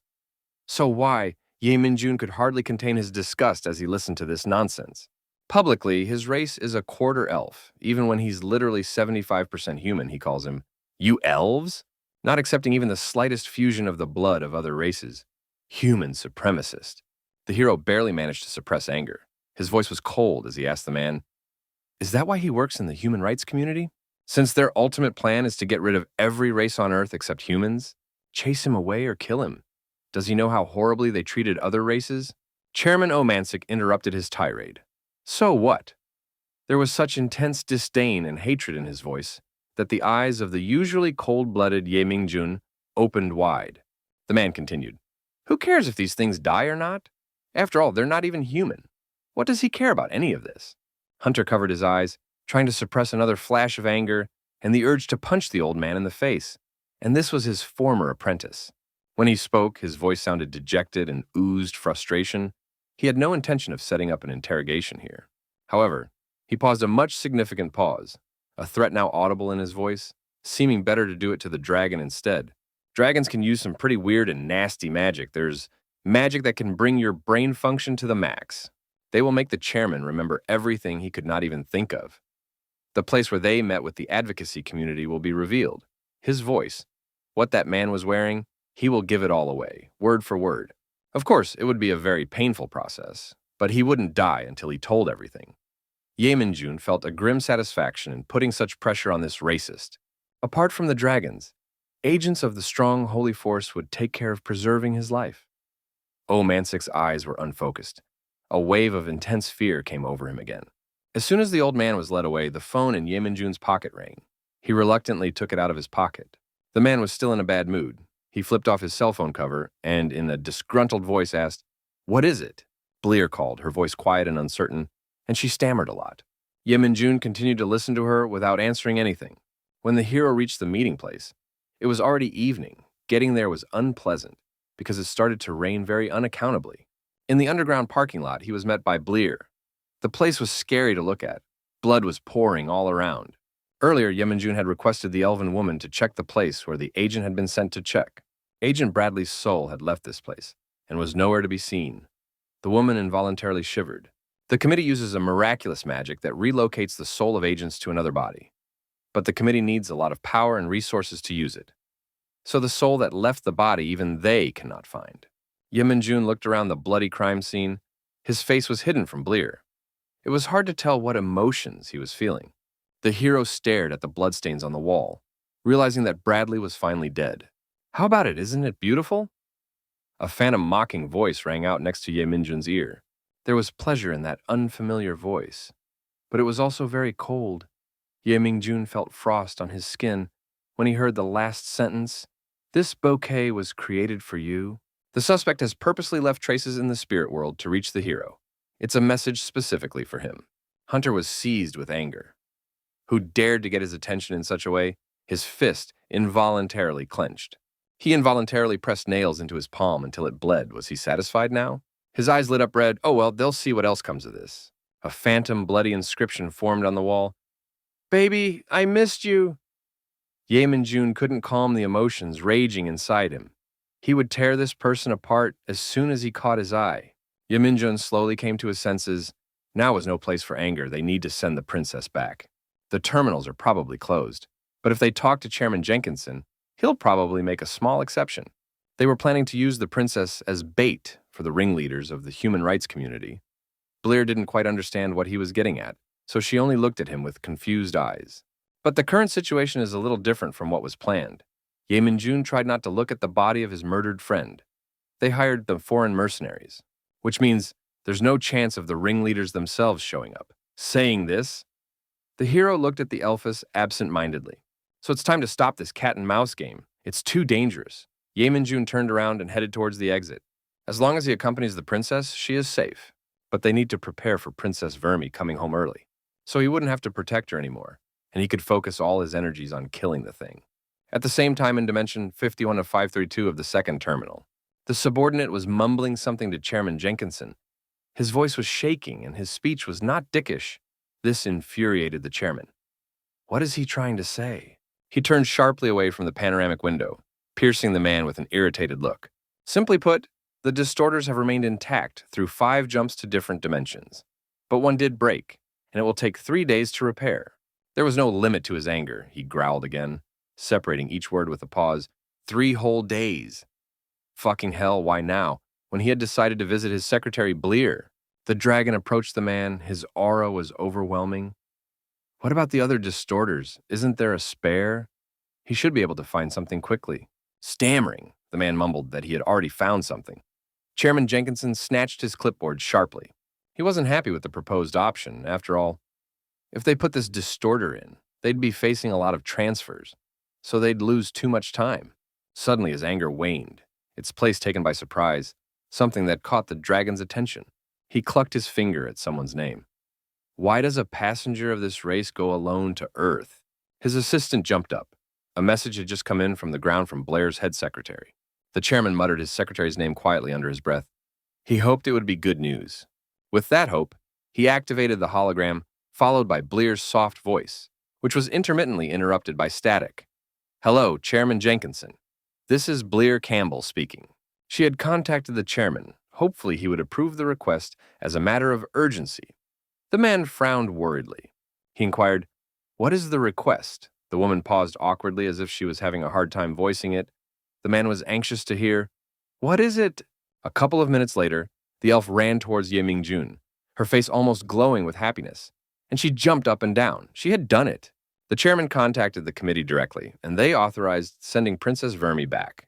They would only be able to take off if it was one of the spatial distortions that the princess used. Ye Mingjun immediately activated the communicator. Then they would move out right now, he clearly repeated. Right now. This is a message to all mages involved in this plan. Currently, the Princess of Vermi and the escort from the Jester will be traveling by teleportation. The agents who got the news immediately sprang into action, many pulling out guns. At the moment, Their destination is the international airport on Yangjiang Island. Princess Vermi was kept in a VIP area that was carefully checked and guarded, with several armed soldiers standing at the door. The girl felt slightly worried and tense about the whole situation. Only talking to the magic skillet relaxed her. It's the frying pan, something about a mental connection, right? This kind of translation is called balwa. That is, it is the interpretation of sounds out loud, the principle of reading the surface consciousness of the speaker. In other words, limited mind reading. While the instructions didn't even have that explanation, it is said that most of these pans were destroyed because a court ruled them illegal. Could she even be the last one in the entire universe? Yemenjun rolled his eyes. Well, who would even put such a unique ability into a damn frying pan? In his long 800-year life, the hunter had met so many people. But the only one with that kind of talent may have been Bradley. His brain involuntarily threw up memories of his dead friend. Yemenjun clasped his hands together forcefully. If this was a rare ability, he could live a good life, even after getting out of prison. But who would have thought he'd die a dog's death? The familiar shaking of the frying pan interrupted his thoughts. Princess Vermi stood in front of him, holding a frying pan and growling something in her own language. Is there really something she wants to say to the hero? Yemenjun still had to fulfill his duties, so he once again touched the handle of the cursed frying pan. The princess opened her mouth again, saliva dripping from her fangs. She heard that his comrade had recently died. The girl apologized. She was sorry that it was because of her. She looked into the hunter's eyes. He should accept her condolences. Yemenjun sadly covered his eyes. It was definitely not the princess's fault. The girl had heard that racism was rampant on Earth, but she never imagined that something like this could happen. The hero sighed. Unfortunately, this was to be expected. 7 mass immigrations in such a short period of time. But no one deserves to die just because they are different. Princess accordingly repeated after him. No one. Honestly, they have too. Maybe things aren't as bad in the Jalanko dimension as they are on Earth, but it has experienced a lot of mass immigration throughout history. They also went through many interracial wars, and of course the natives, meaning them, the Shutans, suffered the most. The man had heard that most of the history of interracial warfare was lost. There were some stories that had been passed down from generation to generation. There was a clatter of heels on the parquet floor. Bleer interrupted their conversation. She politely apologized for interrupting them, but it was urgent. They need to wait a couple more hours before using the space distorter. They need to coordinate with the committee so they don't get suspected of human smuggling. They say that the weight of the ship when leaving the ground is more than what it was when landing on the ground. After saying that, the princess blushed suspiciously. She picked up the frying pan again and muttered something embarrassedly to Ye Mingjun. The hero will explain. She says she has stocked up on jewelry, the elven woman wondered. Is it really that much? But quickly suppressed that emotion. It should go quickly because no life energy was found there. Yemenjun glanced thoughtfully at the Vermi princess to think, she bought so much that it affected the mass of the whole ship. She could afford it, though. His job as a bodyguard will be over in a few hours. After he gets the princess back safe and sound, the next mission will be the scum that killed Bradley. Suddenly, there was a thunderous scream in the building. Someone screaming exhaustedly. Everyone tensed up at once. The scream was repeated again. Many people gathered in panic near the man who was rolling on the floor and howling in pain. Unimaginable things were happening to the victim's body. His skin was reddened and dripping with droplets. It looked like he was melting. The man pulled his hands away from his face, looking around with panic, more and more skin dripping off his muscles. One of the guards has come to his senses. It's poison. They must act swiftly. We need to bring in the detoxification manuscript quickly. Yemenjun was advancing towards the source of the scream. It resounded again. Bleer pointed the direction, shouting from the rooftop. Yemenjun activated his abilities. His eyes became hungry once again. This would save time on his quest. He would definitely tear this person apart. The mage that killed Bradley was here. He was surrounded by zombies that he controlled with his powers. The guy laughed madly. He's being chased by 26 governments and 8 elders. He's a dark mage, Theo Christensen, and right now he's leading a whole regiment of dead men toward the airport. Christiansen slowly made his way forward, surrounded by zombies. They and the poison were only needed for looks. He let out a satisfied and crazy laugh again, for he wouldn't want his meeting with Ye Mingjun to be interrupted or interfere with them. The poisoned man continued to roll around on the floor like a madman and scream in pain, more and more flesh dripping off his bones. His flesh sizzled and the floor was gradually flooded with blood. The odor was horrible. The guards tried not to panic. The chief gave orders. They must open the antidote immediately and move the patient. The man reprimanded himself as the screaming stopped. The man was dead. It's creepy as hell, so you can't see anything. It's the worst state to be in for defense. The head of the guard was named Carl Hood. He came from the South African Republic. Joined the squad as a mage agent, his main weapon, a 20 millimeter gun. The subordinate glanced at him and asked if he had seen a picture of the crime scene, but the man shook his head. Why would he? He'd been an agent for a long time, but he'd never seen anything like this. Enough to realize Bradley's dead man was lucky. The others were tortured to death. The culprit must be a dark mage, right? Carl cussed foully again. Rumor has it that if you contact them, your next 3 generations will be very unlucky. And if the dark magician holds a grudge against you, he'll get them from under the ground. You can't even destroy them, for they're like cockroaches. The young girl was riddled with fear at the words, and her boss, she asked uncertainly, they should be okay, right? With them on the squad is someone they call a legend. Yeminjun had done many missions with the Elder Dragon, and that's saying a lot. The advancing zombies were pierced by dozens of bullets, knocking them down, their roars deafening. Yes, and the battlefield itself was deafening. There were thousands of snarling zombies all around. Gunshots rang out, soldiers launched rockets. But even with such weapons, they could not cope. Zombies attacked from the coast. They need the help of agents. One of the soldiers followed his sergeant's orders. He was about to contact the agents as his arm exploded in pain. It was severed. The tube of the apparatus fell with a crash into a pool of blood on the earth, followed by a shriek. The battlefield was shrouded in fog. It seemed fiery in the light from explosions and gunfire, and was slowly creeping up to the airport. The tube was still working. The girl could hear the screams on the other side of the wire. But it didn't help the guards, as they didn't get the information they needed. There's only one bridge leading to Yongjong Island. The thought that everything would be fine if they could protect this place was a mistake. Since mass teleportation is impossible, come to think of it, the dark mage made the zombies cross at low tide. The zombies' growl was still distant, but it was gradually getting closer, resembling a swarm of angry bees. The squad captain felt a drop of cowl roll off his forehead. Yeminjun managed to get a brief briefing on the current situation as the person on the other side cut the connection. Blair was all nervous. She immediately jumped up to the man. What should they do? Yeminjun ordered that they should immediately take the Shoutneys onto the ship and fly away.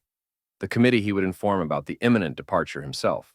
The elfess froze. She didn't know what to do, after all. The committee hadn't approved anything yet. She tried to explain the situation to the hero in a panic, but he interrupted her. Emergency warp code. Blair shut her mouth and stared at him in surprise. Usually the chairman does it, but since they are in another dimension, he had to leave it to her as the head secretary. The woman felt uneasy, it was true, but how did he know that? Created by the committee and only possible to use with their permission, the space fighter. That's why a permit is required for each of its uses, and you need to know the warp authorization code to operate it. In emergencies, without their authorization, the emergency warp code is given to the terminal managers, which is now Blair. The woman tried to calm down. She raised her eyebrows.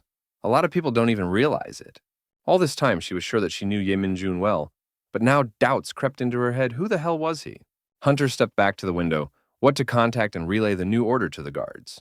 All agents still able to move will escort the princess and her services to the warp drive. Yeminjun coldly and confidently headed towards the door.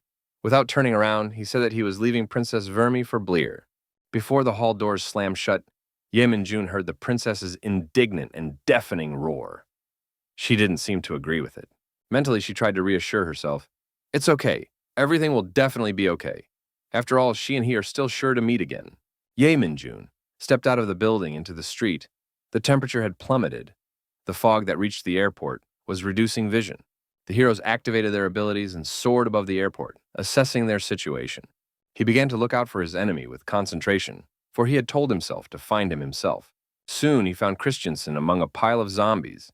The reward for him had already been announced. 200,000 Delantes. He reprimanded the bastard. Anger again gripped his mind. The man wanted to take revenge right here and now. He would definitely kill him.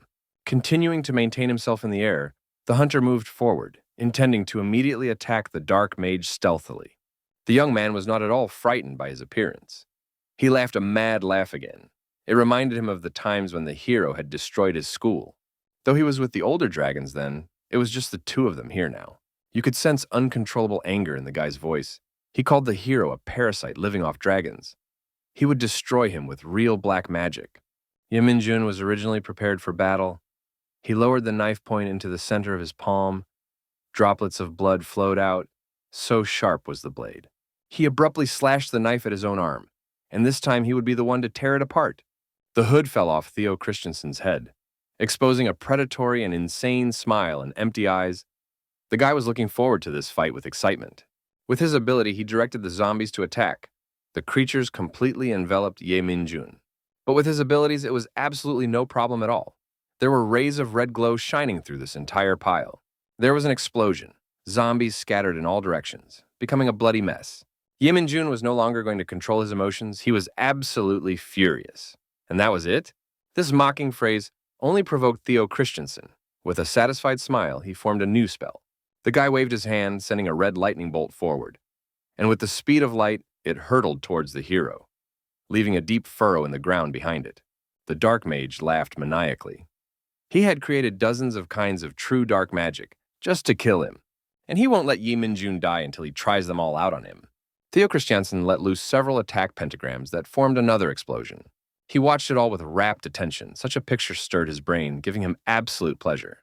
But even this attack hardly did any damage to the hunter. Ye Minjun got out, continuing to step forward calmly amidst the veil of dust. The young man hadn't expected the man to be able to defend himself. His face creased in a disappointed grimace. Ye Minjun's anger only grew stronger. The hero used it as an endless resource. He continued to build up even more strength, intending to destroy his opponent. He asks again, "Is that all?" Theo Christiansen began to panic as he prepared a new spell. Something was wrong. The real magic he's prepared for this day, none of it works on him. The dark mage thought that he was prepared for any development. But even this amount of dark magic is not enough. He hadn't even had time to treat his wounds in the last month. His arms and entire body ached mercilessly. He had prepared so hard that the screams of the victim still echoed in his ears. The red lightning once again tore through the ground, attacking Ye Minjun, small pebbles and dust flying everywhere. Theo Christiansen took a step back in fear, but why? Ye Minjun, after all his attacks, stood firm as a rock. Why is nothing working? The hero was slowly but surely and purposefully approaching. Though his face was hidden by his hair, one could sense that his mood was murderous and gloomy. Theo Christiansen, a name given to him by his devout parents.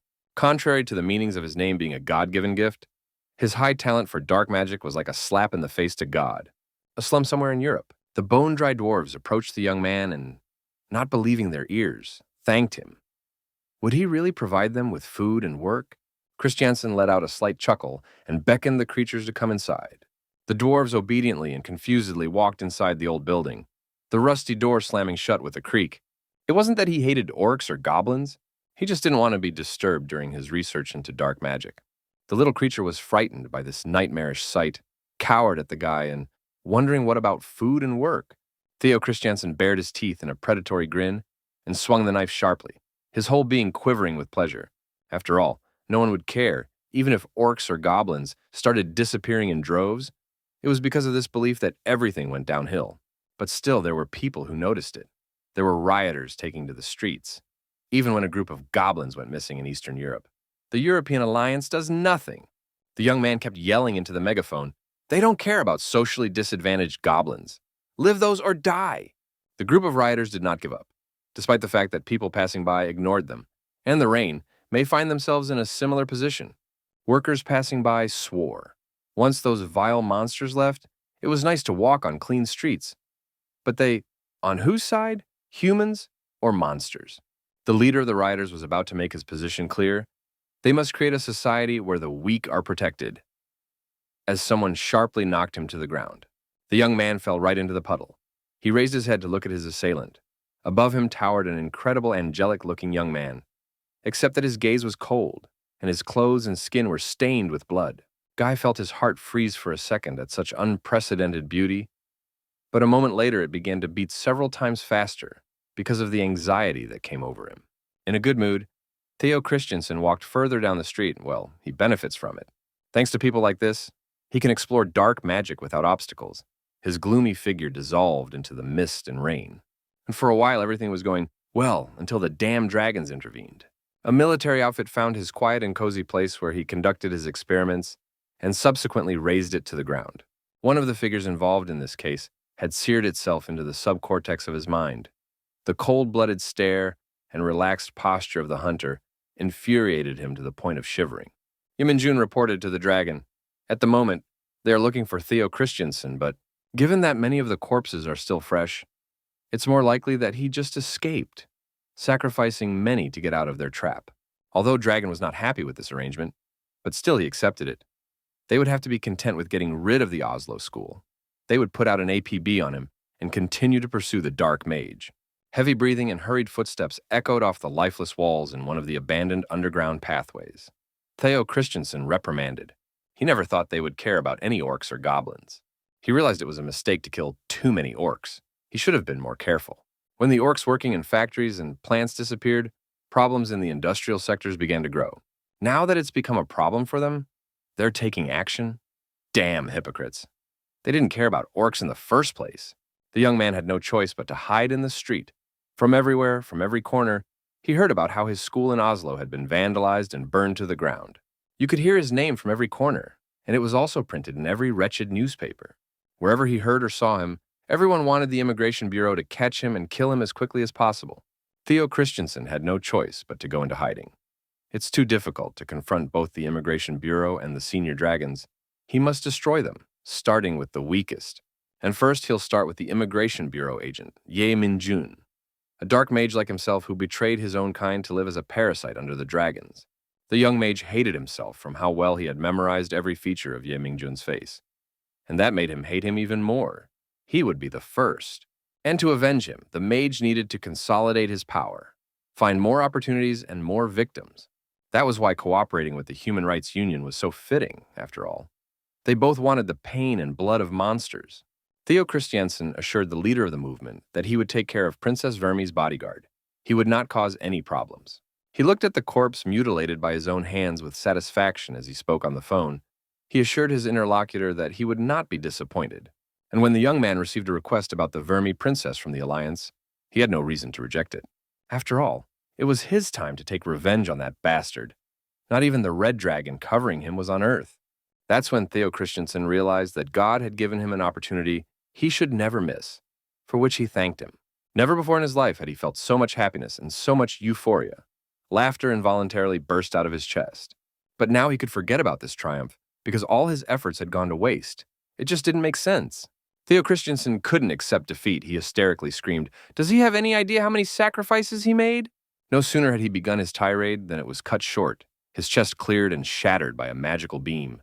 Ye Minjun remained cold to his opponent's words. Anger still held control over his mind. He just wanted revenge. Theo Christiansen collapsed to the ground, splattering his own blood everywhere. He swore. How can this person still be alive after using such powerful dark magic? Dark magic is an art created on killing and sacrifice. It should not be created on self-sacrifice like he does. The young man lowered his eyes to his opponent's arm. Not long ago it had been chopped into meat, but now it was intact. He should be dead by now. So how? Theo Christensen was thrashing from side to side like an enraged lion. He frantically waved his arms, trying to calm himself down. Right? Surely Ye Min-jun must have sold his body to the dragons. Apparently, he had obtained such a powerful life force because of that. Can he even call himself a real dark wizard after that? Ice could be heard in Ye Min-jun's voice, a dark mage. He cold-bloodedly sliced himself on the arm with the demonic knife again. Dark magic is primordial and designed for this. Yes, the man in front of him was just a jerk. He felt nothing but disgust for the pathetic worm in front of him, wanting to kill him as quickly as possible and end this once and for all. Madness completely gripped the young mage's mind. His whole body was shaking. Seriously, is this how she should be used? Growths and sharp claws began to form on his bloody hand. Well, since it had already turned out that way, there was a sickening sound of tearing fabric as Theo Christensen ripped his chest open. He too would try, like the hero said, real dark magic. Meanwhile, on the other side of the airport, the zombies continued to advance. The soldiers could barely hold their defenses. They are starting to break through. They need to pull off the operation faster. The warp drive is already ahead. Even if the mana was severely depleted, there was no other way out. There was no way Carl was going to retreat. Needing to add fire and load the bullet with magical elements, he was going to shoot back and defend himself until his last breath. The man squeezed the trigger. The bullets did their job. Everything around him blazed with roaring fire. The fall of shell casings to the ground was hardly audible. The weapon stalled. The charge had run out. Only a trickle of smoke hovered in the air. The subordinates shouted their boss's name in excitement. You wouldn't expect anything else from him. One kid was so excited that he grabbed his commander by the shoulder. He was finishing them off. The man turned around and shouted, "It's not time yet!" As if to confirm his words, someone cried out, "Wait, there's something else moving over there." And indeed, the zombies controlled by dark magic continued to move forward despite the fire. Soldiers were heard cursing from everywhere. How many zombies did they bring with them? Bleer tore open the last scroll of the antidote, activating it. She turned to the Shutan soldiers to see if any of them had more scrolls of the antidote. But they understood nothing. There was an explosion behind the woman's back. She turned around startled. They had almost reached the warp. But there was one obstacle standing in their way. They just can't get through the poisonous smoke, so what can they do? Out of nowhere, the scroll they needed so badly flew right under their feet. The guards ran past them. It turns out the scroll was thrown by Carl. It's his own for emergencies. He's a tenacious troll, so he'll be able to hold out for a while. So let the woman use it and walk away with the Shutans. The guards continued to shoot off the zombies, protecting the procession that was making its way toward the launching lane. Bleer ran to the security door and entered the code. The warning light changed from red to green, and the door opened with a click. The Elfess held the door open, showing the princess to run inside. Firing back, Carl shouted that they couldn't hold their defenses any longer. They needed to retreat. Before he could finish the sentence, his mouth filled with blood and he coughed. The subordinates screamed in shock as their chief fell to the ground, barely breathing. Bleer panicked. One of the Shutan soldiers bravely ran forward, going to protect the captain. He picked up Carl, who was rapidly losing blood, and threw him onto his shoulder, carrying him off on his feet. The soldier was coming back with all his legs. They must get to the warp drive as soon as possible. The jester gently lowered the man to the metal floor. Unfortunately, Carl's wound was too deep, and he was rapidly losing a large amount of blood. Even though he's a troll, being in poisonous smoke for so long is very dangerous. But with his innate troll tendency to put others first, to give them his scroll, Bleer took a deep breath, gathering her wits. There was no time for that now. She must head for the cabin. If they continued to delay, they would all die a dog's death. We must go to the Jelenko dimension now. Suddenly the woman froze, never reaching the booth. Shudanets inquired, "What is it?" The Elfess froze. In one position, something was wrong here. She concentrated, trying to analyze the situation. A barely audible sound reached her sensitive ears. A security feature built into all of Chairman Jenkinson's treasures. A special lock. Bleer was sure of that sound. It's coming from the chairman's treasure containers. It purposely makes a low sound so that the average races can't hear it, however. She's been trained directly by the chairman, so she can hear it. And it's absolutely coming from... The woman stared down absent-mindedly, the sound coming from beneath her feet. Now it's standing right on top of Chairman Jenkinson's treasure. The recent problem that had prevented their speedy departure popped into her mind. The flight had been delayed for a couple hours due to an inspection, as the princess's cargo had increased significantly. It had gotten several times larger than when the princess arrived on Earth. But there was no sign of life there. They had to approve the request quickly. In a normal situation, the committee would have scrutinized everything. If it wasn't an emergency like this, but why is this on the princess ship? The soldiers were beginning to sense something amiss. They growled something in their own language behind Bleer's back. The woman turned around and demanded to be allowed to check the vault. She won't back down. The chairman's treasure is definitely on that ship. But the jester soldiers didn't realize what she was talking about. The princess looked around carefully while her subordinates muttered something to each other in confusion. She had a magic skillet in her hand, so she knew exactly what Bleer was talking about. The Elfess wasn't going to back down. If they died getting caught by the zombies, she wouldn't die until she checked what was in the vault. In a situation like this, she couldn't trust the Shutans. Her gaze fell on Agent Carl, needing to find someone who could help right away. No, his injuries are too serious, and the other agents. The woman was beginning to panic. Isn't there anyone else here? The Shutan soldier was trying to get her attention. He was shouting something angrily in his language. The woman turned around abruptly. She had an idea. No, there's someone who can help. Her gaze fell on the princess. If that's the man. Blood spurted from Theo Christensen's lacerated chest. His whole body poured with strength. Even though he was on the verge of death, Yaminjun's eyes widened. This crazy person... The difference in strength is staggeringly huge, which means it would be impossible for him to escape. He'd probably be tortured like hell if he was caught. Theo Christiansen hissed and sucked in air. And he just wanted to explore dark magic forever, but he doesn't like to suffer. So even if it's a little more... Until the end, he'll make him suffer. He'll make him suffer for letting him escape to Europe. He would make him suffer for not being able to kill him today. Yaminjun will regret forever. Everything around was red. The flames scattered the bright light. Blood-scarlet clouds thickened in the sky, distorted by the power of the dark mage. It seemed that even the air itself was red from the small particles of blood in it. A few hours before, in a terminal of another dimension, the alien creature was working quietly at a terminal when some quiet voice entered his ears. The girl came closer and repeated again, "Hello!" The creature apologized, getting worked up and not noticing the girl in front of him, but the girl didn't take offense at all. The mysterious girl got straight to the point. She had come for the warp code. Probably the committee had already approved it.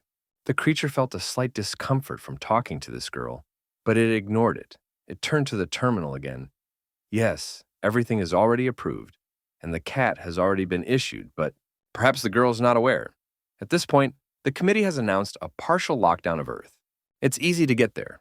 However, things are different with traveling in the opposite direction. She can't predict when she'll be able to get out of there if she gets in. Is she happy with that? The girl giggled and nodded with a smile. Such things are not important. The creature noted her good mood. Something good must have happened to her since she looked like that. A second. He would give her the code. When the creature turned to the terminal, its already large pupil dilated her even more with surprise. So it wasn't human? Why is this race going out of their way to turn into humans? Must be very inconvenient. The creature apologized for the delay and handed the girl a chip with the warp code. Well, that wasn't his problem. Who wouldn't you meet in this vast universe? But a second later, he called out to the girl again. Her call sign doesn't seem to be registered in the measurement database, since her ship is private and not commercial. It can't indicate anything about the time, however. Maybe she has a preferred name? The girl turned around with an overly cocky smile, and once again gave the creature a manic look with her red eyes. She favored Dell. Only then did the creature realize what made it feel uncomfortable. The girl was wearing a prison uniform. The mysterious man was standing with a glass of wine in front of a screen that showed a diagram of his own investigation. There were faces that annoyed him greatly as they were interfering with all his plans. The man received a call. He opened the communication channel to get a message about the current situation from the regional manager. Just now, the mercenaries relayed to him that he released poison and zombies at the airport. He said he would do it himself, for the Manhwa hornets had failed. The man's reply was brief, "That's how." "And there's one more thing," the manager paused. "Does his boss know about the vault at Medpukanson?" But the masked man wasn't interested. It was a plan that he thought would fail. So what about something more interesting? But the manager went on about the case. The man's hand froze. He was interested. He was told that Jenkinson had stolen something from there the same day they were going to carry out their plan. Yes, it's because of that very out-of-control forest fire. But to get through the barrier created by Chairman Jenkinson, if that's really the case, why did it have to happen when their brothers were there? The timing was too precise to consider it a coincidence. Can we make Chairman Jenkinson focus on them? They dare use them. An uncontrollable wave of anger swept over the man. He crunched the glass that was in his hand. Who the hell are these bastards? Bleer froze. She felt someone behind her release the bolt from a gun. The sound gave her goosebumps. The princess's voice changed instantly and became cold. Shut up and enter the damn code. The elfess slammed her eyes shut in surprise. She understood perfectly what the princess said, and without the help of the frying pan, because she spoke English. Seeming to be running out of patience, the princess threatened. If a woman doesn't want a hole in her head, let her act. The Vermi princess was no longer holding back, her muzzle grotesquely contorted, and she furious and foully cursed while sputtering saliva. The woman was still in shock. Princess Vermi speaks English. How is that possible? Usually nobles use an interpreter to maintain their image. In this case, she had Olga. Why did she need to learn an unnecessary language? There was nothing left for Bleer to do but enter the code. The princess kept hissing in her ear. She'd better hurry up if she didn't want to get shot in the head. But the woman felt no fear. She was more interested in how she spoke so fluently. Were their words a lie that they were not considering mass migration to the land? Using debt to get into an alchemical workshop wasn't just to increase one's wealth. The real goal was to diversify the gold mining process, creating a beachhead on Earth where they could establish themselves safely. The Elfess felt a thrill, but the Committee or Earth would not be very happy about their immigration, especially if it's the Jalanko dimension that treats them like animals. They own about 15% of GDP, but have pretty weak power. The alligator hatching the golden egg is what they're known colloquially as. So the Jalanko dimension won't let them off that easily. Wait, then why did they steal the chairman's treasure? Their secret immigration plans will easily be exposed if they are caught. A bunch of questions swarmed in Bleer's mind, but one thing was certain. They're all definitely dead if they go into the Jalanko dimension like that. The woman really didn't want to use it, but now was not the time to think about it. A golden sphere shone in front of her face, to which she muttered in a whisper, Help! She gave the order for her to quickly find and alert Agent Ye Min-jun about the situation on the ship. Meanwhile, Agent Ye Ming-jun himself was not doing so well and was thrown back by the shockwave. His anger and frustration only growing, he once again formed another spell. A shock beam at a great speed, greater than the speed of light, headed towards the enemy. A powerful violet vortex was forming around Theo Christiansen, destroying everything in its path. He slowly approached the hero. For the first time in his life, Ye Min-jun had doubts about how he should act. He had never been in a situation like this before. A dark mage using his own body and magical power as a sacrifice for the final blow. In other words, Christensen is ready to die. Dragging Ye Min-jun behind him, his black magic has become much stronger compared to what he used before. Their reproduction rate is much faster than the rate of killing these things. From them, he need not fear death, but it would be frightful to imagine what would happen if he didn't stop them. He could roughly predict these creatures would fill the middle cities with them. They will rapidly spread further outside the cities like a plague, wreaking havoc everywhere. It was a rare occasion when Ye Min-jun felt fear. Odin, he couldn't stop them. Since Chairman Jenkinson isn't here, he'll have to ask another dragon for help. Suddenly, the gate behind him lit up. What kind of stupid race would use a spatial fighter at a time like this? But he didn't care about that right now. He needed to focus on blocking those things. If he wants to do that, it seems he'll have to sacrifice one of his own hands at the very least. He raised the knife, ready to strike, as suddenly everything around him began to darken. Ye Ming-jun looked up. Something was wrong with the sky. What was going on? Some moving, strange silhouettes slowly began to seep out of the darkness. Ye Ming-jun's eyes widened in surprise. Above him loomed a creature of such enormous size that his eye could not catch its entire body. Only the tentacles that filled the entire space. Not only the hero saw them, but all the people who were near the airport. Many were gripped by fear. Ye Ming-jun couldn't understand what was happening. His mind was empty. The only thing he could do was to curse. Right now, a huge eye was staring back at him. The pinkish, sparkling color of the iris was beautiful, but frightening at the same time. When Ye Min-jun first became a prisoner for him, who had lost all memories, they were the ones who explained the whole situation and told me where to go next. Those who oversee the endless dimensions of races and prisoners, they are a committee. One of the founders of the committee, an ancient race, the Endelian. Ye Min-jun still remained in the same position as well, and the creature looked at him in response. Why is the Endelian here, in such a distant dimension? Could he be the one who flew in through that warp? Then why did he use such a small ship and not a racial warp? For now, the mysterious race was inactive. The creature continued to hang in the sky, emitting a low, deafening hum.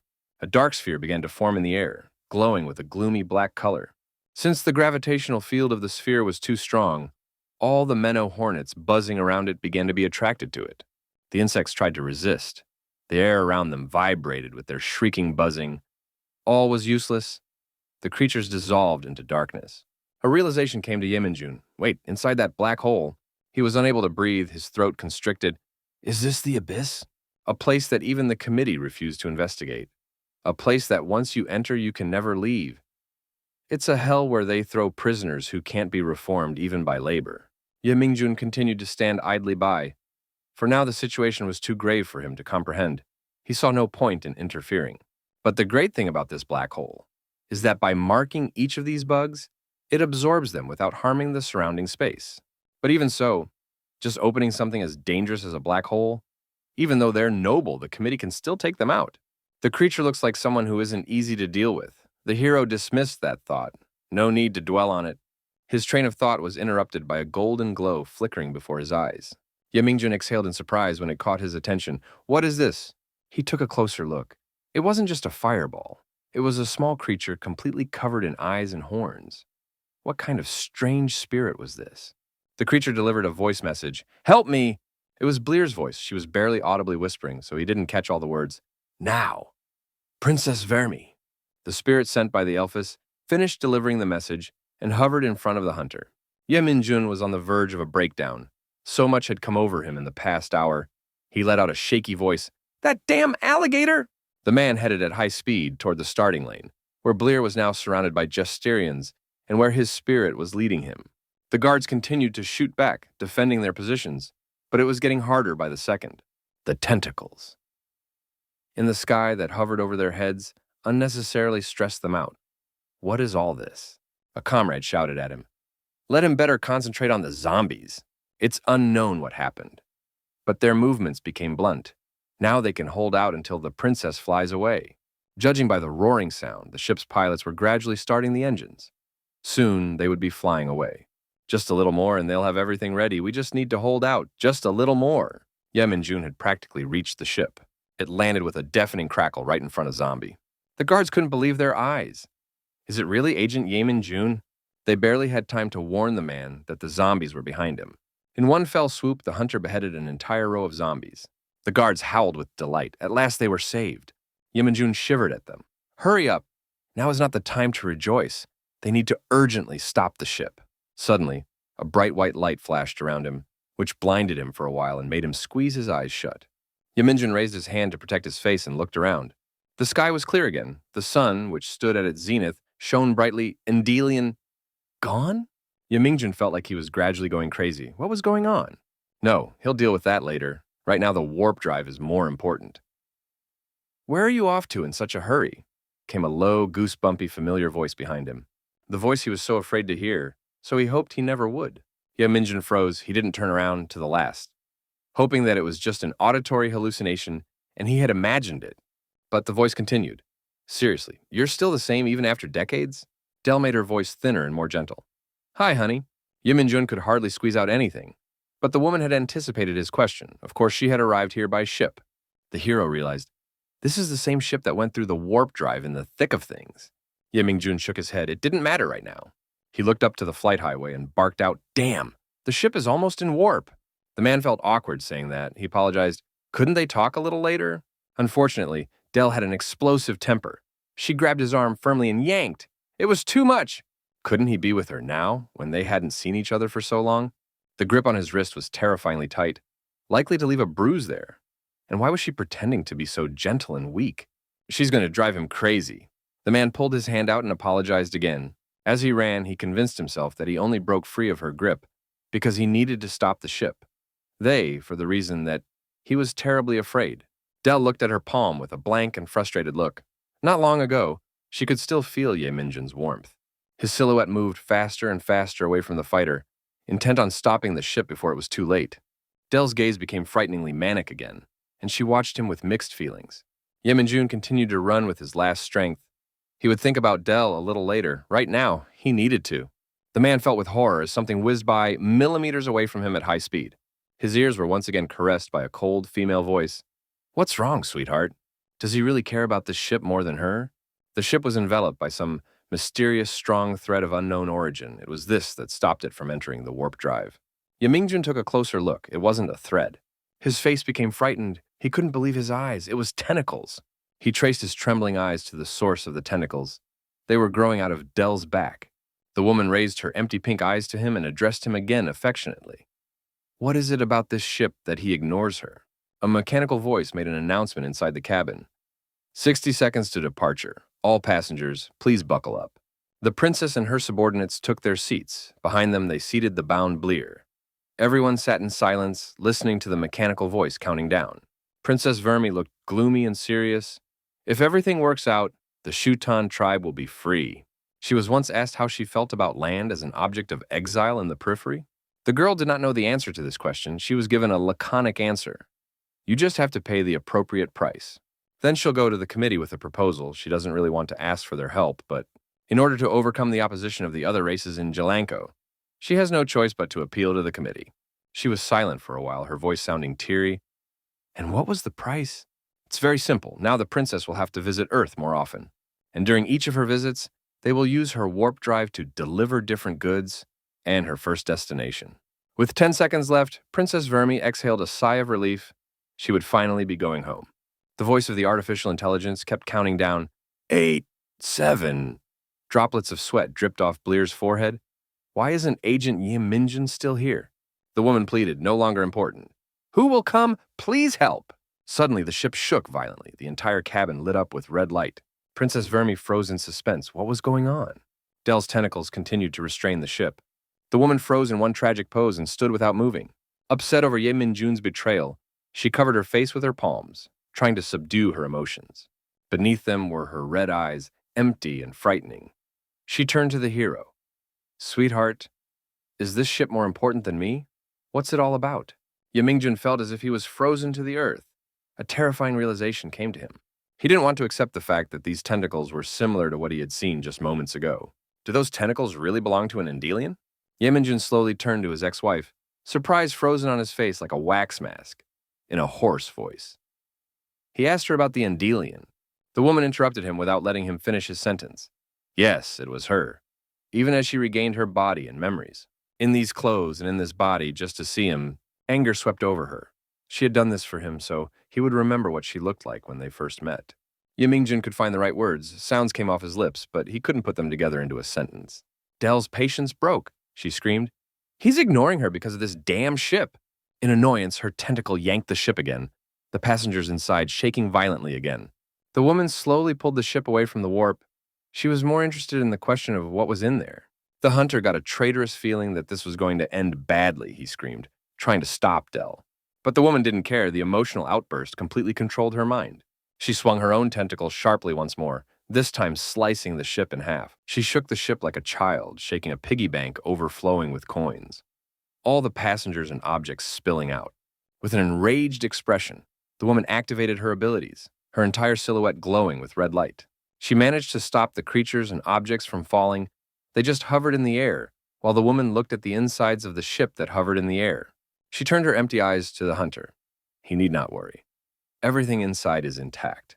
Right now, she reminded him of a curious child that decided to disembowel his new toy. Yeminjun's eyes ran in panic from the ship to the woman and back again. Dell squinted her eyes, her gaze becoming focused. More importantly, what was he so worried about? Yemingjun continued to remain silent. His throat was dry. He was surprised that the woman hadn't killed them. She no longer looked like the Adele he remembered.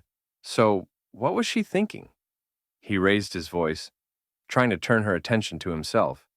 It didn't matter what she was thinking. He needed to deal with the current situation first. The fact is that there are passengers in the ship and one girl. Yeminjun pointed his finger at the Vermi princess, who was frozen in midair in a comical position. Dell was overly emotional. She was gripped by anger for the second time. Her voice became like ice. Does he even know what Anne cost to come and see him? She screamed, reminding him that they had sworn to faithfully live together for life. She clenched her fists, let him try to say he'd forgotten that. Yeminjun looked at her spitefully. From the beginning, he had never lied once. He turned away. Besides, that's the vow they made when they got married, isn't it? Or had Dell forgotten that they were already divorced? The woman froze, realizing that her contrived hysteria wouldn't work in this situation.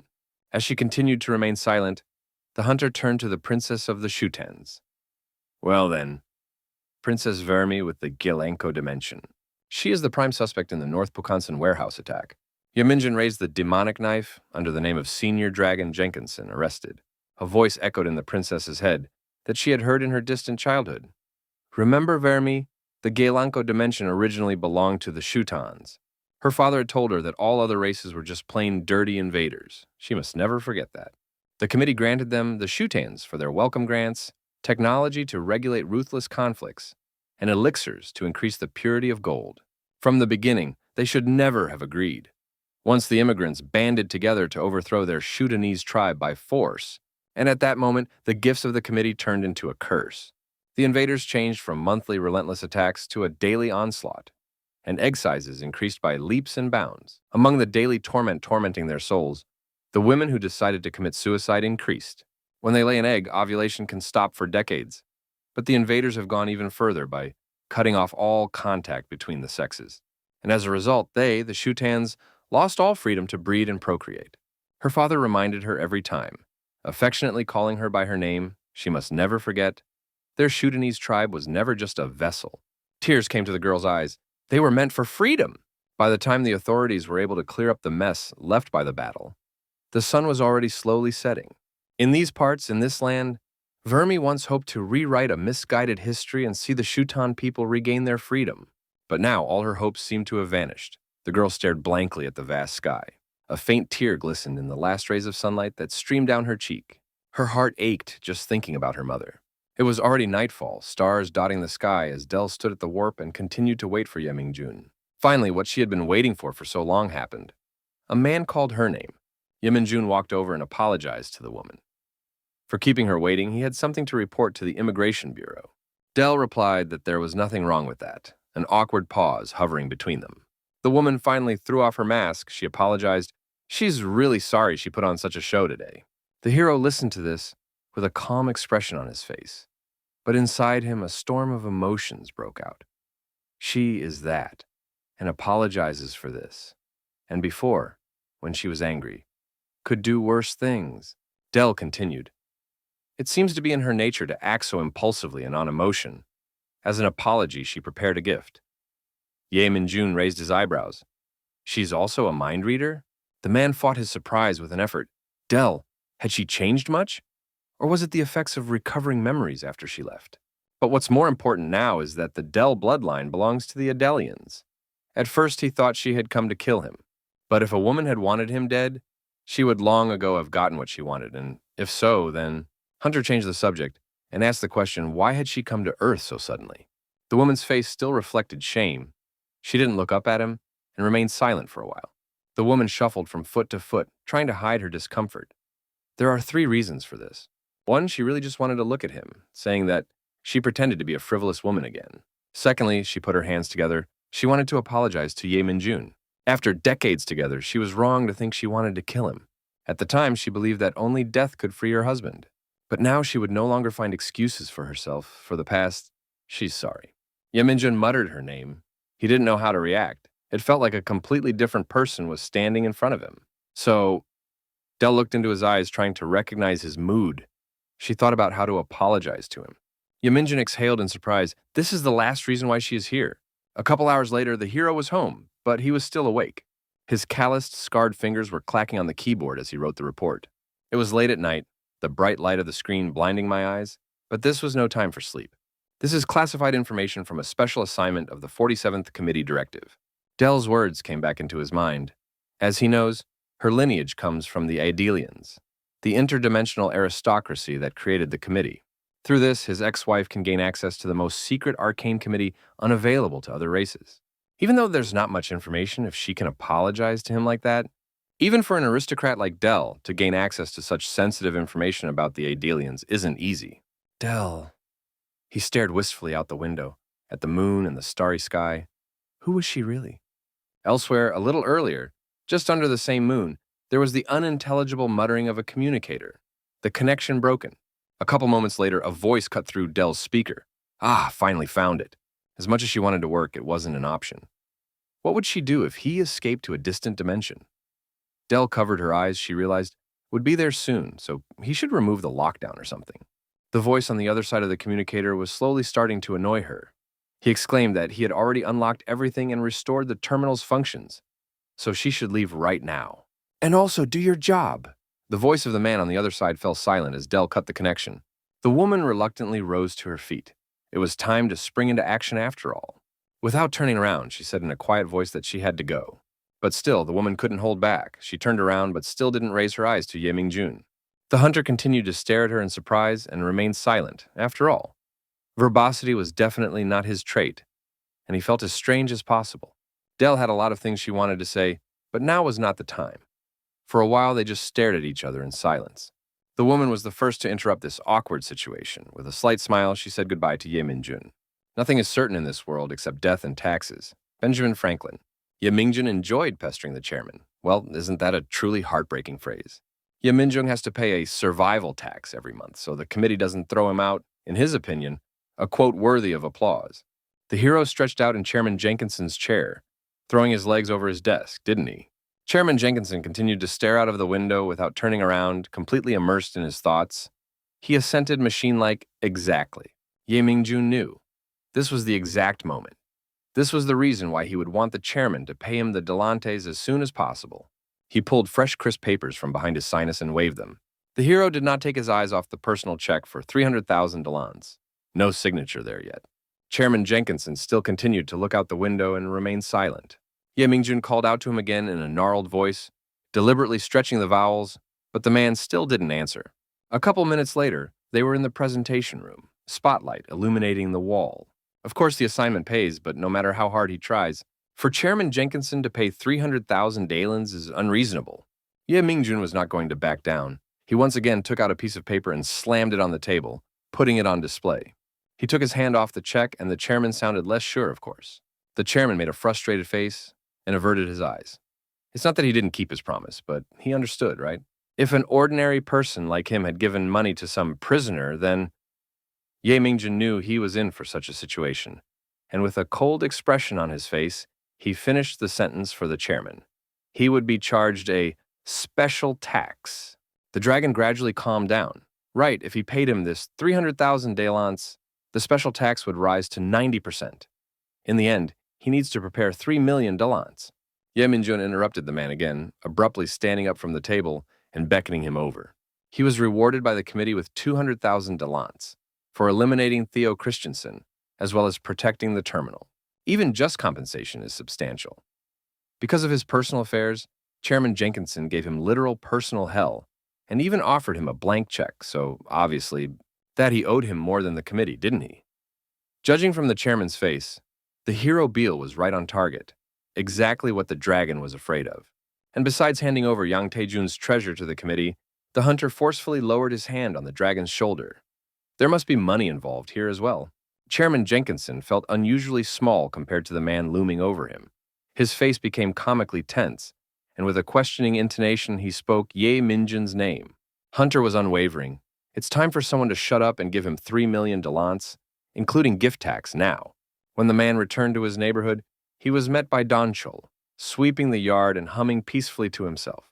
A pleasant smell wafted through the kitchen, and the man brewed himself instant coffee.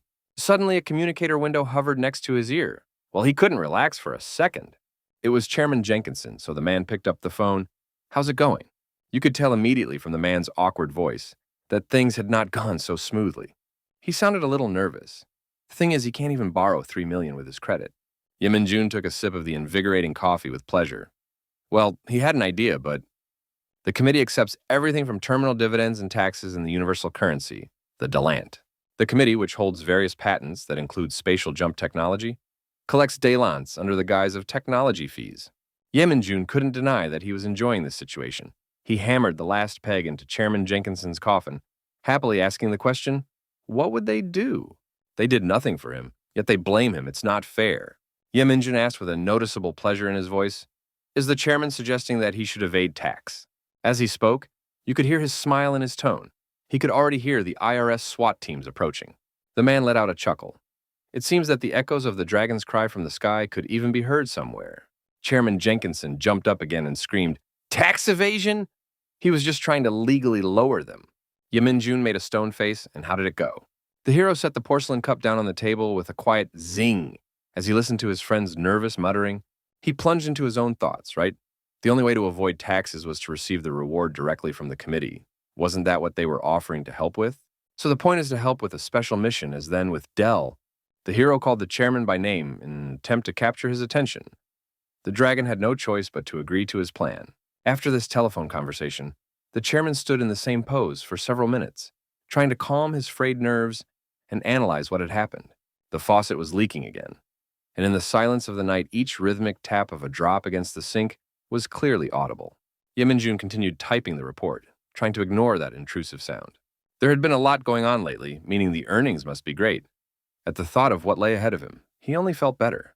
If things continue like this, freedom could become more than just a dream for him. Ye Mingjun's heart was gripped by longing. He thought he would be the next to be free. Bradley's cocky voice echoed involuntarily in his head, a traitorous ache in his chest. Hunter thought for a moment and opened a new window on the screen. It was a correspondence with his working acquaintances. They exchanged the latest news. The last message alarmed him greatly. "Be careful." Ye Mingjun felt relieved as everyone managed to survive. The hero clicked with interest on what sent the last message, and what's that? Suddenly, the computer screen turned red. A message from the committee had arrived. A preliminary notice of a non-standard tax audit. Before proceeding with the tax audit, they would like to warn him of the following. With the purpose of the investigation are objects subject to the obligation to file reports and exhibits in accordance with the laws applicable as convicted, the period may last without limitation, and other basic rules of tax investigation. Ye Mingjun jumped up, tax audit. But why now? No matter how much you think about it, it's not like he did anything wrong. He scrutinized each paragraph. On the fourth, his heart sank. Postponing a tax audit was unacceptable under any circumstances, and failure to cooperate would result in immediate liquidation. Failure to cooperate will result in immediate elimination. Ye Minjun's red letters burned into the subcortex of Ye Minjun's anxious mind. Adrenaline surged in his blood. What are they up to? For several minutes, the man continued to stare at the red screen of his computer. Message: advance notice of unusual tax audit. His eyes ran over these lines over and over again. Ye Mingjun felt cold. Why now, after they had left it for 500 years? Had he done something wrong? His eyes ran chaotically from side to side. Yeah, no, nothing even comes to mind. Or maybe Dell and Jenkinson are helping him? But even that would fall under the tax laws. It's not like Dell is helping him without knowing about these things. Ye Minjun now really wanted to contact her and ask her. But the committee's surveillance is conducted through the English connection, so he won't be able to. The hero clutched his cell phone in his hand, and the only way to contact her. Ye Minjun leaned back in his chair tiredly and exhaled heavily.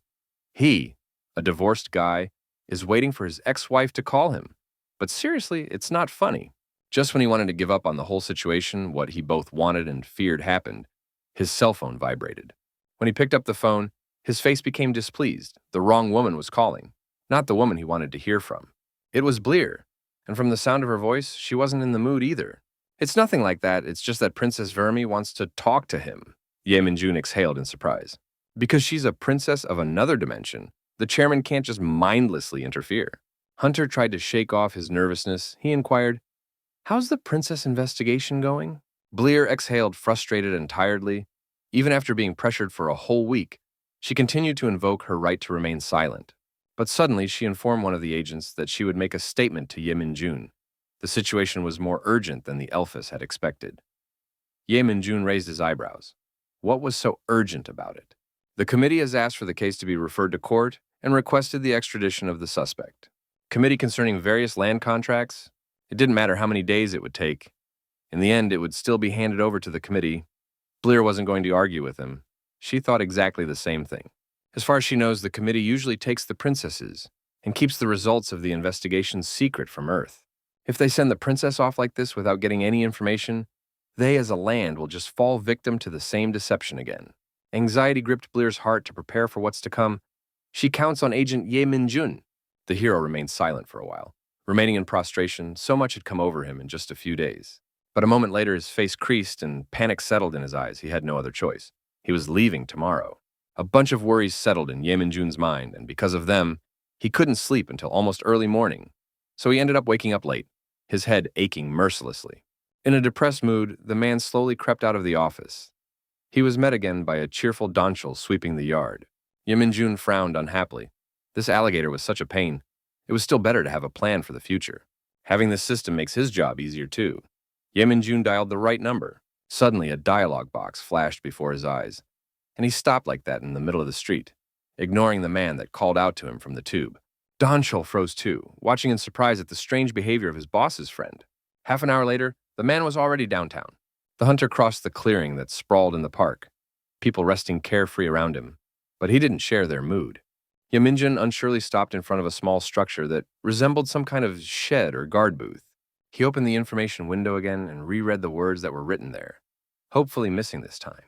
But the words went nowhere. Changes to the tax element schedule, due to Internal Affairs Command Center. In a bad mood, he pulled his pen. This is still such a thing. Let them just honestly say they are going to attack him. Well, he'll give me time for them to come up with a plan anyway, those bastards. Ye Minjun closed the door behind him. Surprisingly, the place was much bigger inside than it seemed from the outside. He was greeted by a man in a business suit that sat smugly in a chair and smiled politely but coldly. He had come at last. So, after such a long time, he had finally arrived on Earth in human form.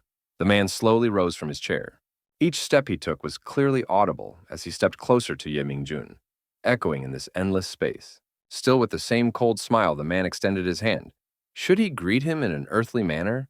The man in the suit introduced himself. He's the investigator on this tax audit, captain of the 2nd Battalion Outpost, dedicated to tracking tax evasion. Ye Minjun was silent. It was hard to tell from his face what he was feeling right now. He only continued to stare at the hand extended to him. If he does not agree to cooperate, he will die, hiding his reluctance. The hero extended his hand and shook another's. Suddenly dozens, if not hundreds, of information windows opened up around them. Ye Minjun looked around in surprise as the man motioned for him to sit down comfortably. He apologized for the sudden change of plans, yet no pity could be heard in his voice. Ye Minjun shook his head. Nothing. The investigator folded his arms, his smile getting scarier by the minute. Could they proceed? Hunter nodded meekly. He only hoped it would be quick. There was a reproachful tone in his voice. He had to reschedule the meeting because of the sudden change of plans. The smile never left the investigator's face, and out of politeness, he made a prolonged sound, saying he was sorry. He snapped his fingers, all the windows closed in that case. They can do without the small talk. The investigator's finger lit up red, and he began to drive it through the air, leaving a pattern. Still with the same intimidating smile, the man began to draw a graph directly in the air, the red light making the atmosphere in the room even more tense. Recently, the balance on his account have been increasing rapidly. Ye Minjun listened coldly. The investigator measures him with an inquisitive look. He kindly asks for an appropriate explanation. Where does the hero get them from? The man's lips went dry. There had been quite a few serious incidents in Korea recently, and he handled these cases as an immigration agent and got a fair fee. The investigator opened the information window, intending to verify his words. The Korean Immigration Office cooperates with private companies, right? The head of this company is Chairman Jenkinson. He's been around a long time. He opened the Dragon case. The man squinted. His expression became more predatory. He asked another provocative question. Did the hero receive lucrative assignments, or did he engage in corruption during the mission? When Ye Mingjun left this strange place, the day was coming to an end, and the sun was leaning toward the horizon. He'd been nervous a lot in those few hours. His legs weakened, his boots occasionally shuffling on the ground. The man was glad to finally get out of this dim and gloomy place. He exhaled heavily, feeling relieved. Assigning him important tasks, this shows that he believes in his abilities. More detailed information can be found in the reports he has already provided. He said it in a gruff tone, but the man didn't show any sign of it, only nodded again with a polite smile. After a couple hours, the investigator closed all the information windows as he managed to verify all the facts from Ye Minjun. He is wrapping up the investigation. If he needs to continue the conversation, he will contact the hero again. Anyway, dealing with this legion is a pain in the ass. Hunter glanced around and gave the small building a disgruntled look once more.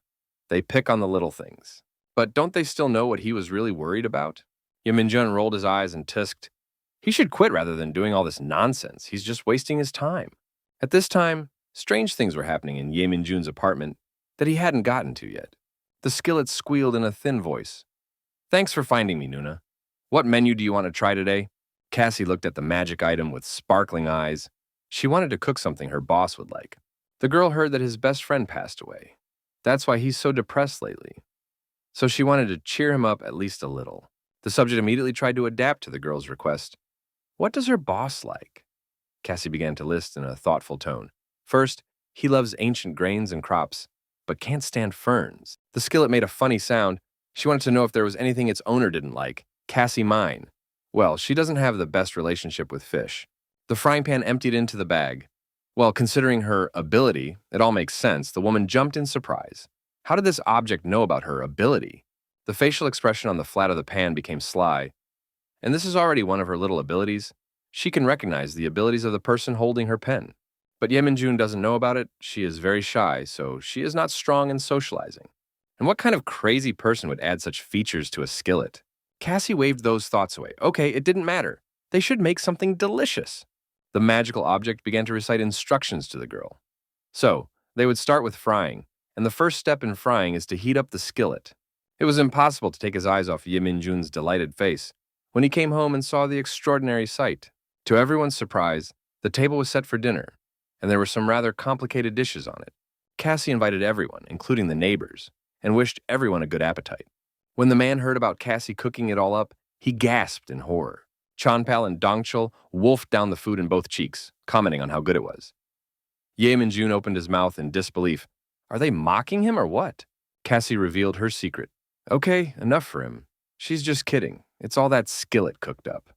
But that thought made Ye Minjun feel even worse. The delight on Champal's face was literally blinding. He grabbed the roasted tenderloin with his chopsticks and brought it to the hunter's lips. He owed it to him to try this. Ye Minjun felt strange. He definitely didn't want to try this. But the smell was too alluring. He decided to take a chance after all. Clamping his eyes shut, he grabbed the meat with his teeth and chewed. The man was silent for a while, eyes staring at the floor. The police officers became agitated and called his name. Ye Mingjun had never eaten something so delicious before. He squeezed his eyes shut in pleasure. Tears appeared on his eyelashes. It's a frying pan? Don't they say there's only one of those left in the whole world? He looked at her with rapt attention. She should be sold at a crazy markup. And collecting pension funds will be like a support. At least that way he can get his freedom faster. Chanpal turned to him, snapping the hunter out of his musings on finances and freedom. The policeman pointed his finger at the magic item. He too wanted to borrow the frying pan for a while. Not using such a treasure is a crime, Yeminjun sighed. And after all, he was just about to sell her. Wait a minute. Didn't he get it on his first mission, the one with Yang Taejung? Maybe we can capitalize on that. Yeah, those guys aren't going to let it go. Should we postpone the sale until later? In the end, the hunter still gave the frying pan to the policeman for a while. He gave him an admonition that he should handle it carefully and be sure to return it. Chanpal thanked him. The next day, the hero headed for Chairman Jenkinson's company, but not to visit him. After passing the hall, he headed for the elevator, but the elevator didn't go up toward the offices, but down underground. As promised, he came alone and activated the noise barrier. His voice was indifferent and cold. Well, now please, he would listen to her statement. Princess Vermi. She looked a bit exhausted and tired, and the orange prison uniform didn't suit her at all. It was strange to see her like this. The agent decided to start from afar, with the middleman that had entrusted her with the case. The bastards claimed to help the Alliance free the Shutan tribe through a committee. Any way you look at it, it's outright fraud. Princess Vermi continued to remain silent. She didn't even look at him. With every word he said, her mood only got worse. The princess muttered quietly that it wasn't fraud, but the man disagreed with her. She had been directly tricked. To have that degree of influence on the committee, she would need to be a high-ranking elder, almost like an ancient race. The princess shook her head. Then it was all the more not a fraud. After all, the mediator was from an ancient race. And if you're from an ancient race like the elders, you can have power in the council. Yet Minjun frowned. It turns out the matter's much more serious. Is she sure in her statement? Finally, the princess looked up at him. She swears there isn't a single lie here. The day they approached her, she saw everything with her own eyes. Yeminjun asked the princess if she had ever seen a member of the ancient race, to which he received an affirmative nod. His whole body was gripped with tension. He was impatient. And what race was this? The girl avoided eye contact again. She muttered quietly. It was a kabedu, a memory of the creature that lurked in the darkness. Hissing and glowing red eyes flashed through his mind. She had agreed to this plan only because the broker was of an ancient race. Judging by her voice, the girl was now regretting it a lot. Yeminjun was silent for a while, analyzing the information he received. Were they the ones who robbed the warehouse? Princess Vermi shook her head. It was them, but they didn't even know what exactly they had stolen. She and her crew just loaded their goodies onto the jump ship. The plan was that they needed to help each other a couple more times and they would be released. But the first attempt ended in complete failure. Something caught the hero's eye. Help out a couple more times. It turns out there was more than one robbery planned. From that came the next question. Where were they planning to conduct the next robbery? But the princess shook her head as she said, they didn't know all the details. It seems the princess is just a pawn in this plan. If that's what it really is, then digging deeper would just be a waste of time. Yeminjun slowly and thoughtfully turned around toward the exit. His voice was hoarse. The interrogation is over. The princess was in no hurry to say goodbye to him, but she knew they wouldn't meet again. When she voiced it, her voice sounded strange, with a touch of pity. The hunter was, as always, a stranger to other people's suffering. He answered nothing and disappeared out the door. The princess sighed heavily. This was not what she had expected. There was a shout throughout Chairman Jenkinson's office. Kabetu, why are they doing this? But the hero had no answer to his question. The princess herself did not know the reason. The dragon foully cursed, I can't even believe such big shots were involved. The agent ignored his exclamation as he addressed his friend by name, his voice making the chairman tense. He knew that Ye Mingjun would once again ask the question he so didn't want to hear. How was it going with the payment of his delance? The chairman let out a nervous chuckle.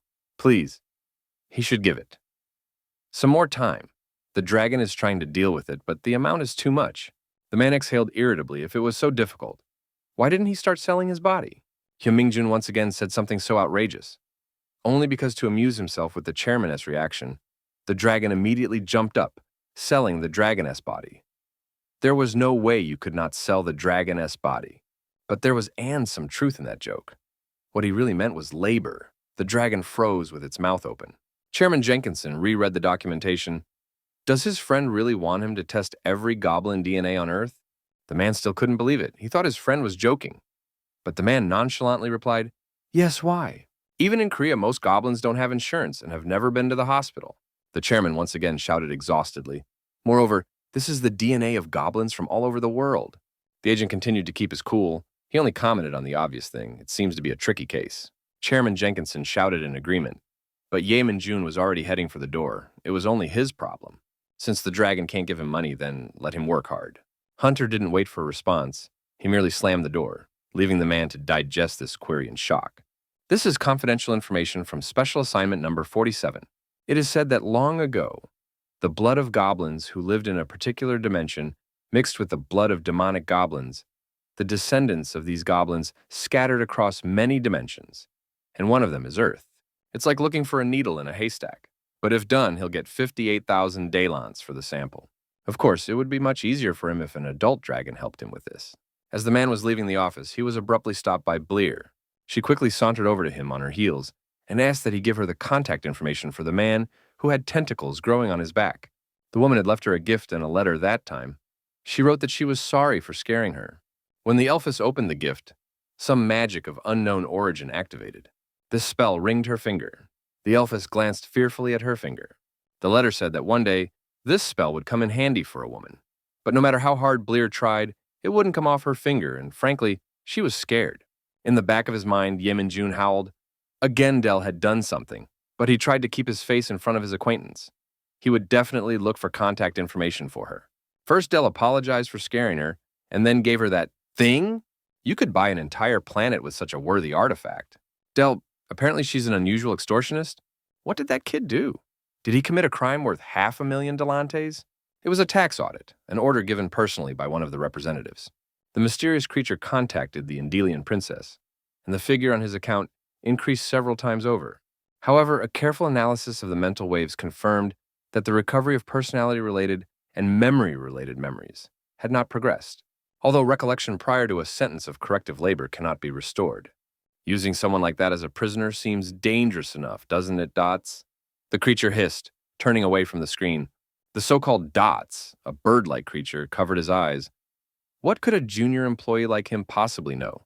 They are only following the laws that their superiors have made up. When it comes to the criminal Asif 66, he doesn't know much about him, only that his survival tax is known to be 2 million Dalants.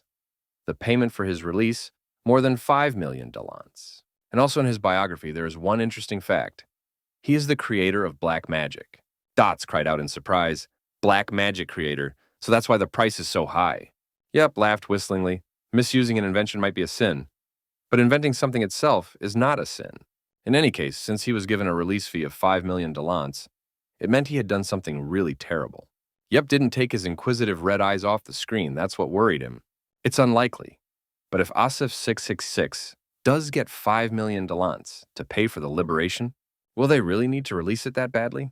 This case raises a poignant question. Can evil be healed?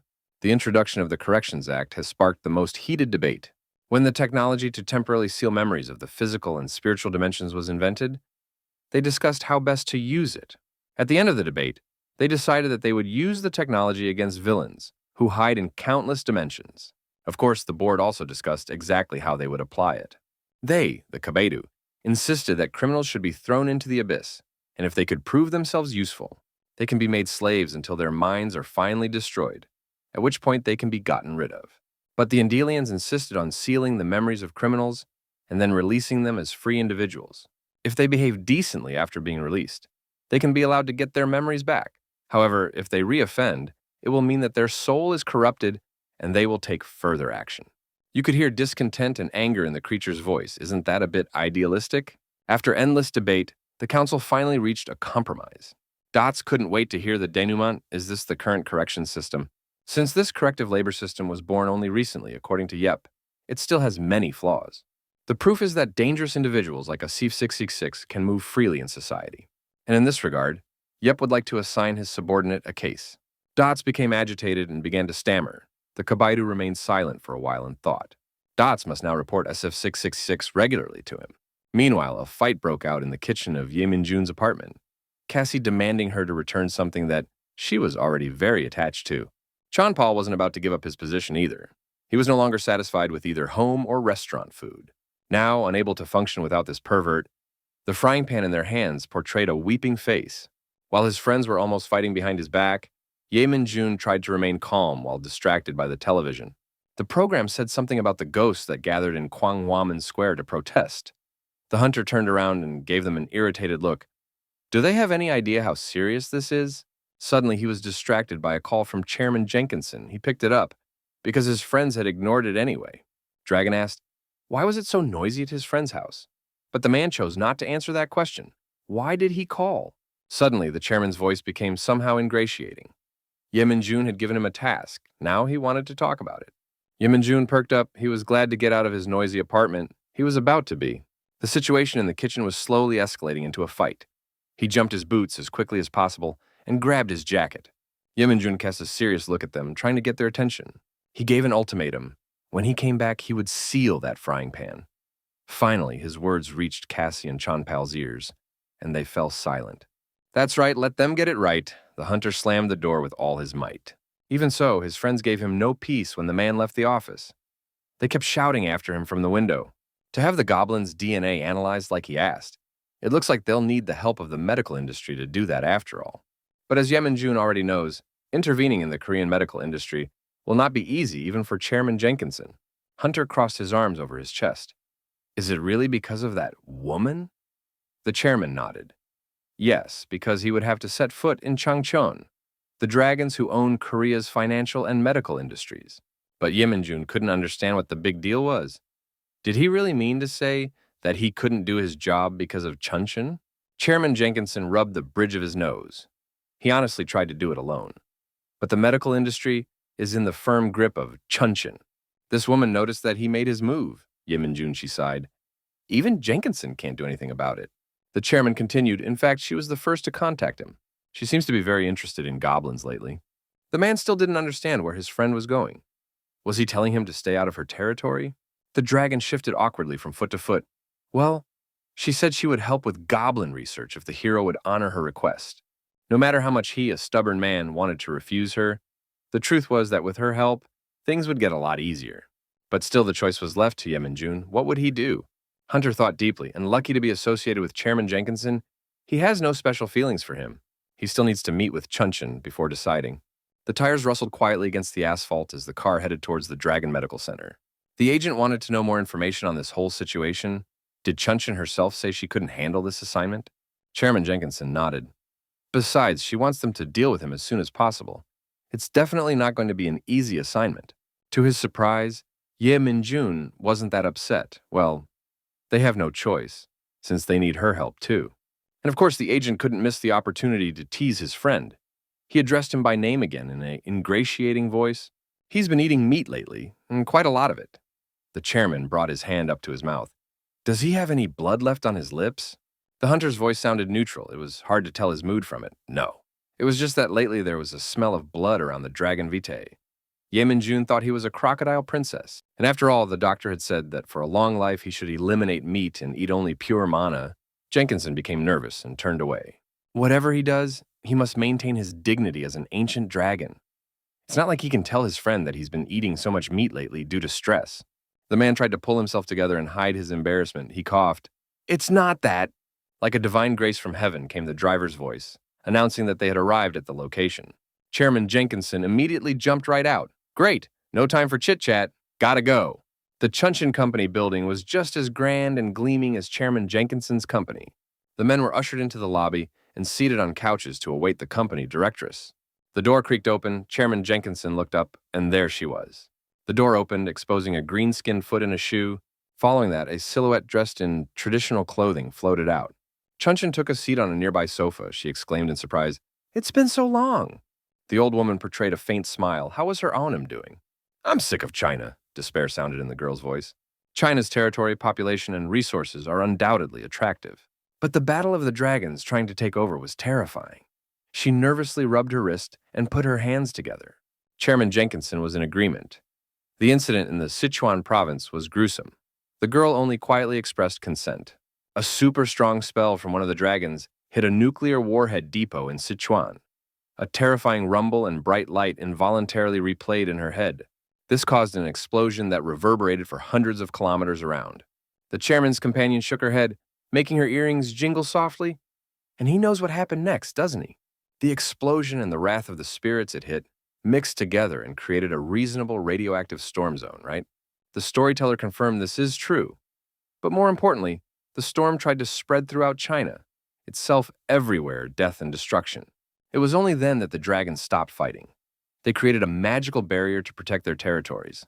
And many dragons were already dead. It was too late, she sighed sadly. In a trembling voice, the girl added that her husband was one of them. Her voice wasn't shaking as much anymore when she turned to the chairman. She had a request. She didn't want to live in this country anymore. Jenkinson didn't really want to do it, but pity pressed on his heart. He would allow the girl to immigrate to Korea, but only on 2 conditions. 1, it should not go beyond political boundaries. 2, it should not create military organizations. The girl smiled contentedly. They should make a contract in the dragon language. It seemed that all this had happened only recently, but now it was not a young girl, but an elderly woman sitting in front of the chairman. Chunchin looked him over from head to toe with a glance. Is he still wearing that uniform even now? They're both old dragons, aren't they? That's why she finds it odd that he's pretending to be a young man. Does he have some reason to look like a boy? Or perhaps he wants to be a boy? Jenkinson ignored Ye Mingjun that was trying his best to suppress wild laughter and was heartily enjoying the situation. What is she saying? Isn't that called friendly towards other races? This guise is good for communicating with other races. The old woman raised her eyebrows, communicating with the oppressed class? What a funny joke. Chairman Jenkinson let out an awkward chuckle. He joked. It must have been for his sister who treats everything but dragons as tools, it was. Chairman Jenkinson wasn't going to let the situation go. He looked at the old woman with a squint. She did realize the goblin's appearance herself. A race she had ignored, not even recognizing it as a tool, didn't she? A cold smile blossomed on the woman's wrinkled face. She had recently shown an interest in this race. Moreover, she paused a lot of significant pause. It seems that their interests here coincide. She turned her gaze to the hunter. As far as she heard, even Agent Ye Min-jun was interested in goblins, wasn't he? The hero felt a strong distrust of this woman. How much does she know? Chunchin felt that the atmosphere in the room was getting more and more tense. It was time to get down to business and to dilute this atmosphere. She snapped her fingers. Immediately after this action, the door swung open and 2 goblins in business suits entered the room. They stood behind the woman, who gave the guests an inquisitive yet satisfied look. Now is it time to talk business? A couple of minutes later, the chairman and his subordinate got acquainted with the case. It turns out that the woman is building a medical center for the poor of the urban area, also with her own money. Dragon nodded affirmatively. Yes, she is using her power in the medical industry to implement a project to help the poor. Her team is preparing beds for the hospitalization of critically ill patients. Now they are setting up medical examinations and giving the necessary vaccinations. Ye Min-jun was troubled by one question. This is a national-scale project. Why did she suddenly decide to do something like this? The woman hesitated, her smile faded for a moment. But she concealed it by bringing the porcelain cup to her lips. For the prosperity of the community and its good. Did she know that goblin-born diseases were often transmitted to orcs and even humans? The woman clutched her cup. Yes, those goblins left in the health blind spot are too much of a risk factor for the entire community. Dragon feigned concern. This is a serious social problem that needs to be addressed immediately. Of course, Ye Min-jun isn't buying it. The poor are having trouble getting treatment because the insurance companies under her control are charging exorbitant fees to customers. So there's no need to pretend to be generous right now. Chunchin called out to the hero, snapping him out of his thoughts. The dragon wasn't going to be ceremonious. Whether or not she shook hands with him was up to him. She raised her cold eyes. He's interested in goblin DNA, isn't he?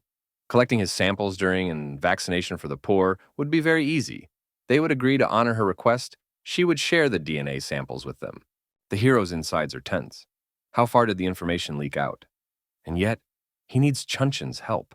Honestly, the man didn't want to ask that question. He knew the woman wasn't that simple.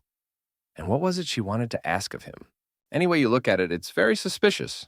Building a medical center for the poor? Chunchin would never do such a thing. The hero agreed since it was such a topic. Then, her request to him is even more suspicious. The chairman did not deny it. This is also true. Recently, the main office of the Chunchin Bank was robbed, which was surprising to the hero, because no terrorist group would be able to break into it. The old lady nodded. She did, but it's hard to get help from the police for this case. Ye Min-jun looked at her with disbelief. A bank was robbed and she can't get help from the police. So it wasn't just money that was stolen, but something else? The woman was not generous with details. She only replied succinctly, not really. The man's eyes widened when he heard that the real Delance had been stolen. From what he knew, carelessly handing out Delance could end up making them disappear into the spirit world. Therefore, all transactions in this currency are done by data transfer only, with no movement of real talents. Yeminjun couldn't digest this information. Did the committee really give this woman a real talent? Of course, but she was quite choosy about her spending. I suppose they thought she'd give it up. Though 1,000,000 dalens is a very large sum. After the woman named the number, the hero felt like his eyes were about to pop out of his orbits. He tried not to show his surprise, but wasn't it too troublesome to dispose of real Delantes? She had taken out real currency for some reason? Chunshin reacted strangely when he asked that question. Perhaps it was a precautionary measure in case of committee bankruptcy? Yeminjun shook his head. No, that's too ridiculous an explanation, Chairman Jenkinson concurred. She is definitely hiding something. The man got serious in a flash. There's something he needs to check first. Namely, the project to help the poor that Chunshin is going to implement. Yeminjun burned through the advertisement booklet with his eyes. First, they should check if it was real. Chairman Jenkinson was discouraged. He is going to test it, but how? Yeminjun revealed the plan. The Chengcheon project has a national scale, right? Since it's so large scale, there must be a decent amount of people involved in it. Whether it's a company or people, we need to check out those associated with it. The dragon hesitated, but it wouldn't be easy to check all of them. Yeminjun pointed his finger at the screen. Someone is marked here. Chairman Kim Kwang-woo, one of the richest orcs in Korea. After looking at Chunshin's plan, the hero discovers that the place where the woman plans to build the medical center is on the territory of the Orc Society, and the legal owner of this land is this orc. Finally, the man realized what his friend was driving at. Clearly, if he entered into a land lease agreement with Chunshin, at least he would be aware of how his land would be used. Yeminjun didn't want to waste any time. They should interrogate Kim Kwang-woo right away. But no sooner had the men begun their investigation than the first problem appeared, which put a damper on their entire plan. Cassie called to report that Kim Kwang-woo, the chairman's secretary, said he had already left weeks ago for the other dimension. The hero refused to believe it. Could it be? A known workaholic and went to the other dimension for a few weeks? Cassie confirmed that he was. He was on vacation. Hunter thanked her and hung up the phone in his hearts. Moment too perfect. He begins to doubt that the man is really away on vacation. Chairman Jenkinson had one thought. If Kim Kwang-woo had crossed Chunshin's path, then something bad could have happened. The man's mind replayed the worst scenarios. No one would have noticed he was missing. A shiver ran through the dragon's body. Chunshin is a psychopath. Even dragons are whispering amongst themselves about this story. This woman is a bit of a strange dragon. She only dates dragons that look like her ex-husband. And then they all quietly disappear. Suddenly, the chairman jumped up abruptly. Yeminjun was startled and impulsively jerked to the side. What's scarier is that Chunshin's ex-husband died in China. It has long been rumored that Chunshin was the one who killed her husband. Yeminjun raised his eyebrows. Why would she do that? The dragon crossed his arms on his chest. She killed him because her young husband had gotten old and was no longer to her liking. There was indignation and excitement in the chairman's voice. She was exonerated due to lack of evidence. But then, why do the dragons she meets keep disappearing? And since Chunshin kills dragons she doesn't want, it won't be a problem for her to kill an old orc. Listening to such stories makes the man cold. They make him doubt Chunshin. But still, he's not going to turn down the job that the dragon offered him. Still, they should fulfill Chunshin's request first. Since Kim Kwang-woo isn't here, it'll be harder to dig into Chunshin, won't it? The hero tried to temper his friend's excitement. They should work out the details as the task progresses. If Chunshin's crimes are real, Chairman Jenkinson will have to deal with them. If not, then the hero would just take DNA samples from her. After making this conclusion, Yeminjun headed towards the door. His words straightened Chairman Jenkinson a bit, his voice much calmer when he said he would contact Chunshin. About an hour had passed when the hunter finally reached the bank that had recently been robbed. No sooner had he passed into the hall than he heard someone's shout. A bank employee ran up to him in a panic and said hello. In a trembling voice, the man introduced himself. He was the deputy manager of the head office of Changcheon Bank. He held out a business card, begging the hero to handle this assignment. Yeminjun took the business card out of politeness, but he'd rather talk to the bank manager than the deputy. The employee's anxious condition had worsened. His already emaciated face seemed to have drained even more. The bank manager had quit a few days ago due to an unforeseen incident. So now he is the acting manager. His voice was full of fear. Mentally, the hunter concluded. It looked like he'd been disposed of. He'd have to check the camera footage first. Yeminjun had already been watching the accelerated CCTV footage for several minutes, and Delight of Nowhere wasn't about to go anywhere. He couldn't believe he was looking at real Delantes right now. He sees real Delantes for the first time in 800 years. They are made up of millions of crystals. Finally, the employee found the right footage and zoomed in. It's from the crime scene. Ye Mingjun couldn't hold his interest. He carefully looked around the insides of the safe, where a golden protective projection was neatly placed in the middle, which softly illuminated the space around it. Just a moment, and the sphere that was inside gently dissolved into the air, leaving behind a slight glow. Ye Mingjun opened his eyes. It was both unexpected and beautiful at the same time. He watched the tape again, that wave as the Delantes disappeared. It's like the waves that came crashing down when Mr. Lakefield's spirit returned to the afterlife. If they get sucked into the spirit world, they may never find them again, right?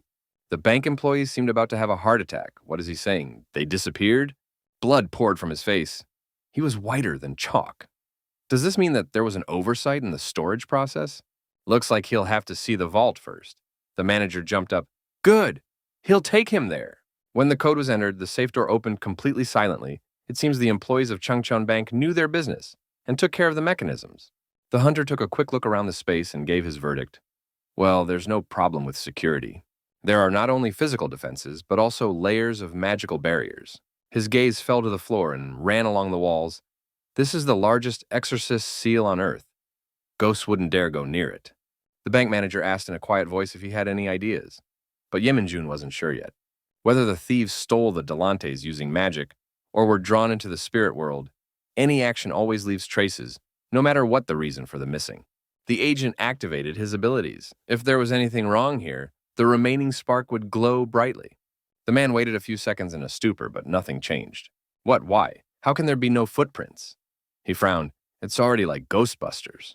No matter how the thieves stole the money, any action always leaves traces, but something he doesn't see them. The man felt awkward when the elf asked in a panic what had happened to the Delants, and he couldn't give an answer. He suggested looking around the area around the bank first. A couple minutes later, Ye Mingjun was outside alone, honestly. He was glad to be rid of the anxious bank employee. Finding himself in his thoughts, he walked slowly through the area around the building. As he made a full circle, the man felt even worse. What the fuck? There is no trace of magic even outside. No one has tried to break in here using magic. He's definitely missing something, after all. It wasn't a bug in the storage system either, and yet the Delantes disappeared without a trace.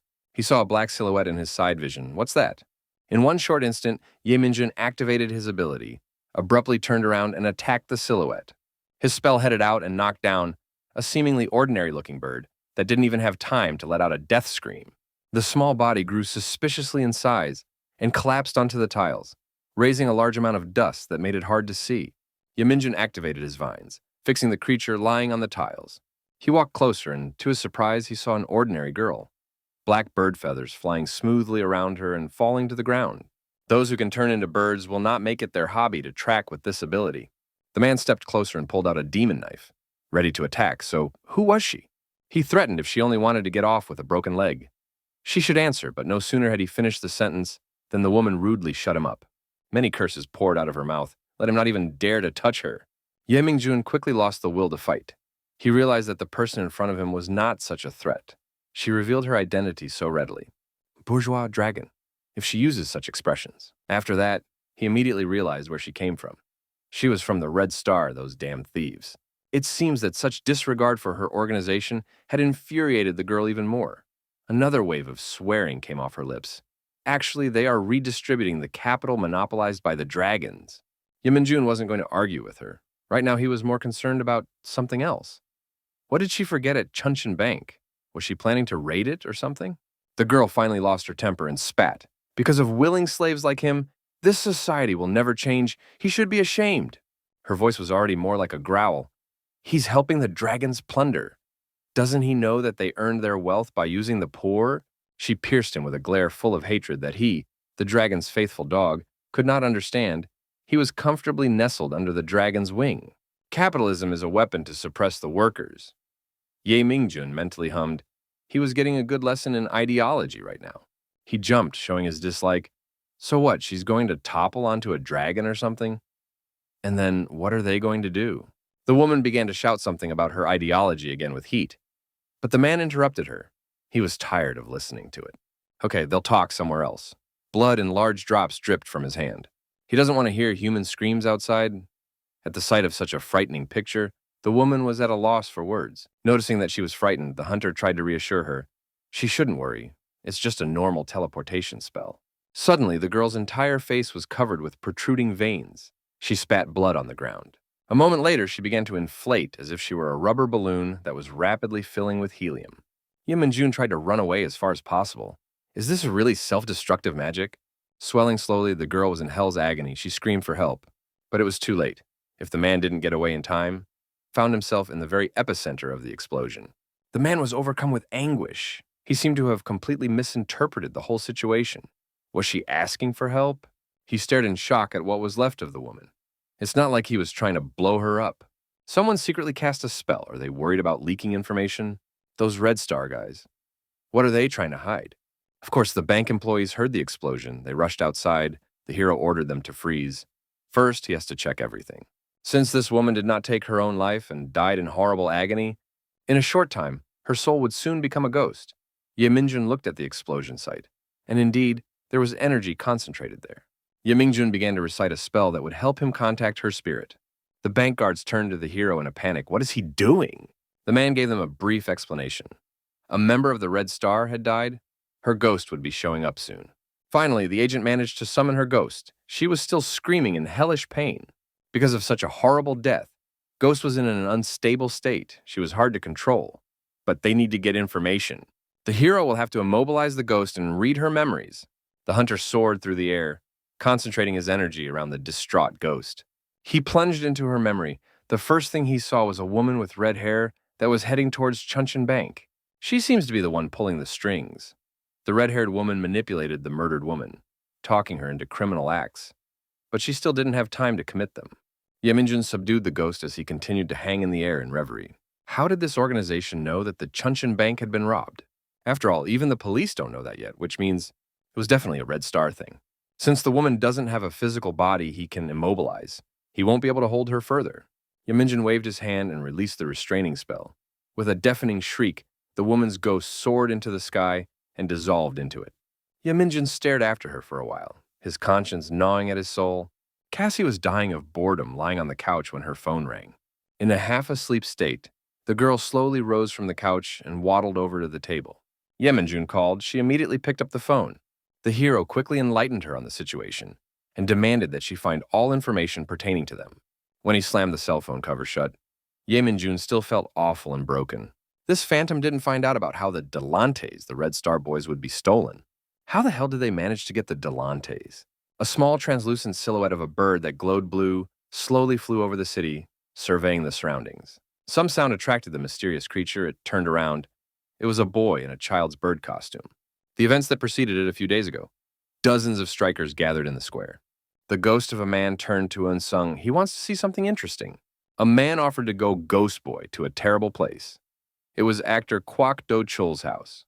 Right now his wife was figuring things out with him after cheating on him, which she had just caught. The boy got angry and yelled at the man. He was telling him to stop doing pointless things. Protests like this happen because of ghosts like him. Protests for the sake of protecting the rights of ghosts. They believe they have a right to exist, and against discrimination between the living and the dead. Did he know they were going to install exorcist circles in every new building? Because of ghosts like him who crossed the line, they're all seen as potential criminals. The man patted him lightly on the head. Why was he only watching the protest then? The boy took his eyes aside frustratedly. It's because of the knife stuck in his neck that he can't show them his ugly appearance. He started to tell me that he would write about everything on his blog.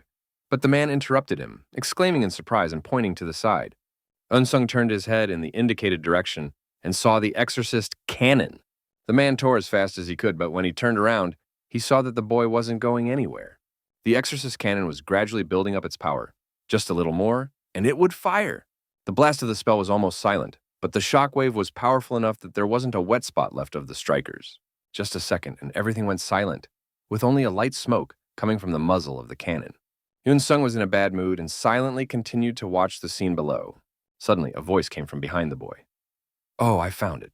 A ghost in a penguin costume with a knife in his neck. Yoon-sung turned around in surprise when that female voice called his name. How does she know him? Though he had nothing to fear since he was already dead. The boy felt the tension. Who was she? The red-haired woman reached into the inside pocket of her jacket and grinned. She's human. After rummaging around for a while, she pulled out a business card and waved it, the imprint of the red letters glistening in the sunlight. The woman shook her head, moving her hair out of her face. Her confident green eyes gleamed behind the lens of her sunglasses. They could talk for a while, if he didn't mind. When they reached the Red Star, it was gradually beginning to get dark. The woman thanked him in a kind voice for his cooperation. The boy brushed it off with embarrassment. The Red Star has helped him a lot in the past. He has blushed a lot. During his lifetime, he was very poor. He and his sisters were starving. There was nothing to eat, not even to count how many times they miraculously survived thanks to the Red Star. He didn't die thanks to the food they distributed, which they took from the rich. So he would want to help the organization even after his death. The Red Star holds the national security. They can be called modern heroes. The woman made no attempt to hide the pleasure she felt when she heard those words. She was glad he thought of them that way. Unsung jumped up and blushed even more when he heard from the woman that Red Star needed his help. He flapped his penguin suit wings amusingly. But he's a ghost. He can't steal things or fight anyone. The woman gave him a good-natured smile. He's immune to exorcist circles, right? At the last ghost protest, which is today's, they used a gun. A psychic friend of hers said he saw it when he helped out at the last protest. Yoon-sung remained unharmed after the shot, which took several ghosts with it. The woman admitted, honestly, they had set up a pretty powerful exorcist circle here. Yoon-sung sighed. He felt it a little. The red-haired woman didn't hide her excitement. They had seen enough of his abilities. Would he help them? The naive boy was ready for anything. How could he help them? The woman nodded her head towards the wall with information on her investigation. Does he know the orc chairman, Kim Kwan-woo? He is the truest monster. This man sponsors orc gangs, drug distribution, and of course, illegal gambling. It was said that he had something to do with underage prostitution. Yoon-sung opened his eyes wide with shock. The woman continued. They had gotten on Kim Kwang-woo's tail a long time ago, with one ghost helping them. But on the day Kim Kwang-woo met with Chunshin, that ghost suddenly disappeared. If he's been caught, there's a good chance he's at the head office of Chunshin Bank. So their organization needs the boy to get into the bank and find out what is going on inside. Then they will conduct a rescue operation. The woman smiled good-naturedly again, and of course, they would compensate him. The boy wondered, he's already dead after all, but the woman wouldn't back down. They read a little about him, and apparently he has 2 younger sisters who are still alive. He will monthly financially support his sisters through a trusted foundation. Yoon-sung cried out in joy and surprise. Plus, they would bring his sisters to a safer residential area, a place that would be suitable for 2 girls to live. Tears of gratitude came to Yoon-sung's eyes. The woman leaned slightly to be level with the boy and reached forward for a handshake. A confident smile shone on her face, so he would help them. Ever since he died, his sisters have had a very hard time. But if Red Star can help them, they can live a better life. He still needs to send the youngest sister to high school. Yoon-sung lightly touched the fin of the suit to the woman's finger. He would definitely help them. After their conversation, the boy immediately headed towards the bank. The sooner he did so, the better. In a fairly short period of time, he reached Chunshin Bank and slowly walked through the wall. Yoon-sung hid behind a pillar near the ceiling so that no one would notice him, and he watched the people scurrying around below with interest. He wandered around the bank for a while from room to room until he reached the place with the safe. His face lit up with naive childlike joy. He had found it. This is the place he was sent to, the vault of Chunshin Bank. Yoon-sung slowly flew up to the door of the safe, looking over its mechanism wistfully. So was the ghost stuck inside it? Wow, there's an incredibly powerful exorcist circle out there. He could probably send other ghosts besides him straight to America. Yoon-sung dutifully walked through the wall. He awkwardly glanced around and called out to Mr. Ghost, "Is he here?" Suddenly, his eyes came across something beautiful. It was a golden glow that was located right in the middle of the safe and was bounded by a protective pentagram. Yoon-sung had never seen such a thing in his entire life and death. What was that bright light? The boy couldn't deny that it was the most beautiful thing he had ever seen, in awe. He flew a little closer. Even though he didn't know what it was, but the thing was so beautiful that he wanted to touch it, he reached out with his fin. In just a second, a golden light surrounded him. The little ghost cried out in fear. Before he could blink, the golden light completely dissolved into the air and disappeared. Yoon-sung anxiously looked around the walls of the room. His whole little body was trembling. What had just happened? When he returned to the Red Star, the red-haired woman was telling him about Delantes. It's a kind of currency used by aliens. Apparently, they are drawn into the spiritual world at the slightest touch. A terrible realization came to the boy, and the woman confirmed it. Yes, she thinks they disappeared because he touched them. But more importantly, the boy went through the entire Chunshin Bank, but didn't find any ghosts in it. What should he do now? The woman feigned seriousness. Well, if it's not Chunshin Bank, then they'll have to find another suspicious place. Since he was able to bypass Chunshin Bank's defenses, he'll be able to get to other places. The naive child still didn't realize he was being manipulated. He was ready to go anywhere, even now. The woman smiled contentedly. The next place, a little more dangerous. This is the lair of the ancient dragon Chunchin. Hearing his next task, Yoon Sung once again jumped the air with surprise and flapped his wings with his hands. It was very amusing to watch. Woman. Trying to make her voice softer and more convincing. Besides, he said he scrutinized the bank from the inside, right? She tried to suppress a smile, then could he tell her how things worked in it? Have him tell you everything he remembers, every detail. Yeminjun went back inside the building again. He went through the camera footage again. Maybe he missed something? Hunter had already lost count of the number of times he'd reviewed the tape. Those Red Star scumbags. I wonder how they were able to steal the Delantes after all? Though he can't figure out why they would want to do that. Anyway, even if they stole the Delantes, they can't buy anything with them, nor can they exchange their land money. The point? This organization probably knows next to nothing about the Delants. That's the only explanation. Even he knows that only a committee can release them, but even they can't do it all the time. And also the hero knew one important factor. Delants are needed for soul destruction, which means they could be used to absorb or even erase the memories engraved in his soul. Even if he takes the stolen Delants from Red Star, perhaps he can find a clue to how to get his memories back. Ye Min-jun was about to scroll through the recording again as his phone on the table vibrated. Chanpal called. The hero warned that he's a bit busy. Is something wrong? The policeman's voice was serious enough, wondering if the hero had sealed that frying pan yet. He wants to use it for the last time. His voice became pleading, and Ye Min-jun's eyebrow involuntarily twitched. All right, let him use it, but then put it back. He was about to hang up. At the last moment, he changed his mind. If you think about it that way, Red Star's main area of activity was the orc community, no?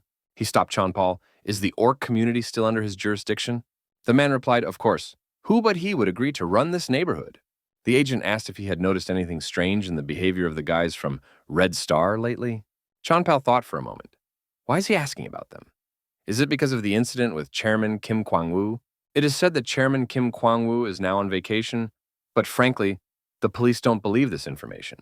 Kim Kwang-woo is a big shot who secretly sponsors orc brands, so he's one of the people the police will be watching closely.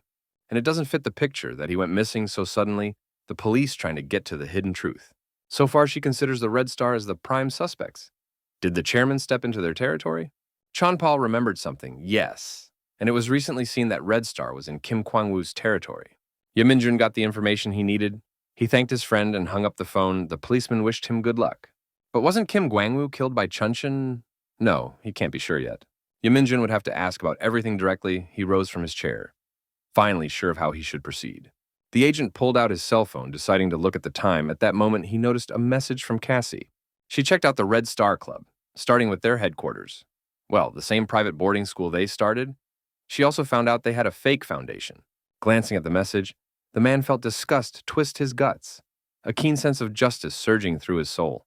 Anger followed, and he clutched the phone in his hand and cursed.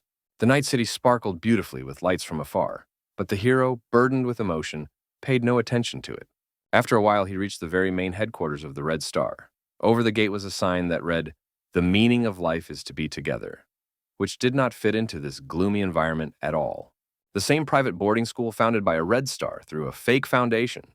Ye Min-jun was upset. In that case, the police wouldn't be able to easily intervene. Cassie on the other side of the tube confirmed it. An impulsive attack on a slum school would only ruin his and the police's image.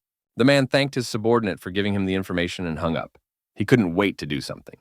If the Red Star is using children as a shield, he has an idea. The man pulled out dozens of talismans from behind his sinus and threw them down. Filled with magic, they gradually lit up with bluish flames, gently planting on the roof of the building. A moment later, a protective barrier formed around the building, which crackled periodically with magical flashes, as if with electricity. Yeminjun had created a barrier that no one would be able to stop without his permission. Now he could head inside the building. But first, he should evacuate all the civilians out of here, no matter what happens. The hero bared his demonic knife, inflicted a small wound on himself, and recited the spell in a dull voice. His voice dropped low enough to echo throughout the neighborhood, bright charges of dark energy erupting around the building. They gathered into small spheres which, under the influence of the spell, gradually gathered at the place where Ye Min-jun was standing. The concentration of dark energy peaked as all the spheres joined together and gathered at the agent's feet. Right now, Ye Min-jun was not like himself, a gloomy aura hovering around him. The man clenched his fist and thrust his hand forward. A powerful stream of energy headed towards the building. One of the students in the classroom was looking boredly at the crackling fluorescent lamp on the ceiling. As suddenly, there was some noise. A second later, the electricity was cut off and the children were left in the classroom. In total darkness, there was silence, except for the anxious sighs of the children. The headman of this group was one of the most cool and calm kids. They make such a fuss over a simple power outage as if they were toddlers. Before he could finish, his voice shook and his throat constricted with fear, not allowing him to breathe. Right now, some creature from the ceiling was piercing him with a blank stare. The children screamed in panic and headed towards the exit in tears, knocking each other down. But as they ran out of the classroom, and the nightmare wasn't over, silhouettes of the same creatures could be seen from behind the window. They were thumping loudly on the glass with clawed paws. Without feeling their feet, the students ran outside the school into the courtyard. The headman stopped abruptly, a suspicious fog hovering around the school. Turning around, the students desperately shrieked. A horde of hideous creatures were stepping on their heels. What should we do? The headman panicked was looking around when he noticed something. He jabbed his finger towards the gate. There was no fog near it. The children didn't have much time to think, and they rushed towards the rusty school gates. More and more students were gathering at the gate when a suspicious voice came from the speakers. "Attention, students, it's dangerous outside," a hoarse voice mumbled. "Return to the dormitory immediately and wait for further instructions," I repeat. Everyone returned to the dormitory. Hearing this, Ye Mingjun felt his eyebrow twitch in annoyance. As he could guess, he had no choice. He raised his hand, reading out a new spell. He would have to scare them some more. Grim corporeal shells with empty eye sockets floated out into the street, looming over the children. Necromancy. This ability is different from that of necromancy, which refers to black magic. While necromancy manipulates the bodies of the dead, this spell controls wandering ghosts that have no physical forms. The students decided to balk at the administration's advice and, squealing, ran again towards the gate. This spell lends power to a ghost, allowing them to influence the world of the living. Some students had doubts about whether they could run away, but there was also no time to argue about it. If they don't want to die, they should run. Finally, Ye Mingjun achieved what he wanted. The children scurried outside the school through the gate. He carefully made sure all the kids ran away from the campus. He didn't want to hurt anyone. When the children finally got outside the school, the hero lowered himself to the ground and tried his best to infiltrate the building as stealthily as possible. He stopped in front of the back entrance doors. "Is this where the Red Star headquarters are located?" Overflowing with irritation at this organization, the man put all his strength into the blow and swung the locked doors open. Slowly, trying not to make his presence known, the man descended underground, his footsteps echoing muffledly off the walls of the stairwell. He looked at the signs on the wall, trying to figure out where he should go. Apparently, there were many more floors. He sighed in surprise. This was definitely not something you'd expect to find in a school basement. While Ye Mingjun was distractedly and with interest looking at the door he came to while descending the stairs, some silhouette quietly appeared behind him. With a cry of, "Die!" the mysterious figure attempted to attack the hero. Ye Mingjun's reflexes were excellent, and he quickly cast a spell that threw his enemy back a few meters. After such an attack, the young lad lost consciousness. Ye Mingjun looked around him in surprise. Why was he attacked by a disciple? Following that, his gaze fell on the object that was still recently in the student's hands. This guy, his aura is linked to a magic sword, and he has weapon-related abilities. Hunter felt a slight chill run down his back as the realization came to him. They start schools to select kids with ability and then brainwash them and use them for their own ends. Involuntarily, the girl that exploded due to his carelessness came to his mind. She also looked like a schoolgirl. Anger once again swept over Ye Mingjun.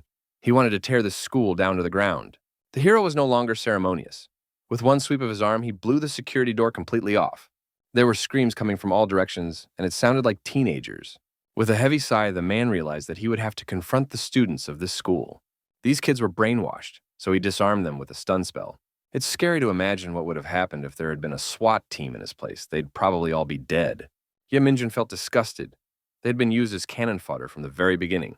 He knocked another door off its hinges that got in his way, startling the people in the room. Judging from what appeared before his eyes, these were the teachers of this very school, and right now, they were about to escape through a hidden passage. Ye Mingjun brought his eyebrows together. Right now, a mixed gamut of feelings were playing on his face, from sympathy to disgust. Somehow, it was strange that there were no adults among those who tried to stop him. His voice trembled with anger. They used these know-nothing children as bait, and they themselves, adult leaders, ran away. He was still talking when one of the faculty members attacked him, calling him a dragon bedfellow. This was the first time Ye Minjun was fine with someone attacking him. Right now, he wanted to beat the crap out of everyone here. Behind him, a dark entity emerged from the darkness that lit up the room with a red glow in its eyes.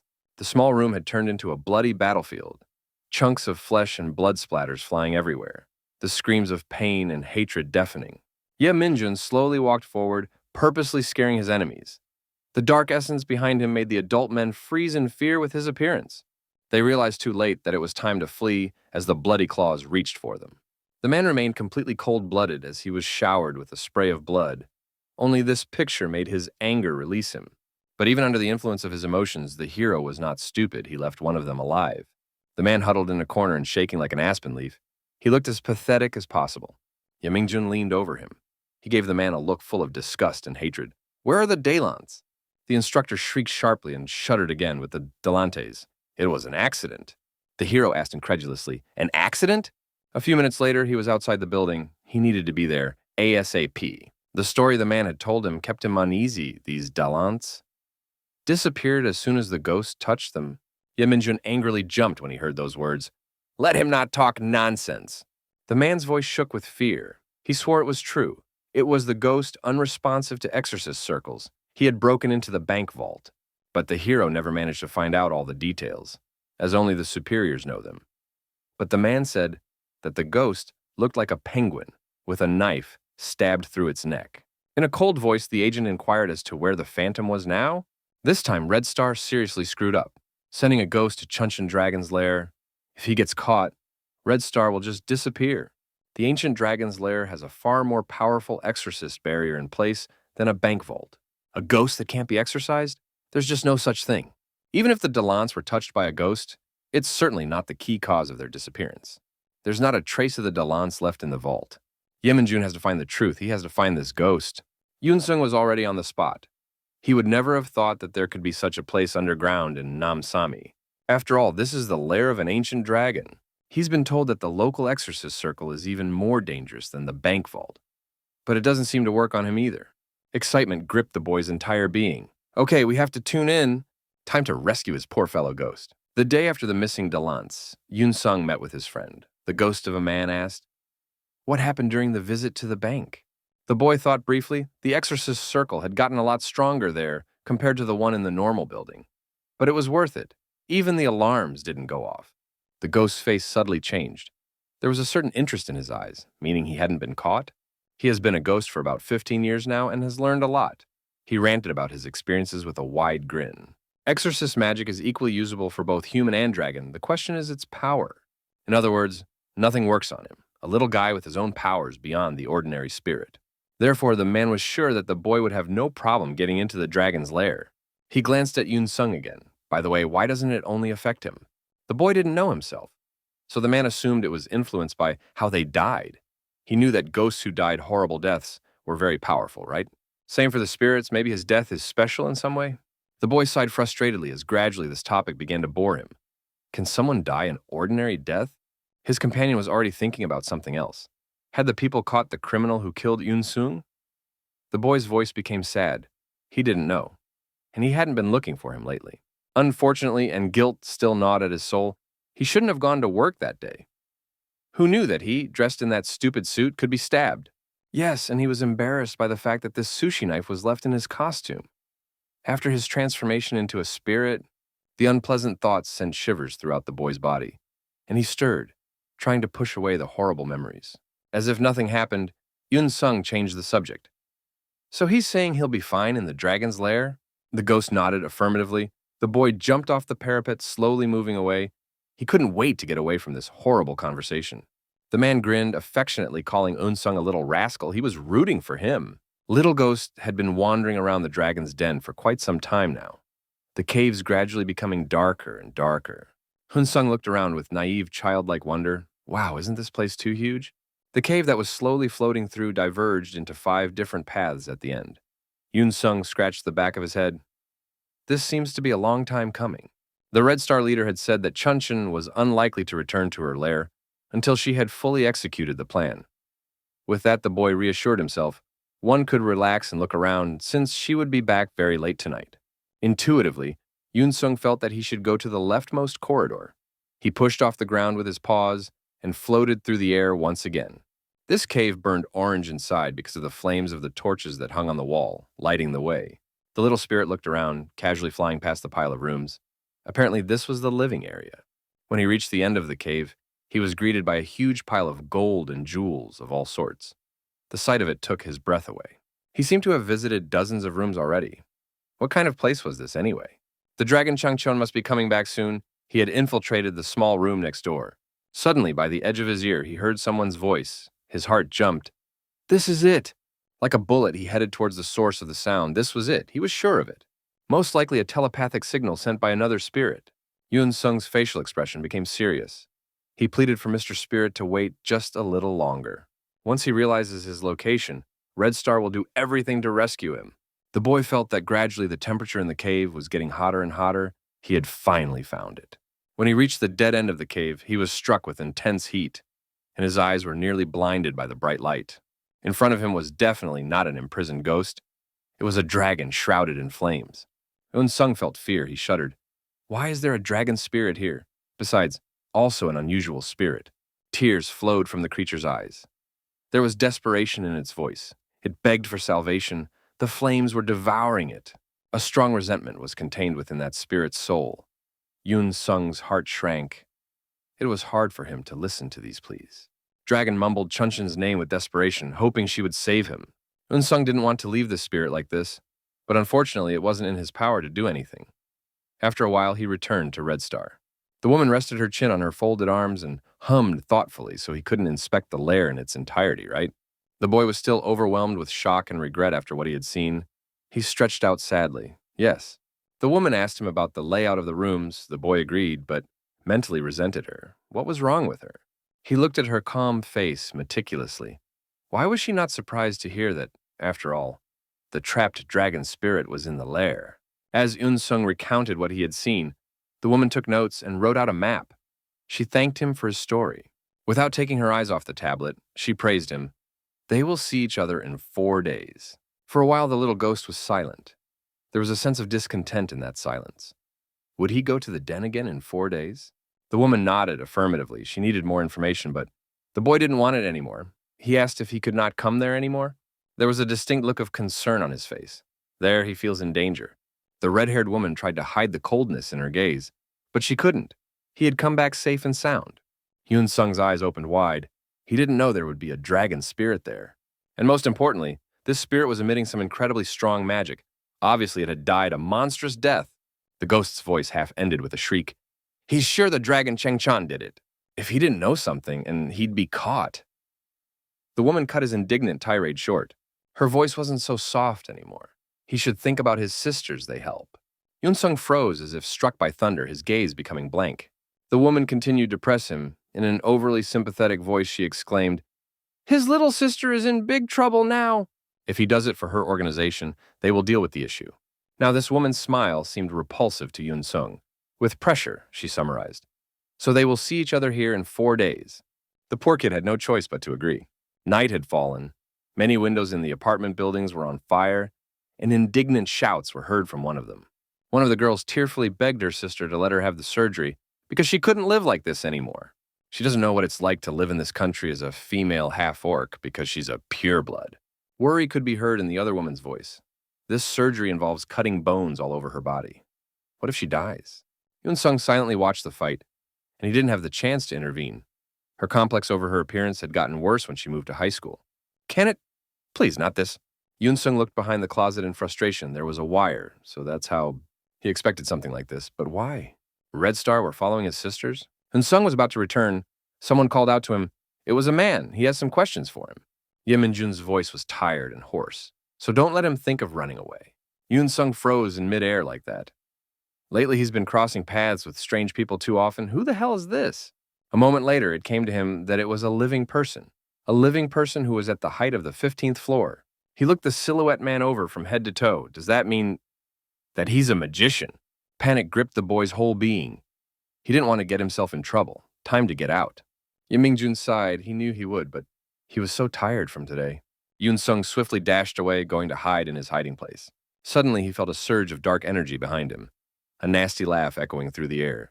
The enraged ghosts, driven by the magic of necromancy, swooped down on the boy, baring their predatory mouths. The vicious creatures clawed at the boy, clawing at him with sharp claws. Yunsung shouted while Yeminjun watched the whole scene. In a low voice, he repeated again, "Let him not even think of escaping. The ghost can't escape his grip even if he's dead." Yunsung was silent. The hero realized that he would finally go along. He warned him not to do anything stupid and answer his questions honestly. The cold, penetrating gaze of the hunter startled Yunsung. Yeminjun asked, "Where are the Dalans?" The boy became uncomfortable. By Dalants, he means. After a couple minutes, Yunsung was released from the restraints. He completely and honestly told the whole story. The hero couldn't believe it. He swallowed them. The ghost felt a drop of sweat run down his back as the hunter pierced him with a glare from the sneaky side. Does he think he's going to believe this? The boy flapped his paws with his wings. He meant it. Yeminjun did not take his embittered gaze away from him. How? Yunsung was on the verge of tears. He was rubbing the flippers of the suit. He really doesn't know. What he felt when he touched them, he's sure it was absorption. The woman's words popped into his mind. She also thought the Delanthus had disappeared from his touch. The boy continued to make excuses in panic when Yeminjun interrupted him. So he was trying to save the spirit that was caught by the dragon Chuncheon? The boy confirmed it, the hero wondering if a ghost as unique as him even existed. Yunsung didn't understand the gist of his question, so he continued to remain silent in embarrassment. Yeminjun's gaze softened a bit. He gave an explanation. "Exorcist spells don't work on him," he asked. "Is there still a ghost that a psychic can't see like him?" The boy wasn't sure himself, but he'd never met a ghost like him before. The hero sighed heavily, then, seeming to be taken advantage of, the boy perked up. The organization does not have a ghost like him. And the ghost that helped the Red Star was caught by Chuncheon. The boy was too naive to understand what it means. Chairman Kim Kwang-woo is a psychic, and a pretty strong one at that.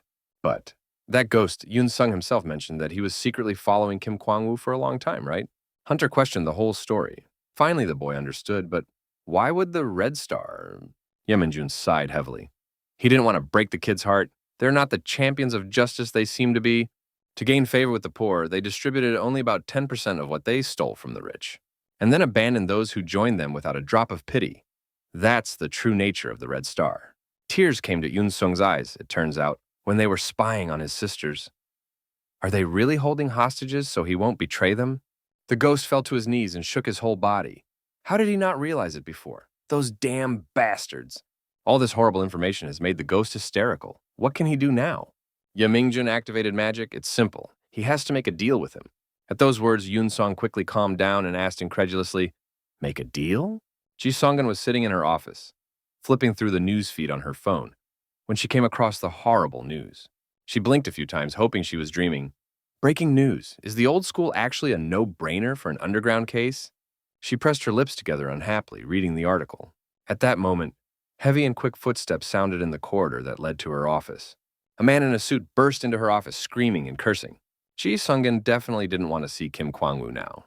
In an even voice, she greeted him. It's been a while. The man slammed his heavy palms on her desk. The wood groaned. The school was completely emptied. Could Chuncheon recognize? The woman urged him to calm down. The only people who could do anything right now were the migrants. And Jenkinson. Kim Kwang-woo raised his eyebrows in surprise. Why would Jenkinson do that? Ji Sungin raised her squinted eyes at him. She thinks that Chuncheon and Jenkinson made an agreement. The man continued to scream. The woman gradually began to get a headache. How? They are enemies. They will unite. Then their plans are over. The Red Star leader shook her head. She didn't think so. They only made a deal because they needed each other. If either of them made a mistake, they would tear at each other's throats. Such is the nature of these insatiable monsters. Ji Sungin tried to make her voice softer and more convincing. He shouldn't worry about the school. They will leave as soon as possible and get rid of the problems in the future. There's nothing to be done. Finally, Kim Kwang-woo is calmer, but the Red Star Squad has disappeared and she looks calm. The woman waved her hand nonchalantly. It's okay, they'll just start over. Her lips curved in a smile. They would easily find people to replace them until poverty was gone from this country. Kim Kwang-woo smiled satisfied. He nodded relaxedly. Right. Then we need to get rid of Chuncheon as soon as possible. To say that there is a support program for the poor among the orcs. Many poor people have bought into it. There was arrogance in the man's voice. If you're a dragon, and you shouldn't give a shit about this shitty neighborhood. Ji Sungin, with a chuckle, handed him the clipboard. Wasn't that why their ghost went for a walk to her lair? Kim Kwang-woo quickly ran his eyes over the text and map and familiarized himself with the information. Wow, dragon spirit. His thick lips contorted into a carnivorous smile, revealing sharp fangs. That's it. That's enough. With this, they can get rid of Chuncheon once and for all. He may not be able to compare to the dragon Changchun, but there is another dragon to his side as well. According to him, Chuncheon's ex-husband was burned. There's also a rumor that she's the one who killed him, but if it's true, come to think of it. What Kim Kwan-woo heard in the den that day, he will never forget her sly look. The old lady was talking about how she was planning to build a medical center in the orc community. Hence, she would like to take over part of his earth. Her quiet, relaxed voice echoed off the cavernous walls. How about cooperating? Kim Kwang-woo has continued to be in a bow all this time, he agrees. The woman nodded contentedly, after which the orc rose to his feet. Kim Kwang-woo reached for the paper and pen, but there was a look of concern on his face as his sensitive ears heard strange cries from the depths of the caves. The chairman tried to keep a cool face, pretending that he didn't hear it. Finally, he began to write his signature on the paper. He heard pleas for help. Involuntarily, the man turned toward the source of the sound. Chuncheon noticed his strange behavior. She inquired with increased interest. Is something wrong? The man shook his head, no big deal, and finished signing the documents. He knew now that it was the spirit of Chuncheon's ex-husband who had been killed by her. The chairman crossed his arms over his chest and sighed heavily. There is one more detail.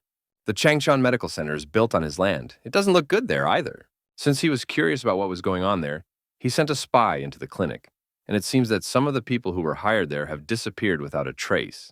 For the most part, these people were perfectly healthy. That's what's so strange. The man exclaimed indignantly. Obviously, she was sending them somewhere else to set up a military organization behind Jenkinson's back.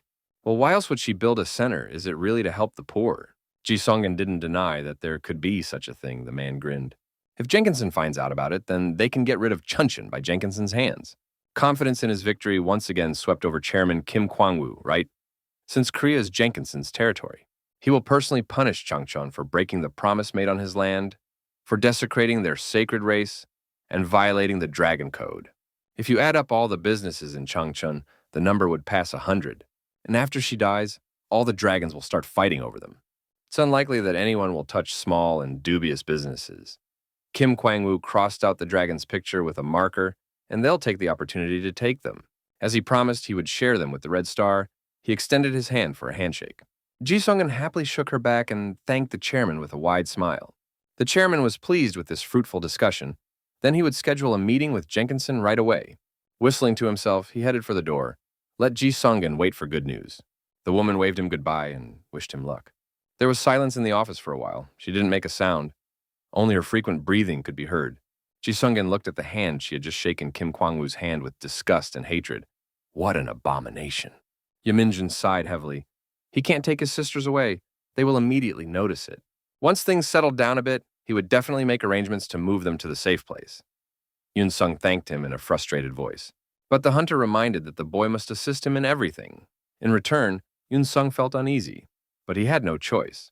Yaminjun nodded satisfactorily. Excellent. First of all, what he is interested in is this. Why would they lie so much to get the boy to do something like this? Yoon Sung should tell him in order how it was. The ghost of a boy sighed heavily. Yes, at first.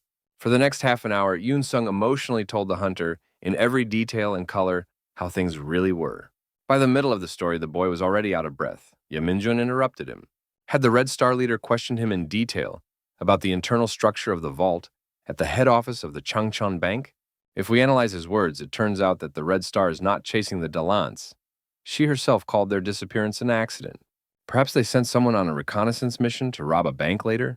But there, Chuncheon itself has put up a barrier. The man thought deeply and fell silent. How do they plan to slip through? He raised his eyes to the boy again. He says he's been to Chuncheon's lair, right? Did he see anything there? For a brief moment, the boy wondered in the den. Well, there was the treasure, the library, the meat. The painful screams of the dragon spirit flashed through his mind, and he fell silent, stopping half-heartedly. The boy mumbled something, unable to pronounce normally. The hero waited patiently. Yoon Song finished telling about the chained dragon spirit. Finally, Ye Min-jun remembered that he needed to breathe. Shock was clearly written on his face. A dragon spirit imprisoned in a magic circle. Maybe he was just imagining it. But the boy said he was serious. Then Jenkinson's words popped up in the hero's mind. There's a secret between dragons, Chuncheon. She's a bit out of her mind. Her last husband who died in China. Rumor has it that she killed him. Ye Minjun couldn't believe it was true, he muttered through his teeth. Chunchin, this is a crazy old lady. If Jenkinson finds out. The hunter once again remained in silent contemplation while Unsung watched him, shaking with anxiety and waiting for the man to at least say something back to him. Right, if she dies, then that barrier will disappear on its own.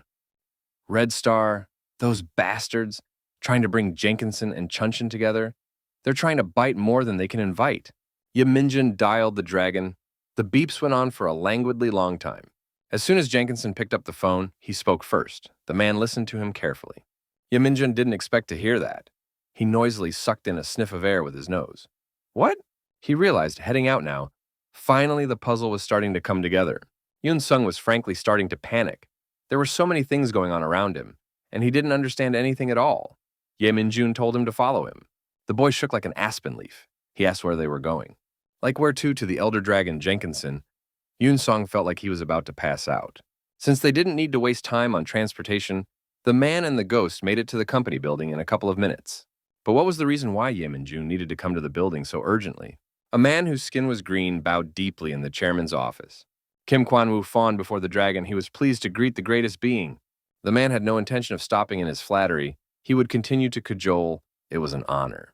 Jenkinson only watched silently, waving his hand to say he could get up. Did he bring the chairman to the point?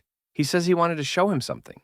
Kim Kwang-woo played the role of an obedient subordinate and handed the chairman a packet of documents. Chairman Jenkinson looked thoughtfully over a couple of sheets that lay on top. Once he realized the gist of the content, he tossed the stack of papers back on the table and raised his pink eyes to Kim Kwan-woo in anticipation. Despite his calm face, the orc was chuckling deep down. He was sure that the chairman was boiling with anger right now and would want to tear Chunchin to pieces. But the reality was completely different. The chairman was completely calm. Why didn't he react?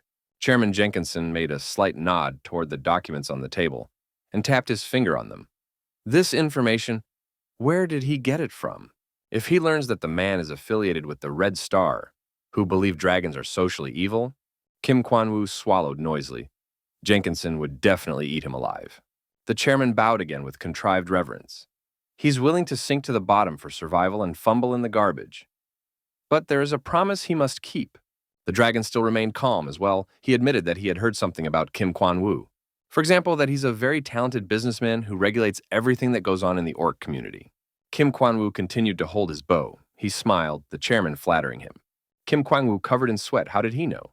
The door creaked open. Someone else had broken into the office. The man looked around. In front of him, Yaminjin was standing in a relaxed pose, leaning on the door jamb. But he wasn't alone. Next to him was the ghost of a boy in a penguin costume. Kim Kwang-woo realized that there was no point in pretending to be a fool anymore. He shouted angrily. The hunter gave the boy a command to take it. Yun Sung obediently swooped down on the chairman. Kim Kwang-woo froze in shock. What does that mean? But it was too late. The boy's ghost had entered his body.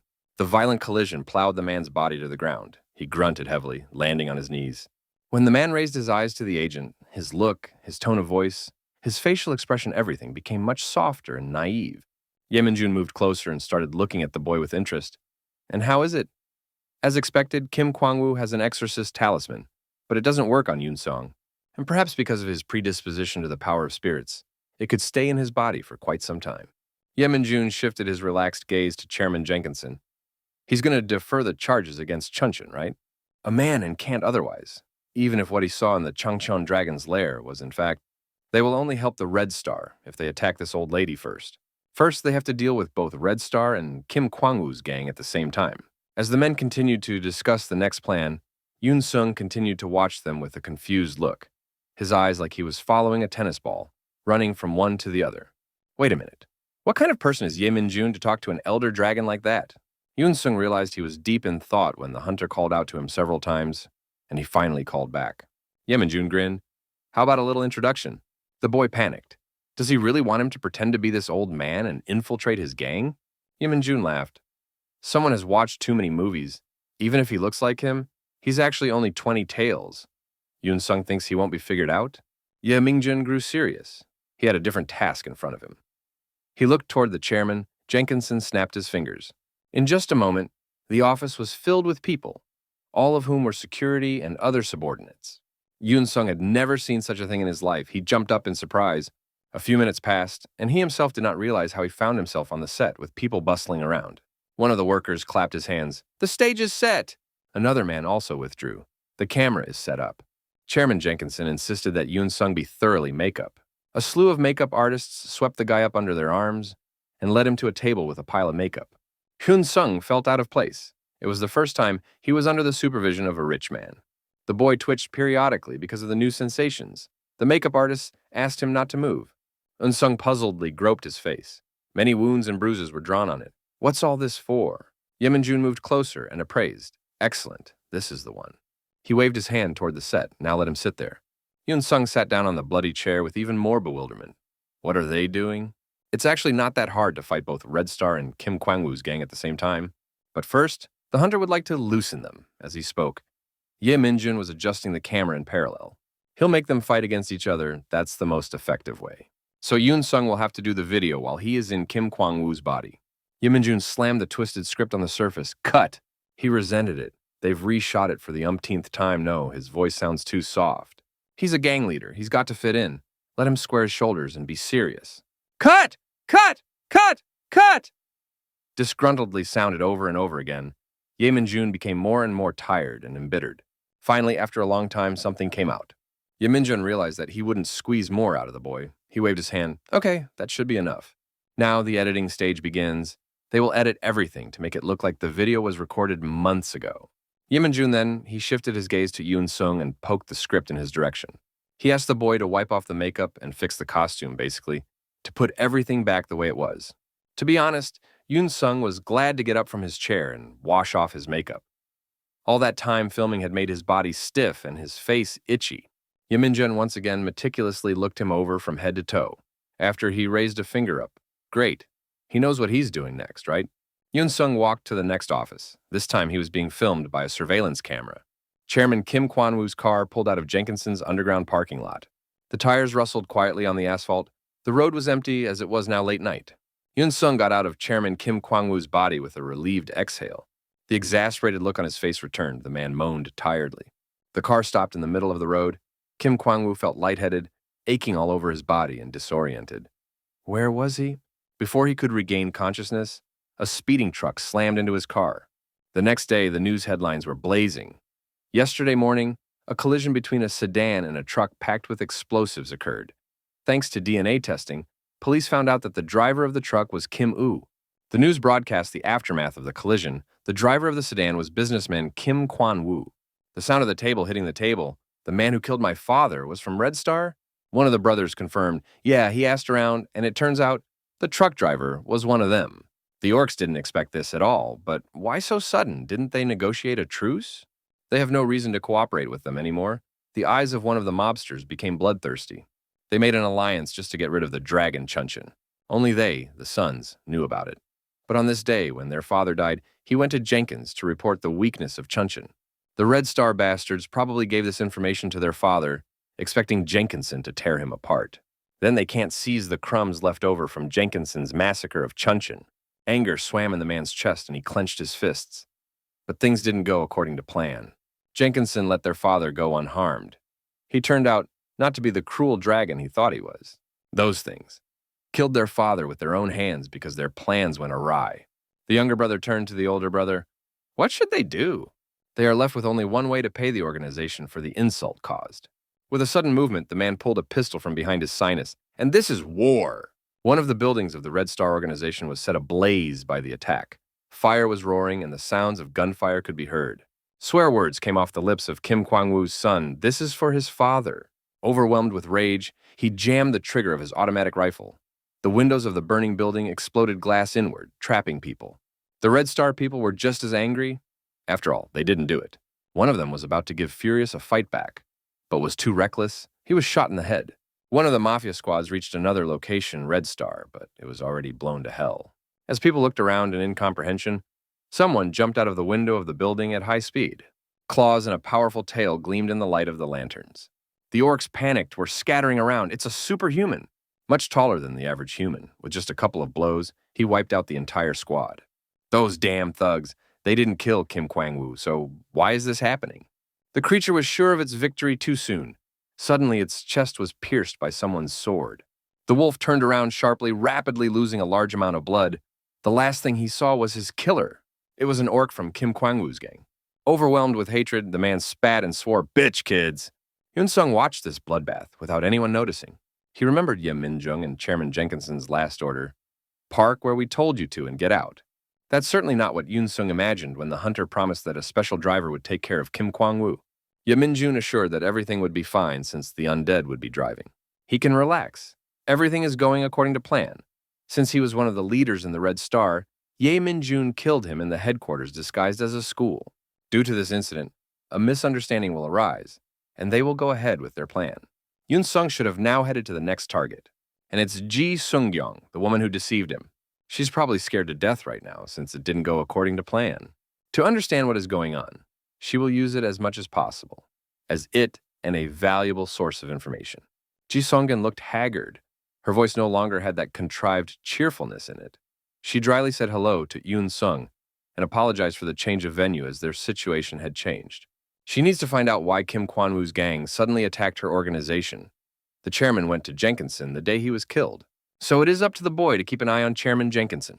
While everything was going according to plan without a hitch, the hero received a call from the chairman. He has everything ready. Ye Min-jun dropped the call. Now it was his turn to act.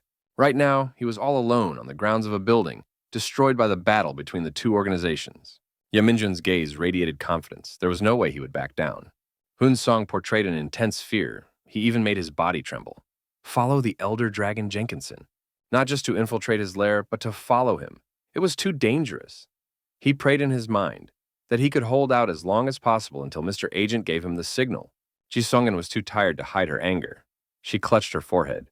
"You mean he won't do it?" Eun-sung lowered his voice. "Well, this is a bit much," the woman angrily mumbled. The leader's eyes exuded coldness. She thought he was really worried about his sisters, but apparently nothing of the sort. Eun-sung couldn't hold back his anger. He clenched his teeth. Let him not even dare to mention them. Ji Sung-gyun waved her hand and laughed lightly. Why is he frowning so much? There's no need to scare her. Is he really going to attack her right now? You could hear the sneer in her voice. Let him not even think about taking over her body. Her coworkers are watching them right now. So if he so much as laid a finger on her, his sisters would immediately. Ji Sung-gyun didn't finish as she felt a powerful stream of wind rush past her. The only way out of this room, a metal door, slammed sharply shut so hard that the beams on the ceiling rattled everywhere. Black ribbons burst out from all corners, which crossed the paths of retreat. Ye Min-jun had finally arrived. Ji Sung-gyun began to frankly panic. How did he know about this place? We need to teleport now. But it was too late. Yun-sung was only a few millimeters away from her and was rapidly approaching. His voice was overflowing with anger and despair. She can't escape. Just like last time, the punch was too powerful, so Ji Sung-gyun's body was knocked down. But this time, it wasn't that simple. The woman rose to her knees, clawing at her hair, and screamed. She howled, wriggled, and rolled around on the floor like a possessed woman. He must leave her body immediately. Yun-sung was desperately fighting for his place. He couldn't get her under control. How strong is her psyche? Hun-sung had no pity for the woman. He slammed her head against the floor with all his might. She let out a whine. That damn ghost! Yun-sung couldn't believe what kind of life she had lived. Since her psyche is so strong, she's stronger than Kim Kwang-woo, the gang boss. The ghost of the boy continued to threaten the woman. Let her better surrender. She won't win. Ji Sung-gyong continued to push with all her might. Yun-sung was starting to panic. He was losing control. At this rate, she would knock him out of her body. Yun-sung kept clinging on from the last. He should be able to hold on until Ye Min-jun comes.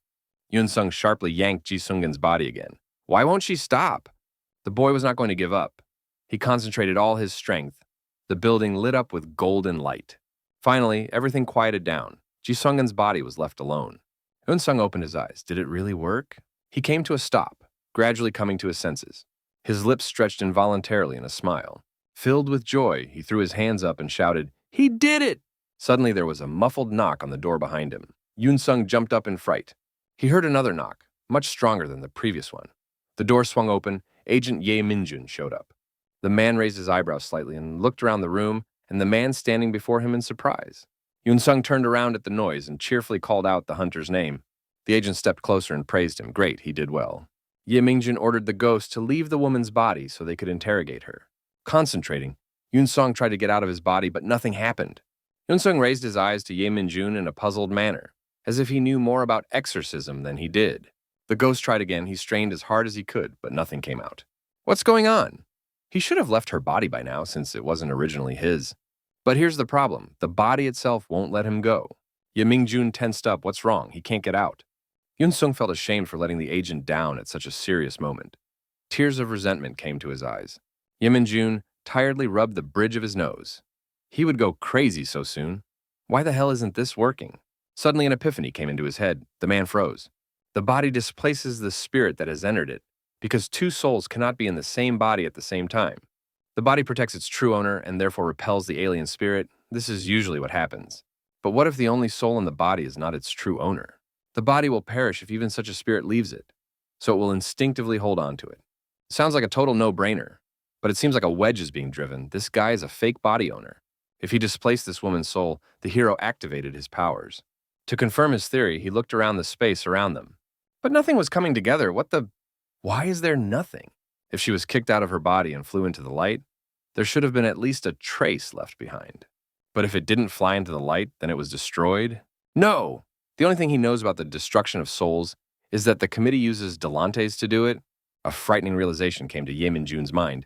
He raised a shocked look at Yun Sung. It's about Delance? Yun Sung said he absorbed the Delantes, didn't he? He looked around but found no soul of her. There wasn't even a trace of her left here. The kid panicked, but where did she go? Ye Minjun poked a finger in his direction. But the naive kid still didn't understand anything. He laughed with relief. She's a very sound sleeper. Ye Minjun exhaled heavily and shook his head.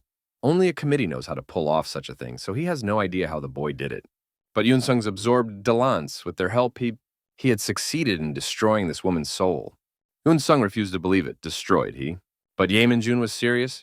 He wanted to know what the guy did when he fought for control of this body. Yun Sung thought about it. Yeah, it seems like nothing. Ji Sungin just kept telling him to back off. Eventually, he got so angry he told her to stop. When asked by the hunter how he felt, the lad stated that it was much better than he thought. Quite comfortable, as if it were his own body. The hero felt a chill in his chest. This is what the committee does when they place the soul of a prisoner in another body. He knew that soul destroying required a Dalant. But what about technique? So, with true Delance, it is possible to move one's soul into a different body and... Running away from the committee? Walking down the stairs, Ye Minjun tried to figure out how he felt about this. After all, this was a good opportunity.